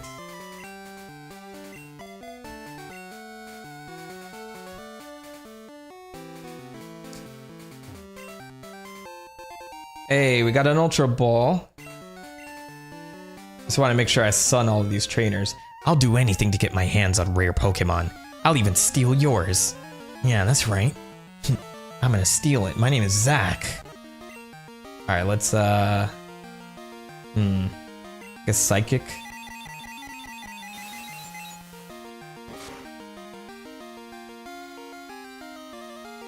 No people say you know they can't believe. We have a Does Lee still call or did we dump her? How much? $5 from the super chat from JVmon. Thank you, sir. Thank you, sir. That one's a deep cut. Does Liz still call or did we dump her? I appreciate the super chat, bro. We dumped Liz. Gina's still on speed dial. And we got Gina and Dana on speed dial. No more numbers have been added to my roster just yet. Let me see. I just beat all the ace Pokemon trainers and I beat all the gym leaders in Elite Four already in one morning. You just said Pokemon hacks? Is that what you said? I just found all the Pokemon hacks in one night. You mean in this game, or are you like playing alongside or something? Look on the chat. Oh, nice. Well, there you go. You're moving much faster than I am. You know I go like snail's pace on stream. This would be where you have to play up to get the Remoraid line in Gold Silver. Fisherman in the middle of this lake calls for Remoraid swarms. They excluded the Remoraid line in Crystal. Interesting. So what, we would have to trade it, right? Or is there another way to do it? Let me get Electabuzz to get some experience here. Golding, Golding, Golding. Yeah, I would have to trade. Okay, so I remember that's how it was done. Like, you do have to trade with gold and silver to get like certain exclusives, and like Crystal wasn't the definitive version with every single Pokemon. Same with Yellow. What's going on back here? Oh, that just goes all the way around? Did I take this? I did not. But also need to trade the Ampharos line and Girafarig. I'm surprised I didn't see Girafarig yet, so yeah. Because I remember Girafarig was, I think, around where Sudowoodo is, or somewhere close to there. And there was available in silver. So I remember that was on my first playthrough. I could be wrong, but... We're pulling up to the ice path. Do you know about the legendary bird Pokemon? Who, Zapdos? I know all about them, man. Come on. Birdkeeper Vance? Ouch.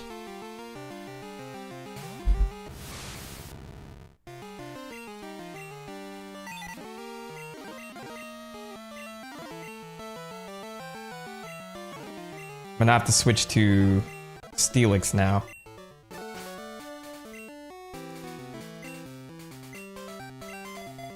I guess the good part is my gameplay that I'm recording must look a lot better versus my original like 3 streams where I would not stop talking. Hey, here comes our song. I remember this was very tricky. Let's see if I am very good at these puzzles these days. Because I think you have to combine strength. Oh, Delibird's in here, yes. Also debuted this generation. I always forgot about this guy. Let's try. Yeah, this cave can be very tricky with the ice puzzles. And I think they made it damn, I killed it. I think they made it easier in Heart Gold and Soul Silver. I can't remember. Maybe it was 1-to-1. I need to find like a weaker attack. My team's just so strong. We're suffering from success out here, guys.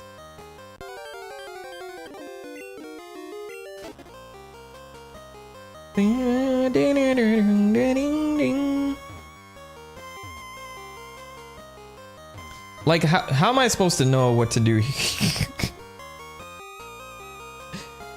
All right, I'm gonna go with vibes. Let's go with the vibes here. Bro, first try? Come on now.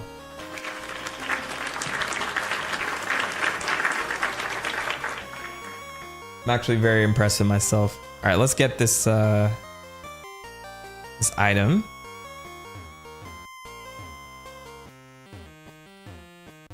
Ba-da-dum-dum. Ba-da-dum-dum.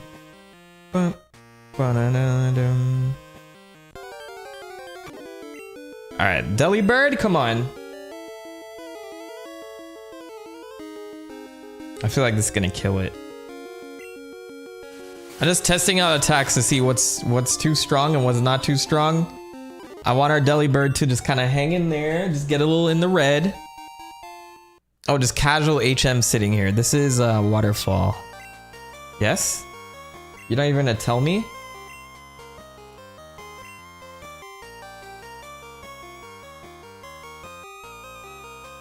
So I remember that was like the mini puzzle and the big puzzle's coming up at the end.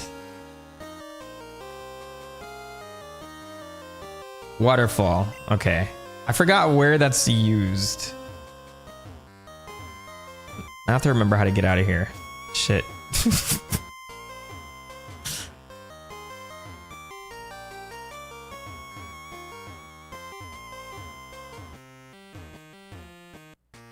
Alright, there we go.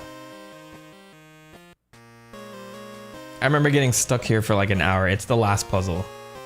It's the one down here. Or further down. Because I have to use strength to push. Right? Or am I going crazy? Victory Road, definitely. And Mount Silver, for sure.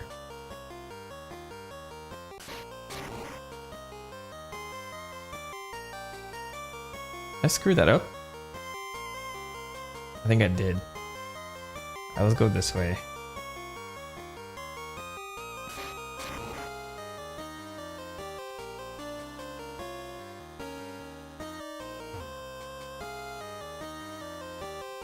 Oh no, guys. We gotta push rocks down holes again.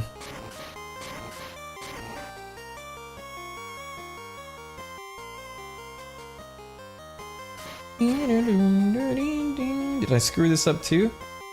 I think I did. Leave me alone, Golbat. I'm doing something.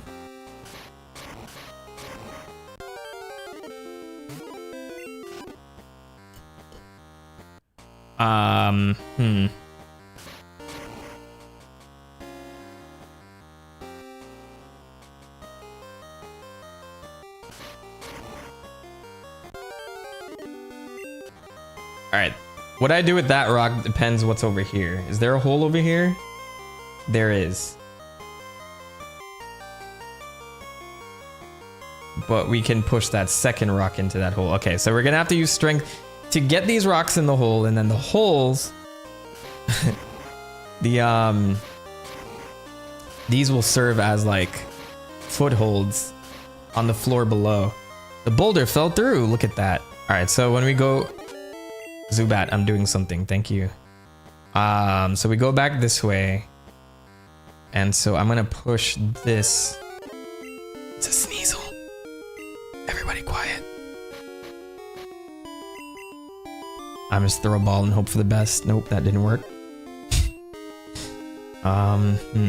Confuse Ray. The only thing I can do is like throw Pokeballs at it, watch it be confused, and hope for the best as I like power through this.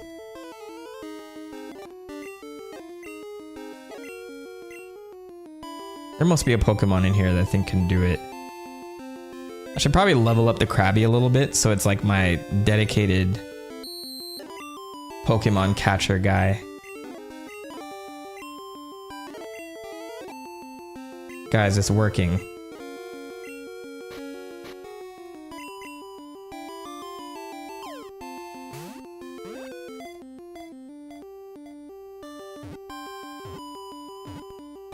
Yeah! We caught a Sneasel! Hey, Krabby came in clutch with that one.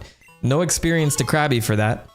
Sneasel. This cunning Pokemon hides in the cover of darkness, waiting to attack its prey. Sneasel. I remember this guy was, or Sneasel was like a big one that they like advertised. I think they were trying to like cash in on the popularity of Meowth. And you get like a black cat instead.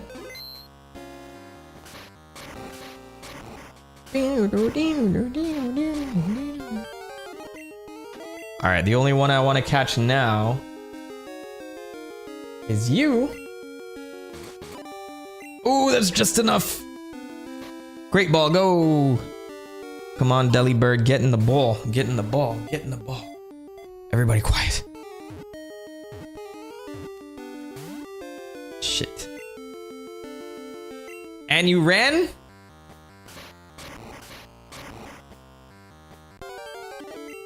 They should have never have introduced Run. And now I'm just gonna keep killing Delibirds. Torture.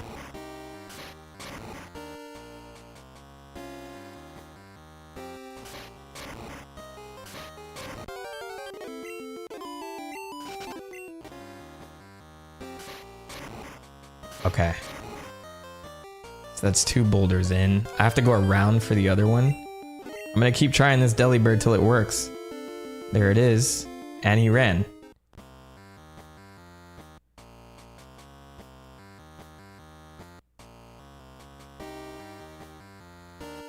So that hole up there needs to get a rock in it. I think I screwed that one up.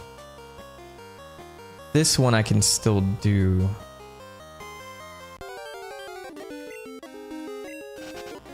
Like I'm running from the Delibirds now. If I go around and I push that one down.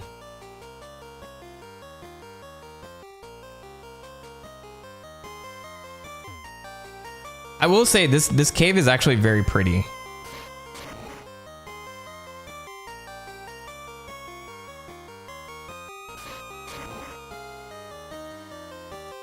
So what's the best way to do this? Push up to the left.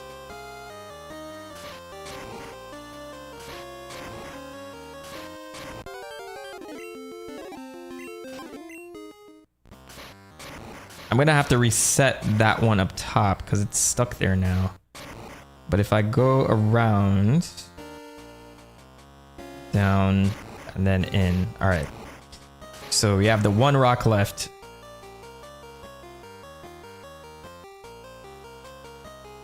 Don't quote me, but I'm pretty sure if you change floors, it will only reset the ones not in holes. Yeah, that's my goal. All right, please don't move. Just get in the ball. So I'm gonna try that. Cause I'm pretty sure it has to save those rocks in place for me to for it to work. Don't run away, please. Don't run, don't run, don't run. Damn it. I will get this Delibird at some point. I'd like to think it's the same freaking Delibird. I will save here.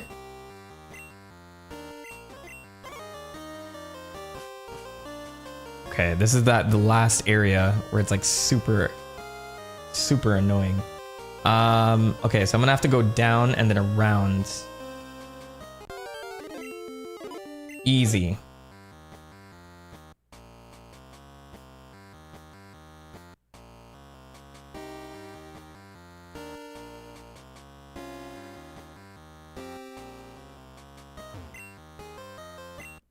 I'm pretty sure they made this song because they knew people would be stuck here for hours. Left? Yeah, left makes sense. Left. Up. Up. I push up. I have to go all the way around, so I have to push this way. And then this way. And come around and boom. Done. Alright, and then here's the big puzzle that had people stuck for ages. I know I did the first one with like no problems. Let's try this. Free item. I'm actually gonna check for items really quickly. All right, and it's good to see where the ladder is. Okay, so this is here. Let's go to the left, up, right. Easy. Shame Jinx isn't catchable at night here in Crystal. We'll want to come back here because there's a good strategy for catching Entei with level 40 Jinx. Yes. I think endgame, I will come back and like handle all of this. I'm glad I still have Rock Smash. I found the Never Melt Ice. I hate you did that so easily. I swear it's like muscle memory because I expected to be here a lot longer too. Because I remember that puzzle being much more brutal. Unless there's one more. If there's one more, then it might be that one, but I think this is the way out. Alright, Delibird. Just... We've been doing this back and forth. Ah, shit. I am just built different. Sometimes, until I'm not. Do I stay here until... Alright, we're gonna try this a couple times. We can do it. We can do this. We can do this. Great ball, go. This is the one. Sense it. This is the one. I'm gonna look away.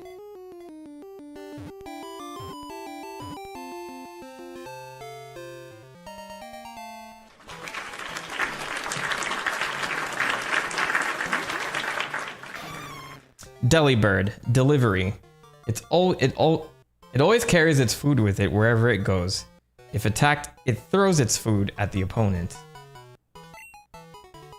What an asshole.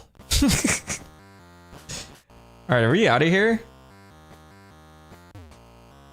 I spoke, I was tired of it, so okay, so there is another puzzle here. I'm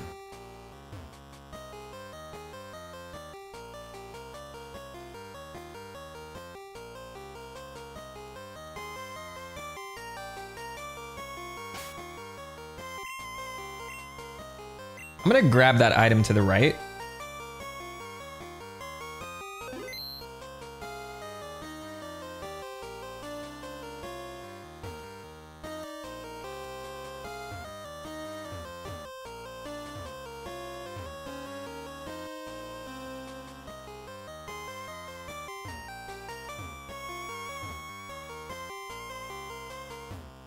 This one's probably gonna annoy me.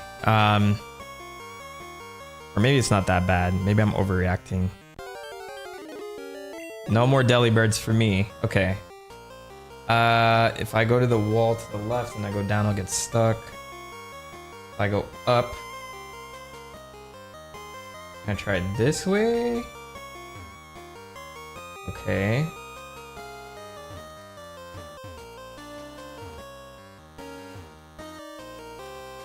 There's a ladder in the way there. What if I did this?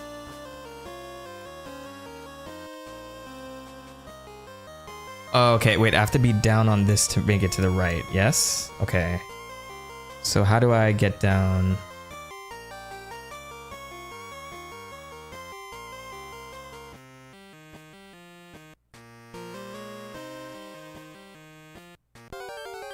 I have an idea. Can I hop that ledge? I don't think so.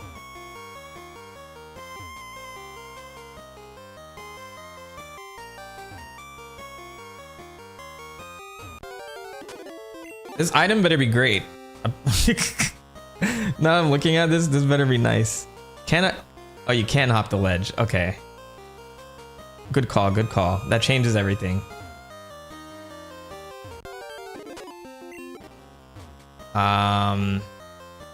Which way do I want to hop it though? And if I hop it, will I slide? I need to be up top. There we go. Got it. TM44, what do you guys think that is? Rest. Not a terrible move. That could be a lot worse. Alright, I think we're ready to get out of here now.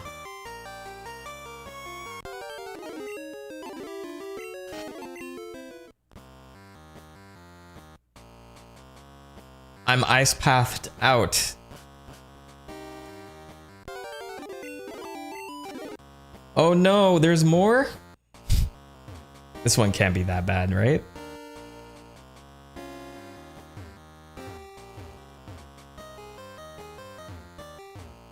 There we go. Get me out of here. Where's Articuno? And someone left a protein shake at the end of it. I know who I'm giving that to.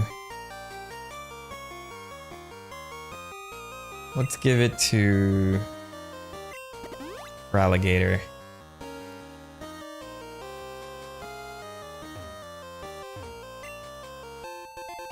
And PP up. I heard that goes crazy. PP up goes crazy though. All right, we did it. We're in Blackthorn City.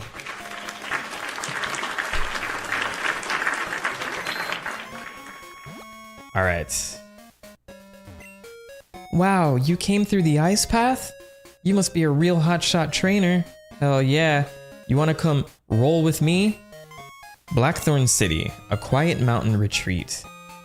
I can pull up Johto map and see what Blackthorn City is based on. But first, let's heal up our Pokemon.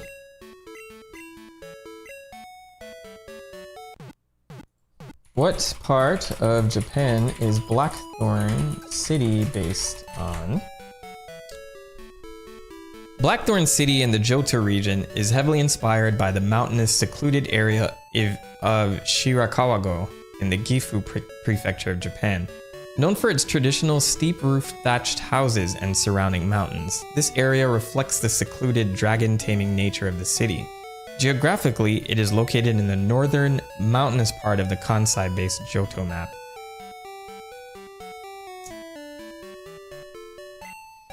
Can finally delete HMs in this village. I forgot that's a thing that you could do as well. So maybe I shouldn't be too worried. Deep inside far-off Indigo Plateau is the Pokemon League. I hear the best trainers gather there from around the country. There was this move I just had to teach my Pokemon, so I got the move deleter to make it forget an HM move, cause those suck. Wow, you and your Pokemon are really close. Thanks, guy I just met. Aru! Voices in my head! Huh? I'm listening to my radio. Sure you are. Alright, so I want to go here and kind of re-up on my Great Balls, because those have been coming in clutch. They're not even selling Pokeballs anymore.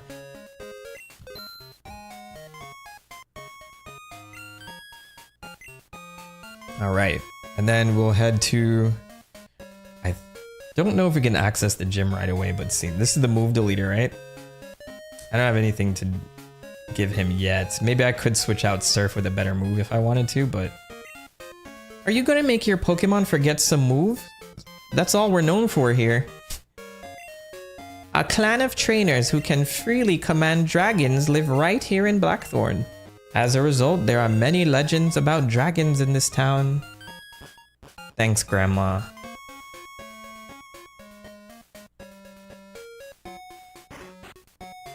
Surf's the best water move. Hydro Pump's stronger, but less accurate and less PP. Okay, makes sense. Dragonair's cute, but I don't have it. Do you have a Dragonair female, specifically? Want to trade it for my Dodrio? Why the fuck would anyone trade you a Dragonair for a Dodrio? Because we have no access to it, right? Okay, Ice Path is back up there. We're just gonna let Dragon Taming slide? I guess we are.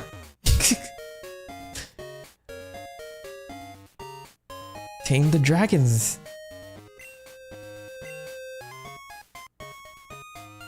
Where's the gym, bro?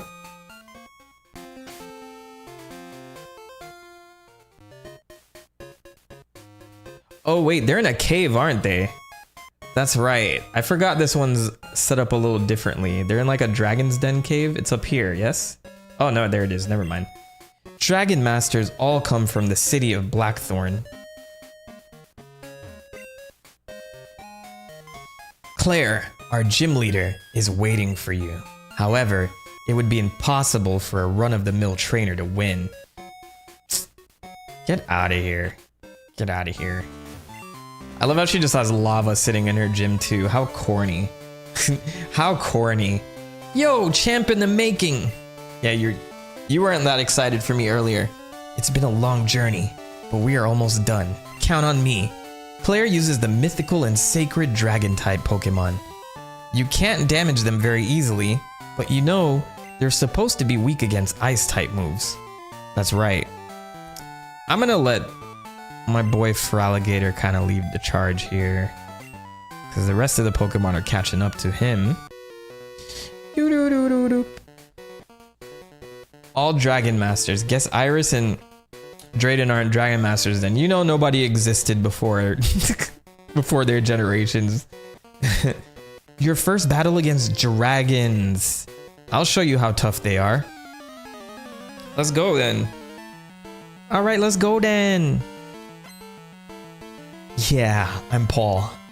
That's Paul from the TV show. Let me guess, Dratini and then some Dragonairs. What dragons did they add to Gen 2? Actually, now that I think about it.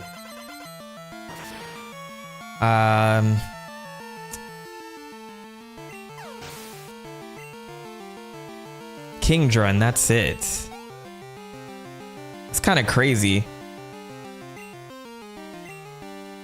So after, like, with all the improvements in Gen 2, it's fascinating to me that the ghost types were not fleshed out and dragon types weren't fleshed out before Dark and Steel were introduced.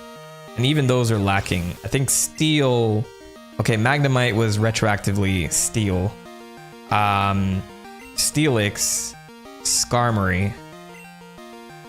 I think those were the three in this? And then were there proper... Well, Dark... Houndour... Houndoom. I believe Murkrow is Dark.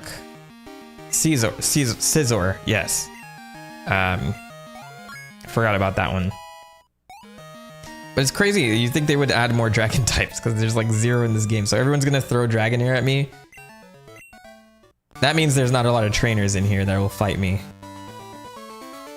Well, I'm actually surprised. There's more than I thought. I'm gonna spook this guy back here, watch. He's gonna get super scared. A 2-floor gym, by the way. Peep that. See, I scared him. It's not if we all use dragon type Pokemon. See, they're making excuses for themselves. It's not like we all use dragon types here in this dragon type gym. Come on. It's Cody. See? Might throw a water Pokemon at you. You never know. Alright. I do like Seadra though. Seadra and Kingdra are pretty damn cool Pokemons. Kingdra is a great addition. Alright, let's go around. There's a big giant hole there. That's a dead end. She's gonna jump me. Yeah, they'll give fake dragons like Charizard and Gyarados, because Gyarados and Aerodactyl was another one that Lance had on his team prior. I remember when I first played this, I'm like, why does everybody have Seadras? What's going on? And then the big reveal with Claire and her Kingdra. Oh no, I'm gonna have to do this puzzle. Shit. Forgot about this. Did I screw this one up? I did. Alright, well, let's get this done.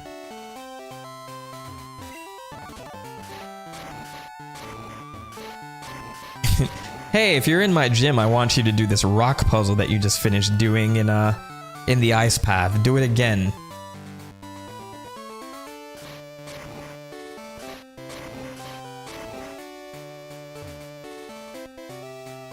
Alright, that...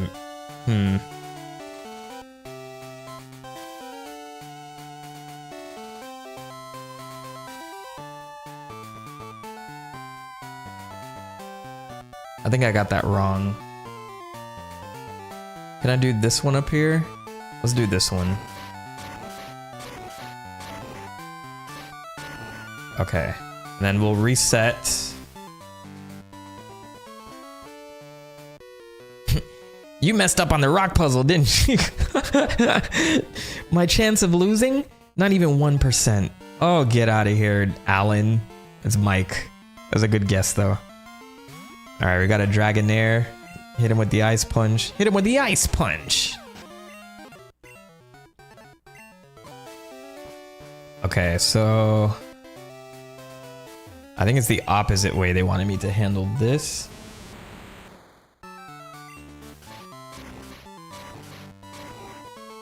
And I'll push this up.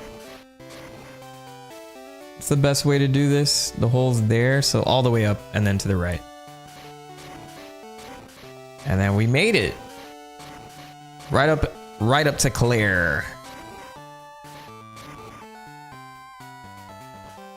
Let's go. One more fuck you before. Dragons are sacred Pokemon. They are full of life energy. If you're not serious, you won't be able to beat them. Alright, Lola. I don't know if I have enough Ice Punches, but I think 8 of them should be fine. I'll just bite you. There we go. Okay, here we are. 2nd badge. Let's do it. 8th badge. It's been quite the road.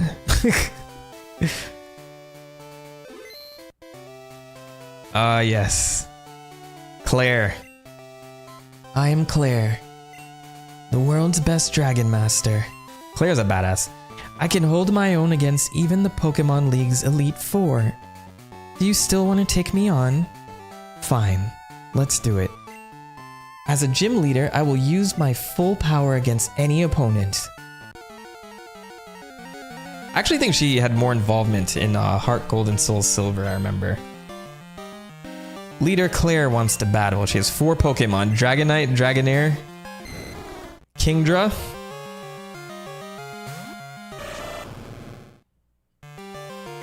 Let's do this.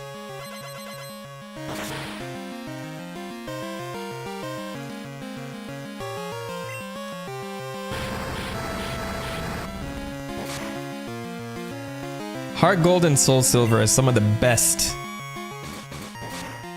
that Game Freak has come out with. And honestly, I remember it like super fondly. Like, man, I could not ask for more in this freaking game. And the amount of Pokemon that you had access to was insane. Insane. It was a great game. Maybe one day I'll play it again here.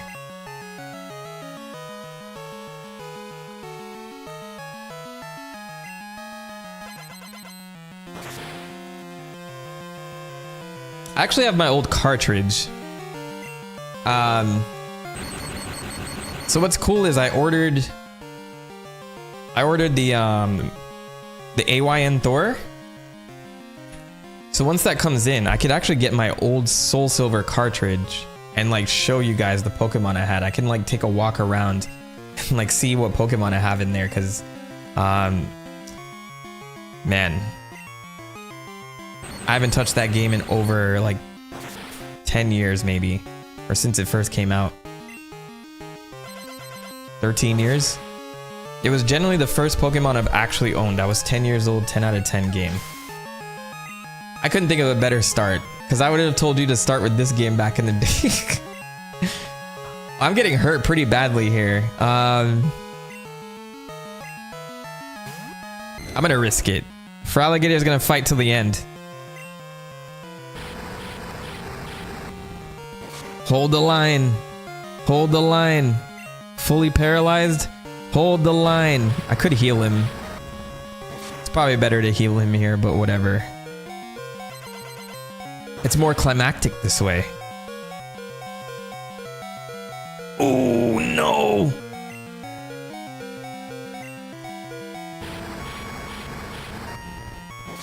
Hold it. Hold it. Look at him. He's the GOAT. Fraligator's the GOAT. I know it's not very effective, but I knew it was just enough. I have Kingdra next.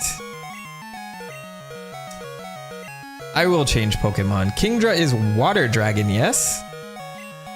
So this should be an easy knockout. Unless it evolves to full dragon. What's my opinion on Legend ZA? I feel Arceus did the formula a lot better than Legend ZA. I think the battle system is very good in ZA. I just don't like the Pokemon Go transitioning that we're trying to get into, where the focus is to capture as many Pokemon as possible to get all the TMs and stuff in the game. There's just something feels wrong about like catching a ton of Pokemon over and over and over and over again. I just want to be able to, like, you know, catch as many as I want and also like catch as many types of Pokemon, right? And then like being stuck in one city the whole time, like I get what they were trying to do with the wild areas and all that, but it wasn't enough for me. I am rank B right now, so I still need to finish the game. I think the characters are interesting enough. And of course I like some of the swagger like the gym leaders have, for lack of a better word to call them, but I do prefer Legends Arceus like 100%. Something about going to these large areas and catching Pokemon like in their habitat and stuff like that was super cool. And I thought that's where we were going next, and we seem to like retract a bit, unfortunately. That's it in my opinion.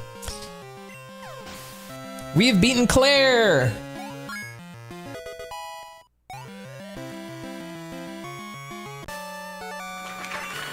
Let's go. I lost? I don't believe it. There must be some mistake. There's a lot of sore loser gym leaders in Johto, by the way. One literally cried and I had to walk away and come back and take it from her. I won't admit this. I may have lost, but you're still not ready for the Pokemon League. I know. You should take the Dragon User Challenge. Behind this gym is a place called Dragon's Den, which is so stupid. This is so dumb. There's a small shrine at its center. Go there. If you can prove that you've lost your lazy ideals, I will recognize you as a trainer worthy of a gym badge. This is the first gym leader to ever tell me to go do something else after losing. I'm excited for Gen 10. Hope they don't screw it up. I'll be all aboard for Gen 10. I'm not one of those people that are like, oh, Game Freak can never get anything right. You know, like, I'm not that. Like, there's a lot of charm to Pokemon. And I'm hoping for the best. Like, you know, I think that they have a lot of capable people there. I'm excited to see what happens next.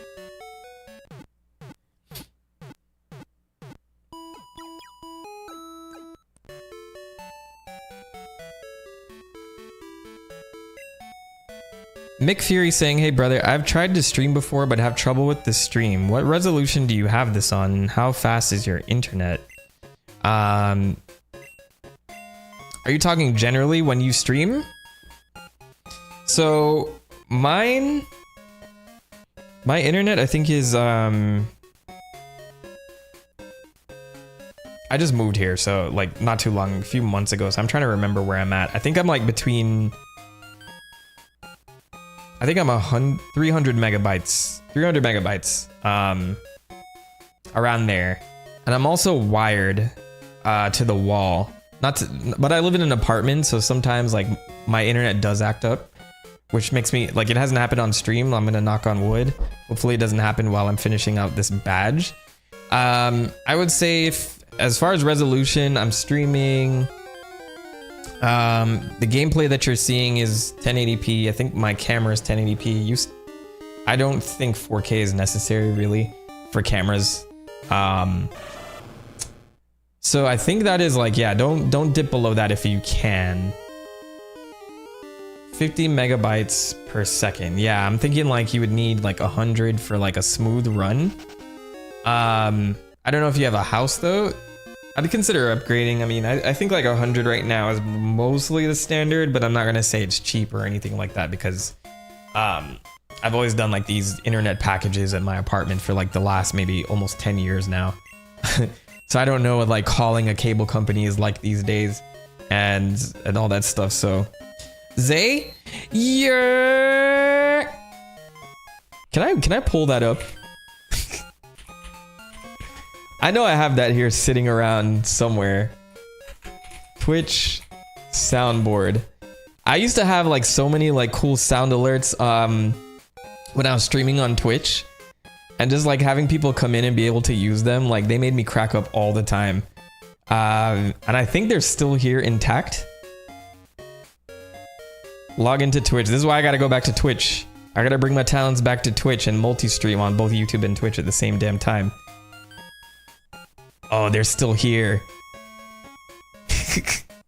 I wonder what this will sound like now. Hang on, let's see.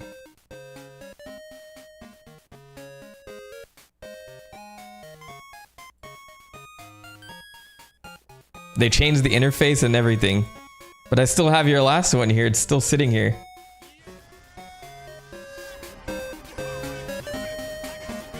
You could barely hear that. Hang on, let me check my audio mixer here. Sound mixer. I gotta change all the defaults.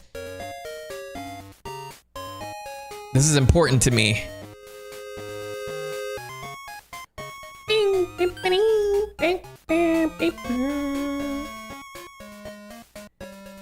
Alright, I can't find it right now. Whatever, I'll mess with it later. We're gonna have that soundboard back, I promise. We're gonna have that back. Yeah!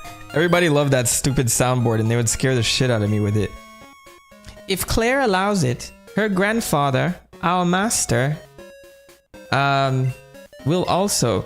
By the way, Mike Fury, check, go to, I'm not sure what you're using to try and stream, whether it's OBS or Streamlabs. Definitely check out a YouTube video on how to set up your configurations and bitrate, because I think if you lower it, you can definitely stream off of 50 megabytes per second, I think. It's just your output's gonna be a lot lower. But I would say check out the tutorials for that to set it up, like get a standard bitrate, because you can customize those in those platforms, and then try some test streams, see how they look and stuff like that. But best of luck.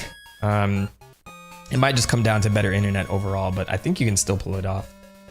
You have some great sound effects on here too with the Eggman. I can't believe it. Yeah, I had all of that just like on Twitch ready and waiting. I need to like fix my little soundboard here too. You may enter. All right, we just beat Claire, by the way, Zay, so I'm gonna get the badge from the Dragon's Den.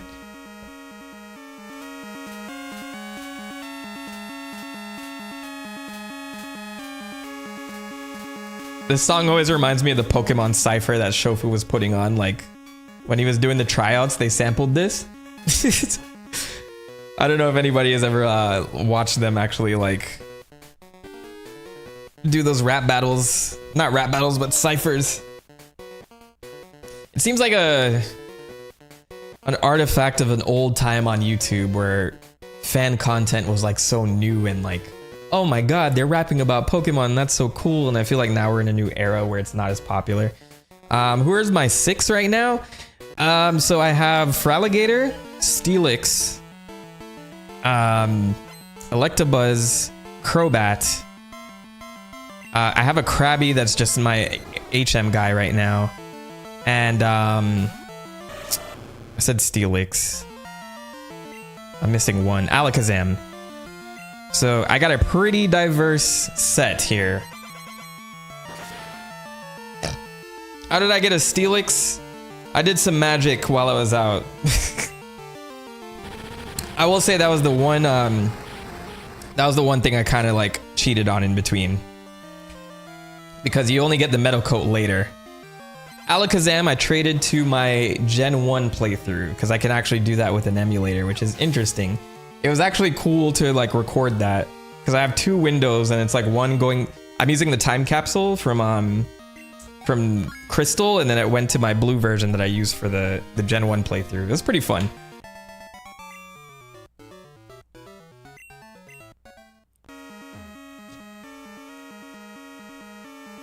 Yeah, MGBA? 100% is pretty dope. It's a dope emulator.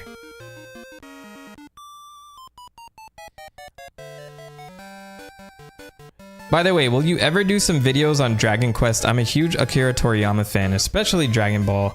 And I would love if you would do some videos on Dragon Quest. I would love to do videos on Dragon Quest. I've teased it out. Not in the short term, but I would say sometime this year, I would love to crack open a Dragon Quest playthrough. Not playthrough, but actual video. I am playing Dragon Quest VII Imagined right now, actually, reimagined. Chrono Trigger as well, man. Like doing some Dragon Quest and then leading into like a Chrono Trigger would be super cool.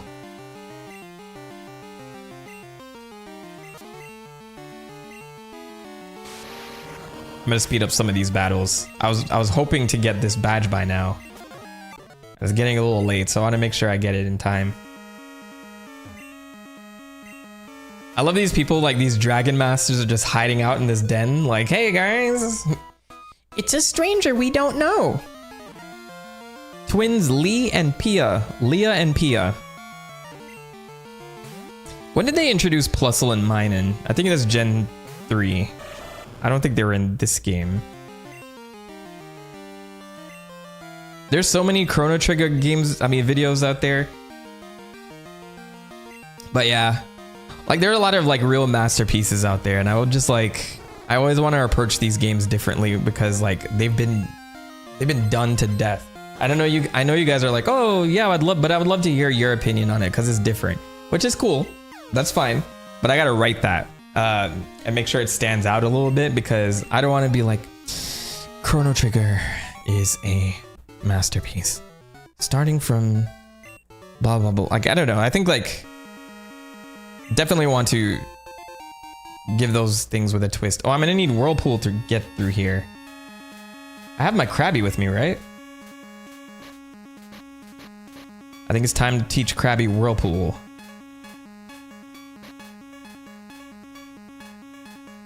If you have a super rod, you can fish and get a level 40 Dragonair at the shrine.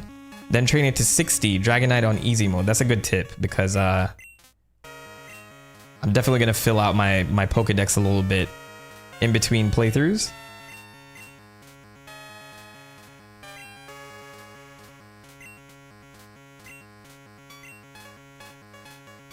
What did I just erase? I didn't mean to erase it. Oh, Bubble's fine. That's fine. Okay. You mentioned in one of your videos a while ago wanting to do Final Fantasy. I have no doubt it'd be difficult, but it'd be a very interesting series if you chose to cover it. Final Fantasy games I know like mostly like the back of my hand. So it'd be very easy for me to do like 1, 4, 5, actually 1, 4, 6, 7, 8, 9, 10, 11 would be a trip. But yeah, like I think I would want to do Dragon Quest first. It feels right. But I'm less experienced at Dragon Quest than Final Fantasy, so there's that. What are these weird old people here?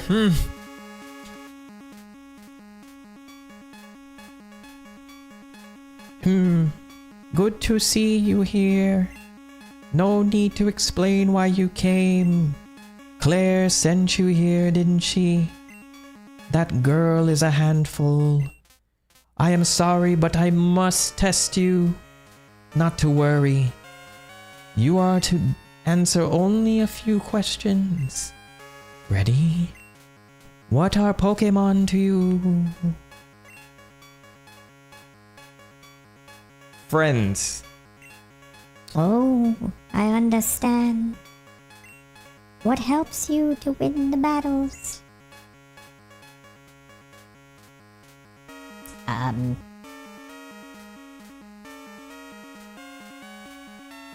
Between these two? Oh, I understand. What kind of trainer do you wish to battle? Anybody. Oh, I understand. What is most important for raising Pokemon? Love. Oh, I understand. Strong Pokemon, weak Pokemon. Which is more important? I see. You care deeply for Pokemon. Very commendable. That conviction is what is important. Yannick, don't lose that belief. It will see you through at the Pokemon League. Alright, is Claire gonna give me the badge now? So how did it go? I hope I saved before doing this. I think I did. I guess there's no point in asking. You did fail? What, you passed? That can't be. You're lying. Why is Claire so difficult, bruv? Oh my gosh. Even I haven't been approved. Claire, this child is impeccable in skill and spirit.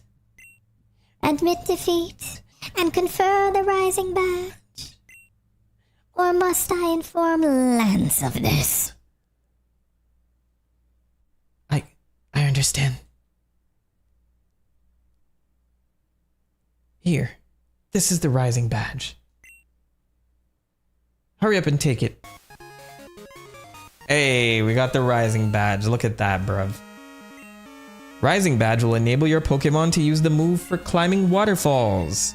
Also, all Pokemon will recognize you as a trainer and obey your every command without question. Claire, reflect upon what it is that you lack and this child has.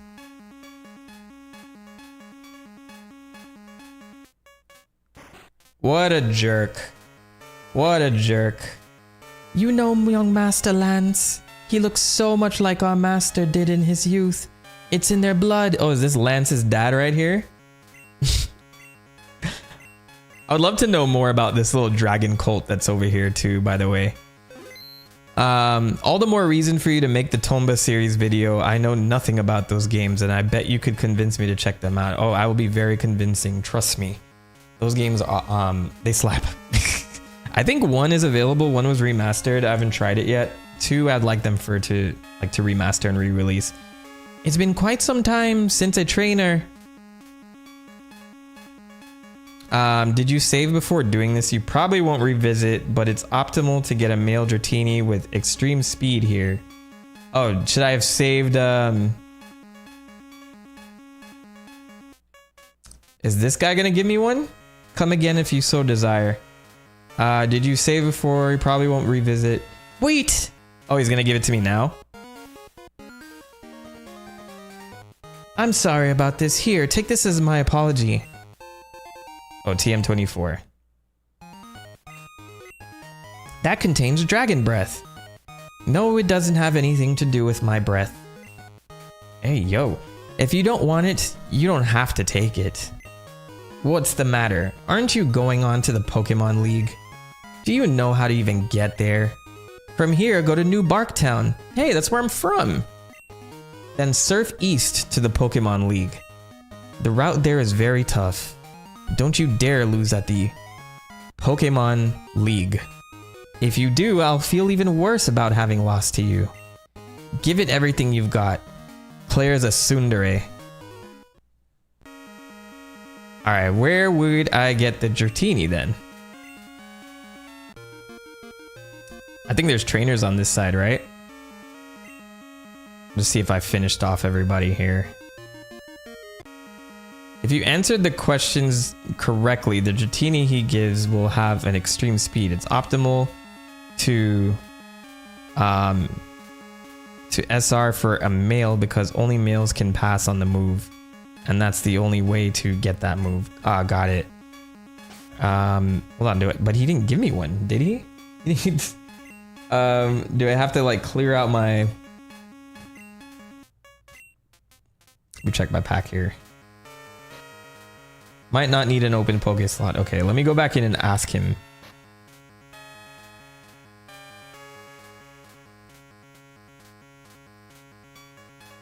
Smoke ball. Escape from what? No. I don't need this. They need to escape from me. Alright.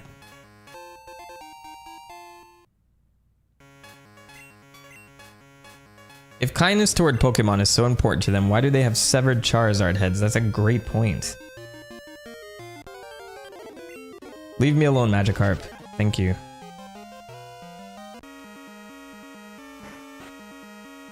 Hello, are you gonna give me a Dratini?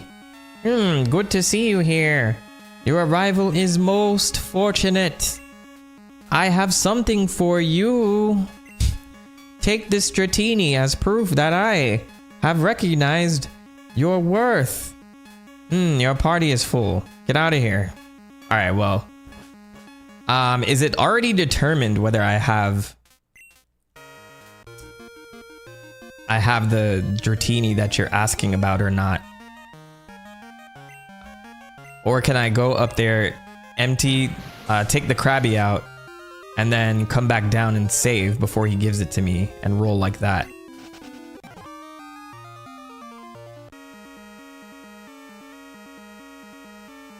Ah, got it. Okay, so let's see if I answered correctly.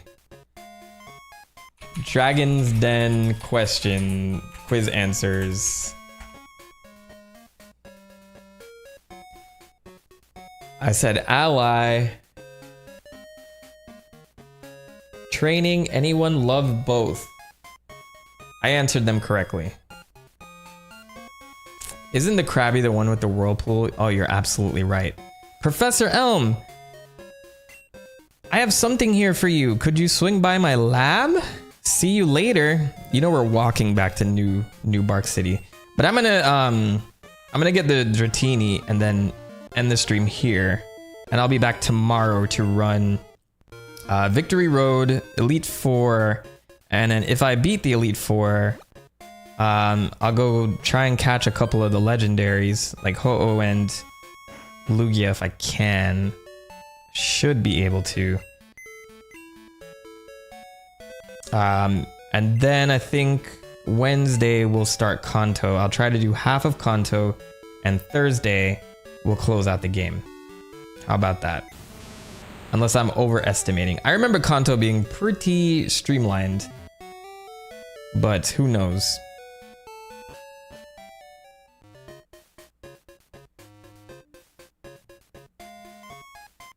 Alright. Let's just go accept my Dratini here.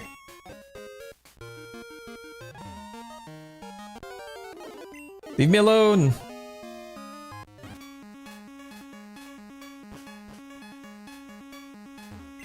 Today's been a productive stream overall, though. 8 badges.